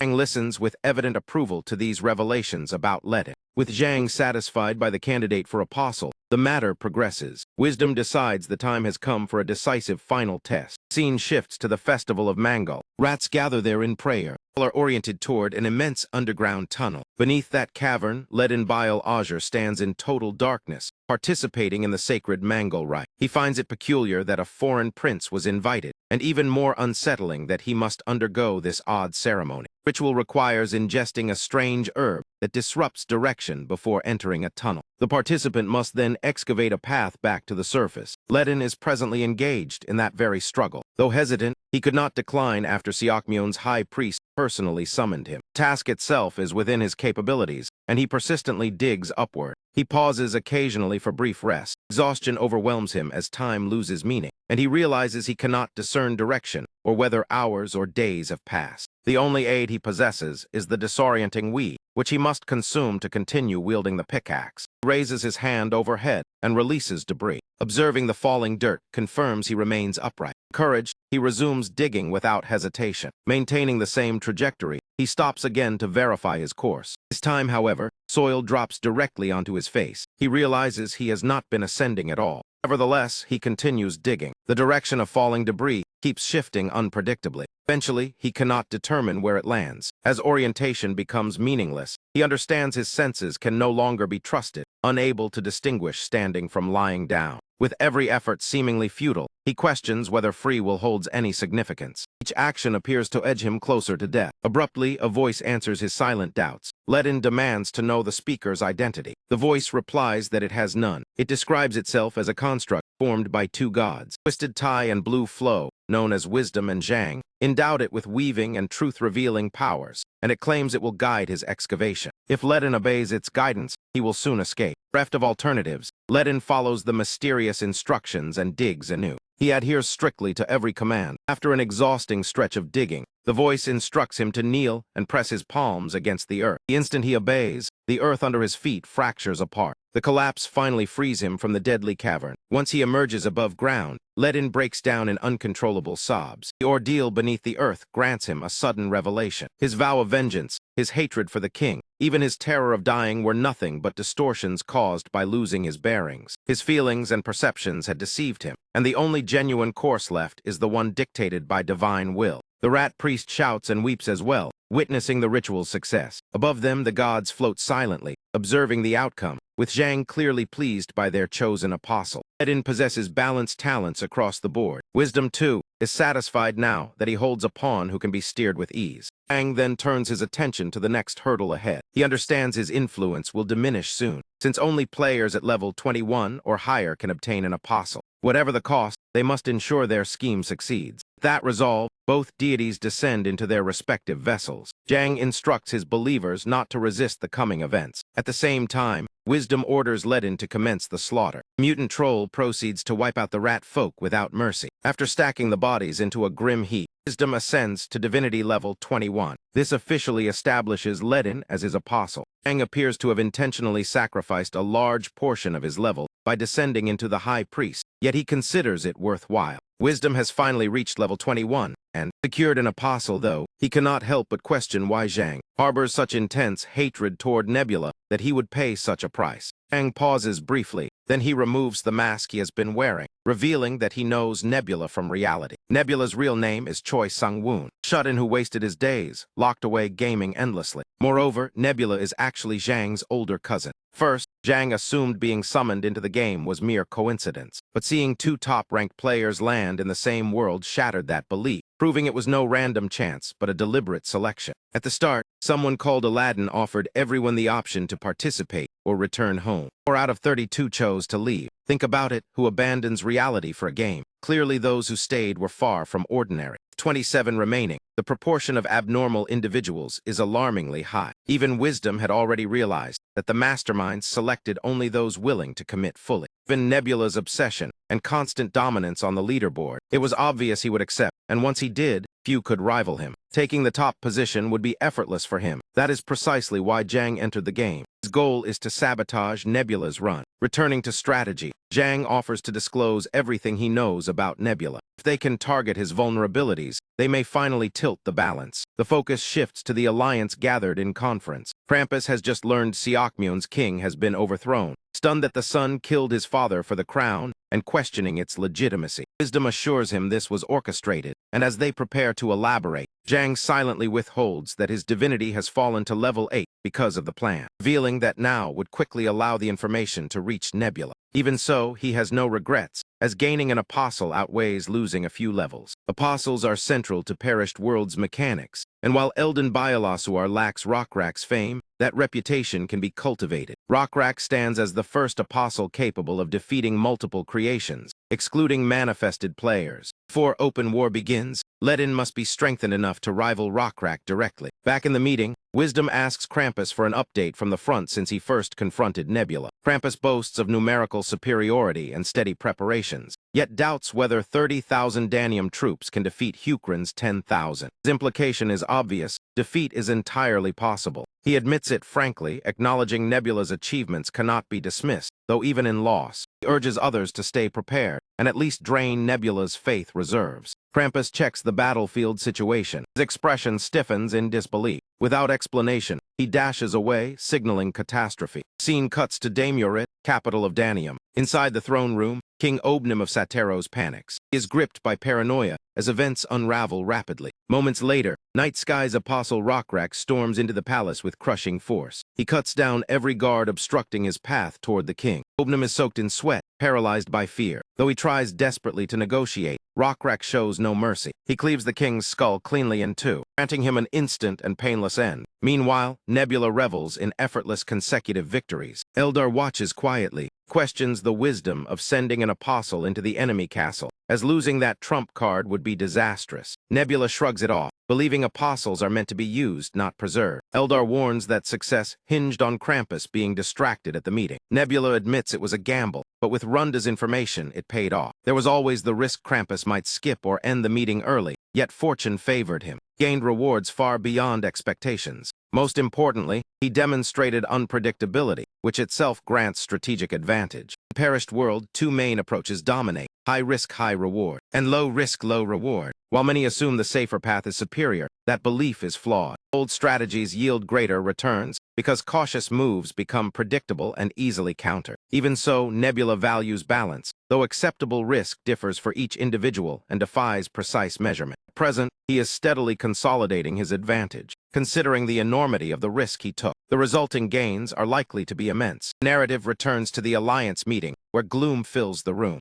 Wisdom never imagined Nebula would act so recklessly, as most believed he would deploy his apostle cautiously. Krampus appears the most crushed. Though his armies are gone, he clings to hope since the castle remains and another royal can ascend, with roughly 30,000 troops still alive. He believes Nebula is applying psychological warfare, causing severe unrest despite limited material loss. Venar's king is shaken, prompting her to assign a creation as personal guard. Krampus proposes limiting meetings to prevent similar disasters, convening only for urgent matters. Wisdom concurs, though Runda worries fewer gatherings may weaken unity, since frequent meetings maintained cohesion. With reduced interaction comes the risk of fragmentation, yet Runda concludes it may reduce stress overall. The focus shifts once more to Anium mobilizing its troops. General Ubium Dalan asks for an update on enemy movements. Subordinate reports that all 10,000 enemy soldiers are advancing upriver and will arrive within 2 to 3 days. Since the enemy clearly aims to eliminate the Alliance members one at a time, they cannot ignore Danium, and to conquer it they must pass through the canyon. Danium's troops plan to hold the Hukrin army inside the canyon and bombard them from both flanks. Pressing issue is the identity of the opposing commander, yet the chamber goes quiet as no one has the answer. The general ultimately brings the meeting to a close. He proclaims that manpower and logistics determine victory, and with their god overseeing them, success is assured. Or so he wants his men to believe. Roughly 3 days later, the two armies prepare to collide. We shift to Bassan asking his aide whether there is any crucial information about their foe. Before fully committing to combat, the aide says nothing unusual requires attention. Reassured, Basin prepares to advance once the troops have rested. His subordinate reminds him that the Revelation Priest has yet to deliver guidance, suggesting they wait for Night Sky's will. Basin refuses to remain idle and rely solely on divine direction. He promises to move only when conditions favor them, believing this aligns with Night Sky's intentions. He wants his people to assess circumstances independently, knowing the enemy will assume they rest after marching and lower their guard. That lapse will provide the ideal moment to strike. Meanwhile, several lizard men discuss Basin's appointment, noting he once saved Dalton Island and must be a capable leader. General Ian Tata and King Kyle praised his recent feats and assigned him command. Basin himself is surprised by the selection. He admits it was a daring decision by King Kyle, though he has no intention of failing. Admittedly, Huckrin faces a severe disadvantage in terrain and enemy numbers. Yet history shows numbers alone do not guarantee victory. If Huckrin initiates battle swiftly, Danium's army could be thrown into confusion. The final decisive factor is Rak. He descends from the sky like a blazing meteor, instantly drawing every eye on the battlefield. The pride of the lizard race makes a spectacular entrance. His arrival shocks even the enemy ranks, prompting retaliation against Rock. Krampus unleashes all his creations simultaneously to intercept him. He is convinced they will prevent Nebula's apostle from influencing the battle. Confident, the creations charge at Rak together. Their clash reverberates visibly across the forest. Rak darts and leaps, trying to outmaneuver the feral beasts. The opposing commander rejoices at seeing Rak forced away from the front. Soldiers cheer, believing triumph is within reach. Unfortunately for them, this is precisely what Basin intended. He is pleased that Rak acts exactly as predicted. Despite inferior numbers and terrain, Basin trusts his strategy, reminding himself the enemy remains human. And Basin has never fallen to mere manpower. Meanwhile, Krampus's creations continue pursuing Rak. He even suffers a deep slash across his face. Undeterred, he summons his weapon. He springs upward and brings down his lightning-charged spear. The creatures evade the blow and counterattack by leaping toward him. Rak smoothly sidesteps, refusing to be cornered. We return to stunned lizardmen, watching him battle the beasts evenly. Basin's aide still struggles to comprehend his commander's unconventional thinking. Though Basin's naval achievements inspire confidence, the aide worries it may be misplaced. He reminds Basin they must advance through the narrow path ahead. Huckrin cannot allow the first wave through, yet the enemy has fortified the canyon and excels at climbing, making entry perilous. Basin, however, is satisfied because the enemy formation matches his expectations. Huckrin advances in an encircling formation toward the canyon mouth, stable yet not ideal for direct offense. Normally, they would adopt a wedge to push through tight terrain. Basin believes that tactic would be unsuitable here. He compares the canyon to a dog's mouth and imagines tickling its nose with a foxtail, which would trigger a sneeze. He tells his men to watch events unfold. Though the enemy is built for mountains and armed with modern weapons, they stubbornly cling to outdated battle doctrines. Formation likely reflects that rigidity. With this in mind, Basin orders cannon fire directed at the canyon walls. The troops immediately bombard the cliffs. Explosions shatter rock on both sides. Debris cascades down upon the enemy ranks. Before being buried, the opposing commander commands retaliation. His men report the infantry is packed too tightly. The congestion delays cannon transport, and moving them atop the canyon risks damaging both equipment and soldiers while consuming time. With options dwindling, he orders a Western unit to withdraw. Yet subordinates warn morale is crumbling and retreat will worsen panic. Meanwhile, Basin pushes his cannons forward to seize the crossroads. At last, his aide grasps the advantage of their formation. An encircling stance concentrates firepower, while cramped enemies cannot effectively fire outward. Shooting from within the canyon risks harming their own men. Firing downward from above is equally flawed as cannonballs roll uselessly, meaning Danium's chosen position backfires. The aide worries about the outcome if the enemy manages to deploy cannons at the front. Basin replies that such a move would only favor Huckrin further. Focus shifts back to the enemy troops. Despite heavy bombardment, they struggle to drag their artillery forward. The moment the cannons reach the front line, Basin commands a cavalry charge. Huckrin riders surge ahead, trampling opposition. Chaos erupts again, as the enemy commander orders shields and spears to protect the artillery. Basin knows it is futile because spear walls only work when formations remain intact. Desperation spreads as the general proposes a forced advance, though aides argue abandoning terrain advantage is reckless. Even with superior numbers, they cannot utilize them effectively. Meanwhile, Hukran's formation is complete, and a reckless charge would send the enemy into certain destruction. Retreating now would leave the capital exposed. The commander cannot comprehend how the situation reversed so drastically. Ultimately, his forces are compelled to advance. Despite staggering casualties, he believes sheer numbers may still compensate. He orders a strict wedge formation, trusting it will overwhelm the foe. Suddenly, they observe Hukran troops pulling back. Assuming it is fear of their numbers, he presses forward. Yet Basin's confident grin reveals another layer to his plan. He signals a renewed charge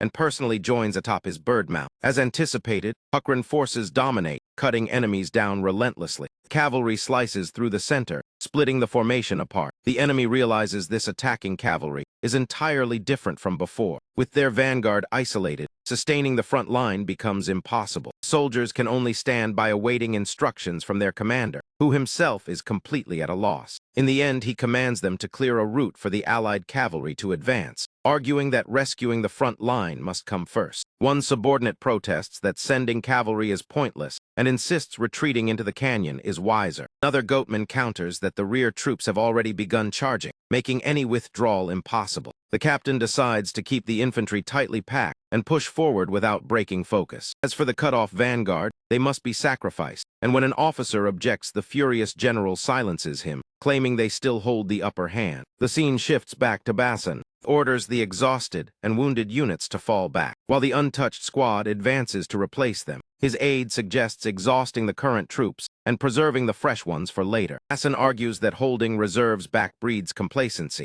since soldiers who think they will not fight until others die will relax, so urgency must be maintained. He adds that those who survive and retreat will obey future commands more faithfully. With the enemy's front crushed, Basin intends to widen the gap and resume cannon fire. Just as predicted, once the cavalry withdraws and the foe advances, the cannons roar again. The opposing commander sinks into despair, unsure how to respond. If he pulls infantry aside to deploy artillery, the cavalry will tear through them. If he rushes the infantry ahead, they will be split apart before reinforcements arrive. And holding formation means enduring another barrage, leaving him cornered with no viable solution. Basin, meanwhile, believes withdrawal would be the enemy's smartest move. He would not hesitate to retreat in their position. Suddenly, he senses the enemy attempting something new. He instantly commands the lizardmen to surge forward. The opposing commander sees Hukran infantry advancing and thinks it aligns with his own plan. He orders the eastern flank to hold, while dispatching heavy infantry to push elsewhere. Satoru's heavy troops are famed for smashing infantry lines, giving their side a flicker of renewed hope. Against the odds, the maneuver succeeds. The captain beams as the heavy infantry forces Hukran's soldiers back. He commands them to press onward and claim additional ground. Once they clear the canyon, victory should be attainable. Yet Basin has prepared another surprise. When the enemy advances far enough, they suddenly confront a line of cannons aimed directly at them. In seconds, those troops are obliterated. View switches to Nebula, who explains the hammer and anvil tactic. This ancient strategy dates back to Alexander, and Basin employs its simplest form by fixing the foe with infantry at the front, then striking from the flanks and rear with cavalry and artillery, trapping the enemy in the canyon and avoiding losses. Still, the battle is not over. Focus shifts to Krampus. He is being reprimanded by Wisdom for suffering a crushing defeat despite receiving full support. Sweating nervously, Krampus admits he focused too much on stopping Rakrat. Even then, he was powerless against him. He insists there remains hope, since his army is not entirely destroyed, and retreat would only worsen casualties. He asks for additional aid to improve his odds. Wisdom flatly refuses further assistance. Without proper preparation from Krampus, any help would be wasted again. He reminds him to be thankful that Desmerit still stands. Privately, Wisdom knows extra support is pointless because Ledin is not yet ready. Ledin must defeat the rebel forces to gain fame and achievements, since an apostle's power depends solely on those. Meanwhile, Krampus resolves to retreat, reasoning that 10,000 Hukran troops cannot conquer Danium outright, and preserving strength for the capital is wiser. The high priest quickly relays the retreat order. When the general announces it, goatmen scramble back toward the capital in panic. Basin sees the retreat and commands his army to cut them down while fleeing. Only then can Hukran secure the upper hand for the next engagement. The retreat turns into a slaughter. At night, Basin reviews the results, noting the enemy lost nearly half their men, while Hukran suffered about 1,000 casualties. His aide marvels that Hukran triumphed despite being outnumbered 3-1. The Diplicanian War thus becomes one of Danium's most humiliating defeats. Basson hints that Danium may soon lose more than a battle, as internal fractures will surface after such losses. He emphasizes that deploying 30,000 troops was overextension, and the casualties are devastating. Kyle had predicted Danium's hidden instability would erupt after defeat. As for those cracks, Basson looks forward to witnessing them unfold. About a week later, Hukrin's forces reach Danium's capital, Damaret. General Ubium Dalan's daughter steps out to meet Basson. She introduces herself as Alanju Dalan, declaring herself the ruler of Damaret and the sovereign of Danium. She announces her voluntary surrender, exactly as Basson anticipated. The scene shifts to a devastated Krampus, bewildered by his downfall. While others prepared, he was meant to stall for time. Yet everything unraveled instantly. He now speaks directly with Nebula, who asks whether he intends to concede. Krampus cannot even meet his gaze, and asks weakly if he truly lacks skill. Nebula assures him he is not a poor player. Krampus then questions how he still lost. Nebula explains that Krampus's primary objective was empowering the Chancellor after the king's death. Krampus admits this, believing the Chancellor's ambition made him the best candidate. He thought that hunger would unify the fractured nation, which is why he framed General Ubium. After Ubium's defeat, he was accused of treason and executed, removing a rival to the Chancellor's dominance. Krampus believed this move was obvious. He never expected Ubium's daughter Aranju to rebel for revenge. He had never seemed especially capable. Krampus sincerely seeks Nebula's judgment on his decision. Nebula first notes he underestimated how individuals can grow when circumstances demand it. But he adds the choice itself was reasonable then, though victory requires planning beyond a single moment and anticipating every outcome. Having weighed all possibilities, Nebula suspected such turmoil might arise. He merely expected the struggle between General and Chancellor to drag on longer. Its swift resolution created the opening Nebula needed, and he offers favorable terms if Krampus surrenders now. He promises leniency, despite overwhelming disadvantage. Krampus refuses to concede. He ends the call, leaving Eldar to ask why he would persist. Nebula concludes that Krampus intends to fight to the very end, a determination he cannot help but respect. Eldar admits that in his position, he would have surrendered early to spare the elves who placed their faith in him. To his surprise, Nebula respects that mindset as well.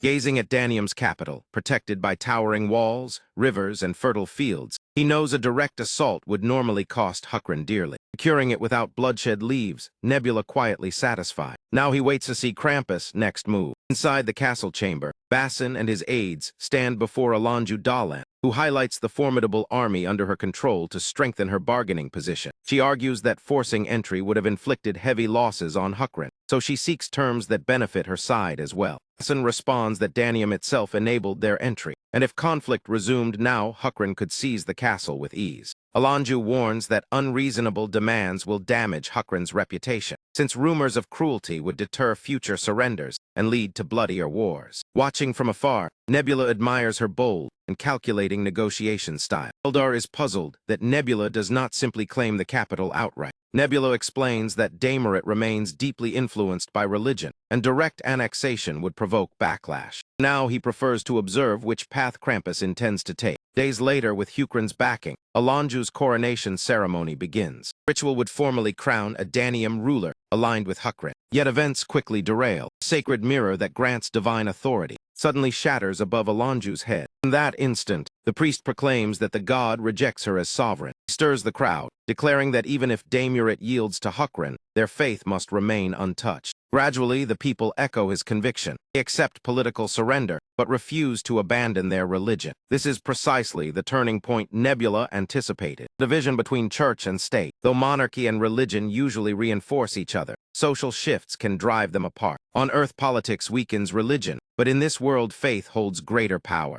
Eldar warns that such separation complicates matters further. Nebula concedes that Krampus is far from incompetent, and that Alanju has become the pivotal figure. The focus returns to Alanju as unrest spreads among the citizens. She realizes her final leverage is her unwavering faith. She prays, demanding to know why her god remains silent, why she was denied recognition. She argues that the slain chancellor was consumed by greed. She claims her actions were necessary to protect the nation. Nebula notices her stats rising after the mirror's destruction, revealing her inner strength. Eldar questions why Krampus did not eliminate her outright, before stripping her authority. Nebula explains that Krampus wants him to step in, since rescuing her would tie her to Night Sky and make her a convenient scapegoat later. Nebula recognizes that Krampus has finally embraced the lesson of planning multiple contingencies. Krampus has prepared 4 possibilities. A, she retracts surrender, B, she dies, C, she converts, and D, Night Sky shields her while she remains devout. The first 3 harm Huckren, while the 4th entangles Nebula in Demerit's politics and drains his resources. Intrigued,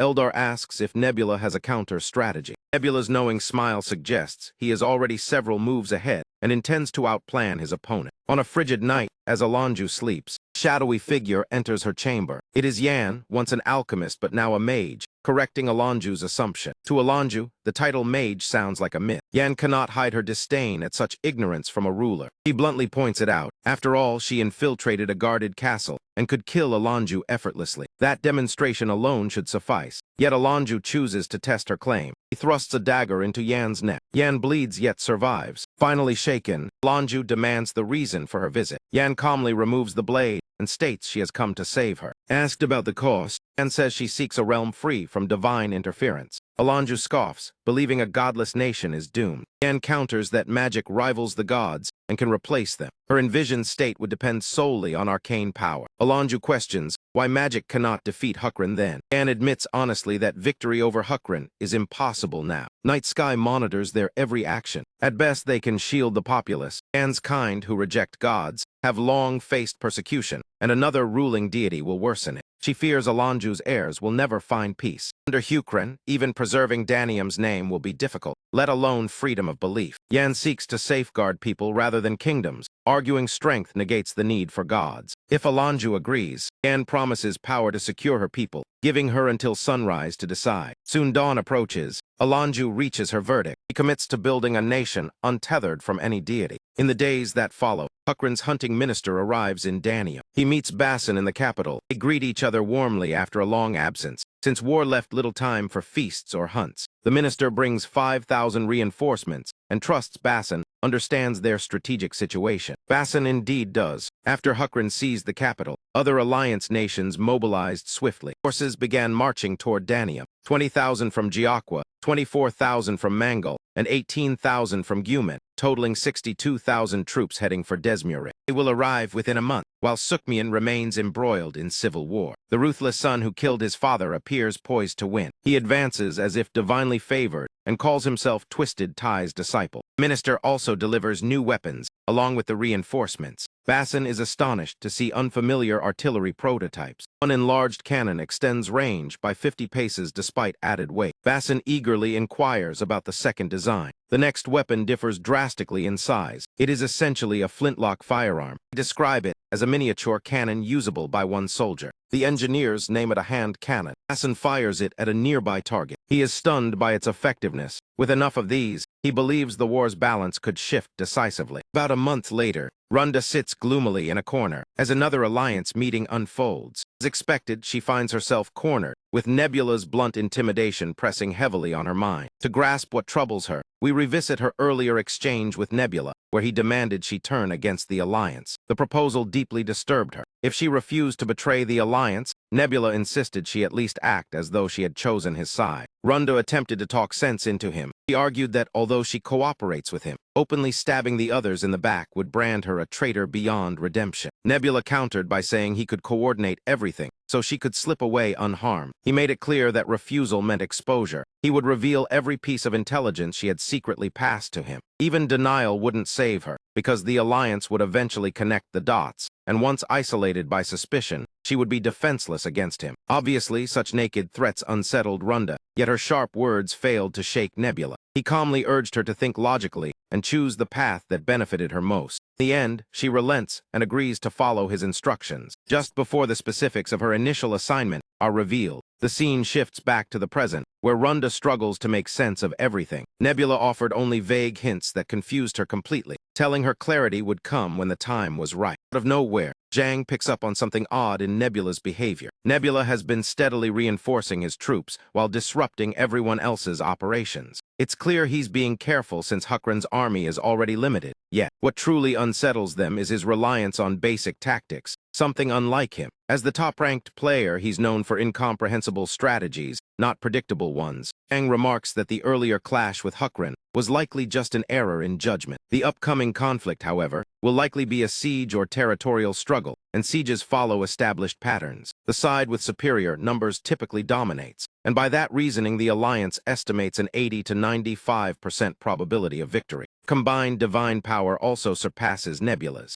Since this is not a duel, pooling their faith resources should make defeating Rockrak entirely feasible. Based on these straightforward assessments, the Alliance feels confident, yet they remain puzzled as to why someone of Nebula's stature is playing so plainly. He must be orchestrating something far larger that they cannot perceive. Cheng concurs, though another issue troubles him. It concerns the mages. Jan's whereabouts are known, but Tale and Mazdari remain unaccounted for. Nebula has already leveraged one mage to spark turmoil, placing him beside Danium's king and prompting a declaration of religious neutrality. With two mages still unaccounted for, Nebula retains the capacity to engineer more crises later. Krampus naively assumes that simply staying alert for mages will prevent disaster, but Zhang senses the situation is far more complex. Nebula's conventional approach suggests he believes standard tactics alone are enough to secure victory. Zhang suspects the alliance is missing a crucial detail, though he admits it is only intuition. His leading theory is that a traitor might exist within their ranks. Runda feels painfully exposed like a thief caught in the act, while Krampus refuses to accept such claims without solid proof.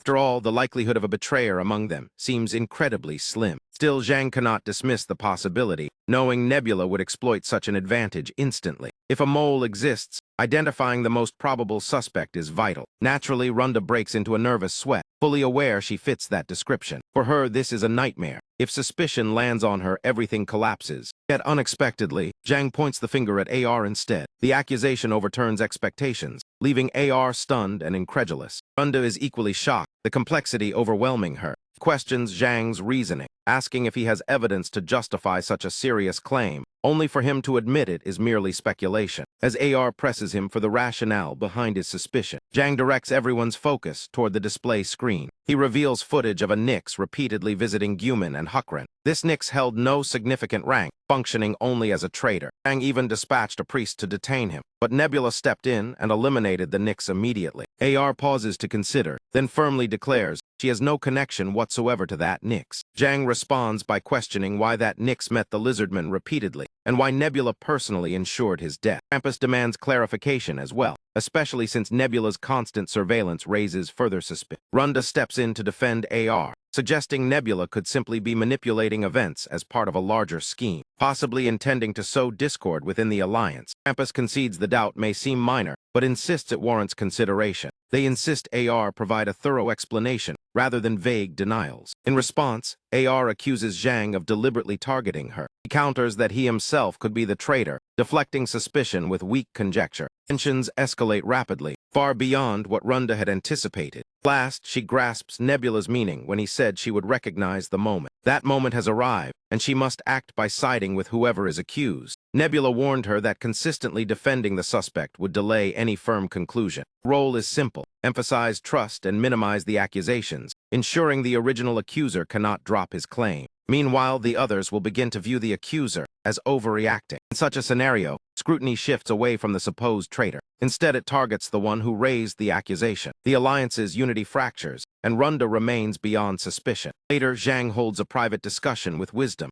noting that although evidence against AR existed, it was only strong enough to sway Krampus or Runda slightly, yet neither truly believed AR capable of betrayal. Zhang now worries he pushed the charge too far. Wisdom, however, offers a different perspective. What if Nebula orchestrated the entire situation to provoke distrust and divert attention? Such a ploy would imply a real traitor exists elsewhere, meaning AR is likely innocent. Zhang considers himself, Krampus, and Wisdom as theoretical suspects, but finds it improbable. That leaves Runda, who appears completely harmless on the surface. Wisdom proposes a logical exercise, analyzing what consequences would arise if Runda were the betrayer. Suddenly, something clicks in Zhang's thoughts. The puzzle pieces align instantly. Realization washes over him. Panic sets in as he recognizes the severity of their predicament. Fortunately, the Alliance had already stationed Runda and AR's camps near one another. Runda was meant to monitor AR, with Krampus nearby commanding only 2,000 troops. In short, if Runda launches a surprise attack, she could overwhelm them with ease. Wisdom reassures him that betrayal would not proceed smoothly. Since in the perished world ordinary citizens possess autonomy and chaos would erupt if she suddenly turns. Even under an oracle's decree, her soldiers would struggle to accept such a drastic reversal instantly. The focus returns to Runda as she reflects on her past choices. Back when she played Perished World on Earth, she once encountered a forum post detailing methods to maximize betrayal success,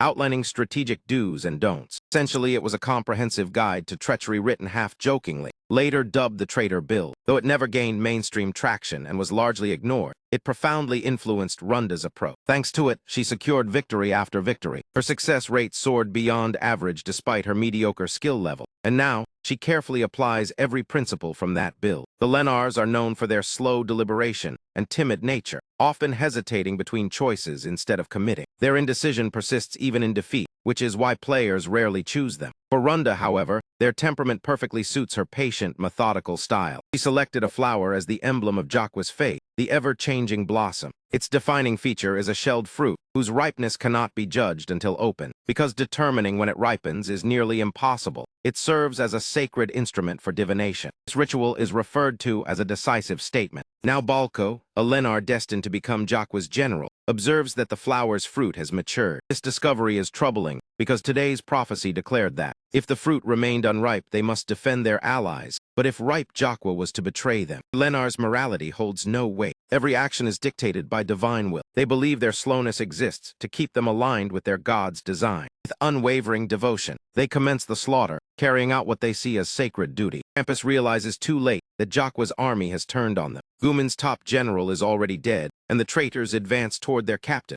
Runda has gone silent, and her whereabouts are unknown. In desperation, they attempt to reach wisdom at once. The Lenars rip mercilessly through alliance ranks. AR is crushed by the realization that they uncovered the true traitor far too late. The battlefield has descended into complete crisis. Guman's commanding officer already eliminated. Zhang proposes dispatching their creations at once. Wisdom firmly rejects that proposal. The gates of Dimerit's stronghold have swung open, and Hukran's troops are flooding out, signaling the battle has fully ignited. Zhang orders his forces to advance at maximum pace. However, Wisdom foresees inevitable defeat. If they descend as gods, Nebula and Runda will mirror the move, placing the Alliance in an even worse predicament. For now, the wisest course is to pull back and preserve their strength. Wisdom reminds them that even should the front line collapse, their secondary expeditionary army remains intact. AR refuses to watch her troops be butchered. She feels compelled to step in personally. Krampus shares her resolve. Those 2,000 soldiers represent his entire force, and he would rather battle to the bitter end than lose them outright. If Demerit falls this way, he may have to relinquish control of his primary race, the Satyros, so even if defeat looms, he refuses to surrender quietly. Decision now rests on Zhang, yet he ultimately declines, revealing that his divinity rank is far lower than assumed. He has concealed this fact, unable to explain without exposing his earlier suspicions about a traitor. He sacrificed divine power to forge an apostle, leaving him at level 8, a truth he cannot reveal on the battlefield. After already stirring discord by accusing AR, hiding his weakened state feels like the only option. He resolves to keep it secret to prevent anyone exploiting his vulnerability. Zhang commands a retreat, allowing Hukran's cavalry to pursue. It is the most practical move available. He advises AR to withdraw as well, since spending faith now would cripple her future engagements. Yet AR cannot abandon her people. Humans' politics are unstable, with nobles secretly turning to the night sky due to Nebula's covert influence. Because royal authority there is fragile, a defeat now could prevent her from ever fielding a second expedition. Zhang is stunned by this revelation, and she apologizes for concealing something so critical. She never meant harm, only now realizing others have also suffered under Nebula's manipulations. Part of her silence came from not wanting to appear uniquely troubled. Exposing Guman's instability might have cast her as a suspect, as many would assume she'd side with Nebula given her stakes. With sincerity, she removes her veil, revealing her face fully, and pleads once more for Zhang to reconsider. Despite her desperation, Zhang refuses again. She stops pressing the matter. In that instant, Zhang grasps a harsh truth. The Alliance's unity is fragile. Beneath its calm exterior, each member hides private burdens. That concealed fragility has been quietly undermining them all along. AR bids them goodbye, offering kind words and well wishes before taking a drastic step. The others fail to understand her somber tone until she descends in manifestation. Horror spreads at her reckless resolve. She has fully manifested. If she falls in that state, while Guman's forces are destroyed, she risks becoming a subordinate deity. It is her last gamble after being cornered. Rather than mirror her desperation, Krampus steadies himself before acting. He quickly instructs Zhang to continue retreating, but before explaining further, familiar rumble of thunder cracks through the air, sending chills down their spines. It signals Rakrak's imminent arrival. Krampus avoids manifesting. He still intends to aid AR as best he can. He prepares a bold maneuver to sabotage Nebula's advantage. The scene shifts to Runda panicking at AR's manifestation. Nebula snaps at her to compose herself, reminding her they still hold the upper hand. Manifested foes are tough opponents, yet AR is only level 18, not vastly superior to Jill Wooby. Runda protests wildly, arguing Jill Wooby was nowhere near AR's caliber. Nebula privately concedes AR's superior skill, though that was not his main point. Judging by the scale of her form, AR's manifestation is far more refined, since faith reserves and domain mastery dictate its power. Specific abilities manifested reflect playstyle, and Jill Wooby favored an extreme physical configuration. Such builds are unpopular because they drain faith excessively, so most players limit brute force to invest elsewhere. As AR unleashes devastation, Runda's faction falters and begins to withdraw. Yet escape proves impossible as they are torn apart. 300 of Jaqwa's troops fall almost instantly. Predictably, Runda nearly faints at the staggering loss. He clings to Nebula in panic, begging him to intervene before her army is erased, and he tells her to stay calm. The tide has not irreversibly shifted. Rakrak has descended between AR and Nebula. Two apostles lock eyes. The flick of her wrist, she summons dark power from the earth in a surprise strike, which the lizardman narrowly evades. He darts side to side, moving with astonishing swiftness. Nebula observes calmly, while Runda insists Rakrak cannot defeat AR alone. Nebula agrees he requires aid, and bluntly orders Runda to possess a priest to distract AR. Once again, she balks at the danger, unwilling to risk herself. Nebula explains that he is the Alliance's prime target, so if he acts personally, the consequences would be disastrous. AR continues ravaging Lenar ranks, harassing Rakrak relentlessly, who observes that her thorn attacks are no simple projectiles. They siphon life force upon impact. From this, he deduces, she aims to transform the battlefield into a deadly thorn field. He adjusts tactics and summons Anicaps, initiating an afterlife call. Cockatrice arrives to carry him skyward. Together they soar toward AR, seeking a decisive blow. Yet she vanishes just as his strike nears. Before he can comprehend it, Thorn streaks toward him at lethal speed, barely avoided. She is truly testing Rakrak's patience, and matters worsen. As reinforcements arrive, allied creations including her own converge to assist. Krampus and his summoned forces join the fray. The focus shifts to Krampus, eager to eliminate Rakrak once and for all. The creations roar as they charge, launching coordinated assaults on the Apostle. The fearless lizardman evades the first attack, only to confront a gigantic reptile lunging to swallow him whole. Fortunately, that beast is swatted away by the formidable Great Mantis, clearing the path for Rakrak to press forward. As Mantis clashes with the creations, the Sky Knight God's Apostle surges ahead. Suddenly, a massive claw slams him, and his mount to the ground. Rakrak braces for disaster, fearing the thorns may erupt from any direction. He quickly senses that something unexpected is unfolding. The barrage of thorns suddenly ceases. It appears AR has shifted her focus elsewhere. The cause is Runda, who has possessed a priest and descended within the forest. She has clearly drawn AR's gaze, and the murderous glare fixed on the traitor spells nothing but danger for Runda. Naturally, this distraction presents Rakrak with a perfect opening. As AR rushes after Runda, Rakrak follows closely behind. Noticing the Apostle tailing her, AR's fury intensifies, and she summons a massive mass of life draining energy, ensnaring Rakrak within it. Nebula immediately understands her tactic. His own strength and manifestation lies not in scale, but in converting domains into refined abilities. When an apostle gains fame-based skills, the god or player can shape their claimed territory into powers for the manifested form, customizing them freely. Both the range and potency of these abilities can be fine-tuned for optimal efficiency and cost management. The earlier thorns likely fused minor domains like metal and roots. She assigned teleportation as mobility, yet this approach feels predictable. AR has overlooked a critical factor. Rakrak once slew a deity. Such an achievement grants a unique title, God Killer. Against divine targets, he resists negative status effects during combat. Since apostle skills stem from reputation, any psychological manipulation aimed at destabilizing him would fail outright. Rakrak counters with a direct strike that lands solidly, dealing severe damage. AR disappears once more,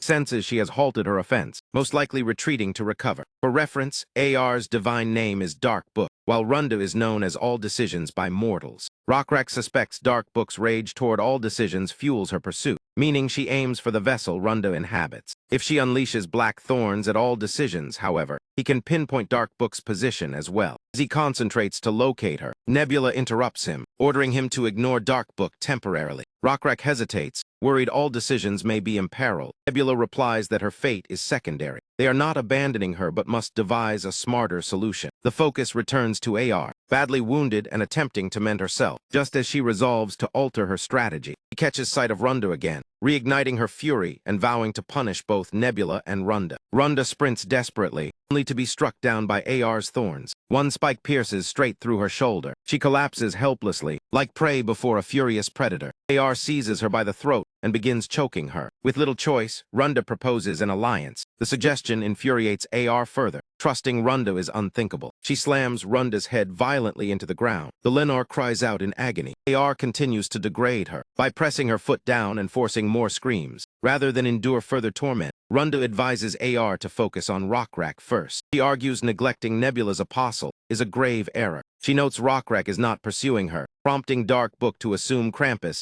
and the creations are obstructing him. Or so she believes. She soon learns otherwise when a bolt of thunder crashes down, blinding the area briefly. Rockrak emerges. Though battered, he stands victorious, having eliminated all creations from both AR and Krampus. The magnitude of AR's mistake becomes clear. To activate skills, a player must maintain sufficient divinity, which depends on preserving their creations. Those summons perish. They transform from assets into liabilities. AR receives notice of total loss of creations and heavy experience reduction, dropping her from level 19 to 13. That decline, her manifestation collapses, leaving her defenseless before Rockrak charges with weapon raised. She attempts one final spell, but lacking faith reserves, she cannot execute any attack. That brief weakness seals her fate. Rockrak's strike pierces her abdomen before he forces her down and drives his spear into her chest, electricity surging through her body. With the threat neutralized, Rockrak assists all decisions to her feet as the system announces AR's vassalization, crediting Nebula with roughly 64% contribution. Observing this, Runda concludes Nebula's share falling below 70% means her own actions were counted as well. At that moment, Nebula contacts her, ordering her to withdraw since her faith is draining rapidly. Remaining descended is pointless now that AR has fallen, though the war continues. With instructions clear, she retreats, and a month and a half passes after the battle. AR's demise and Runda's betrayal reshape the conflict entirely. Jang labors tirelessly to restore Mangul and Guman forces. The front shifts to Jukwa, while Wisdom deploys Siakmian troops previously sidelined by domestic strife. They ravage Jukwa's farmland, mines, and trade routes. While revenge for betrayal is logical, Nebula senses motives beyond simple resentment. Perhaps Wisdom intends to prolong the war deliberately. As he contemplates this, a video call from Zhang appears. Nebula answers without hesitation. Zhang proposes surrender, offering Danium with Krampus already consenting, though he openly states they intend to reclaim it eventually. Additionally, they propose transferring AR's lands and 1/3 of Juman. They will also return captured Jukuo territories. Nebula instead asks for the precise conditions required of him. Zhang outlines them. First, a complete ceasefire without retaliation. Second, addressing AR's vassal status. Before hearing the rest, Nebula declines out. He needs no further explanation, since the losing side is obvious. He terminates the call immediately. Afterward, Runda timidly questions his refusal. Accepting seems advantageous, given the generous concession. Nebula admits the proposal was tempting and would secure major leverage in future conflicts. Runda is confused about future wars, believing victory now would end all hostilities. He argues unifying the continent is unnecessary. Nebula clarifies he is not obsessed with perfection and would accept a favorable ceasefire under normal circumstances. However, Zhang specifically mentioned AR's vassal status, indicating an attempt to restore her. If Nebula reads correctly, lifting vassalization would restore their numbers, and her revival would shift balance unfavorably. Costly and lengthy, such a ritual signals they plan to continue fighting, and Nebula refuses to complicate his long-term prospects. The scene transitions to Guman's castle. Within the castle walls, we are introduced to Guman's prime minister, Kaloa Lata. He gazes at an unusual candle, distressed that her deity has remained silent for far too long. Silence strongly suggests Dark Book has fallen, likely at the hands of the same slayer of the evil. That culprit being none other than Rockrak. Revelation has shattered many spirits, and even the king has confined himself to his chambers for months. Yet this downfall was foreseeable. as any kingdom stripped of divine guardianship is destined to weaken. Meanwhile, Hukrin's troops advance from within, attempting to sway Gyumen's populace to pledge loyalty to Hukrin. Mangal, once Gyumen's ally, now proposes unification instead, leaving the citizens torn between options and inclined to choose whichever path seems less disastrous. Lost in anxious thoughts without her god's direction, the Prime Minister is suddenly startled when Ian steps unannounced into her chamber, offering his support and possibly a way to ease the heavy burden on her mind.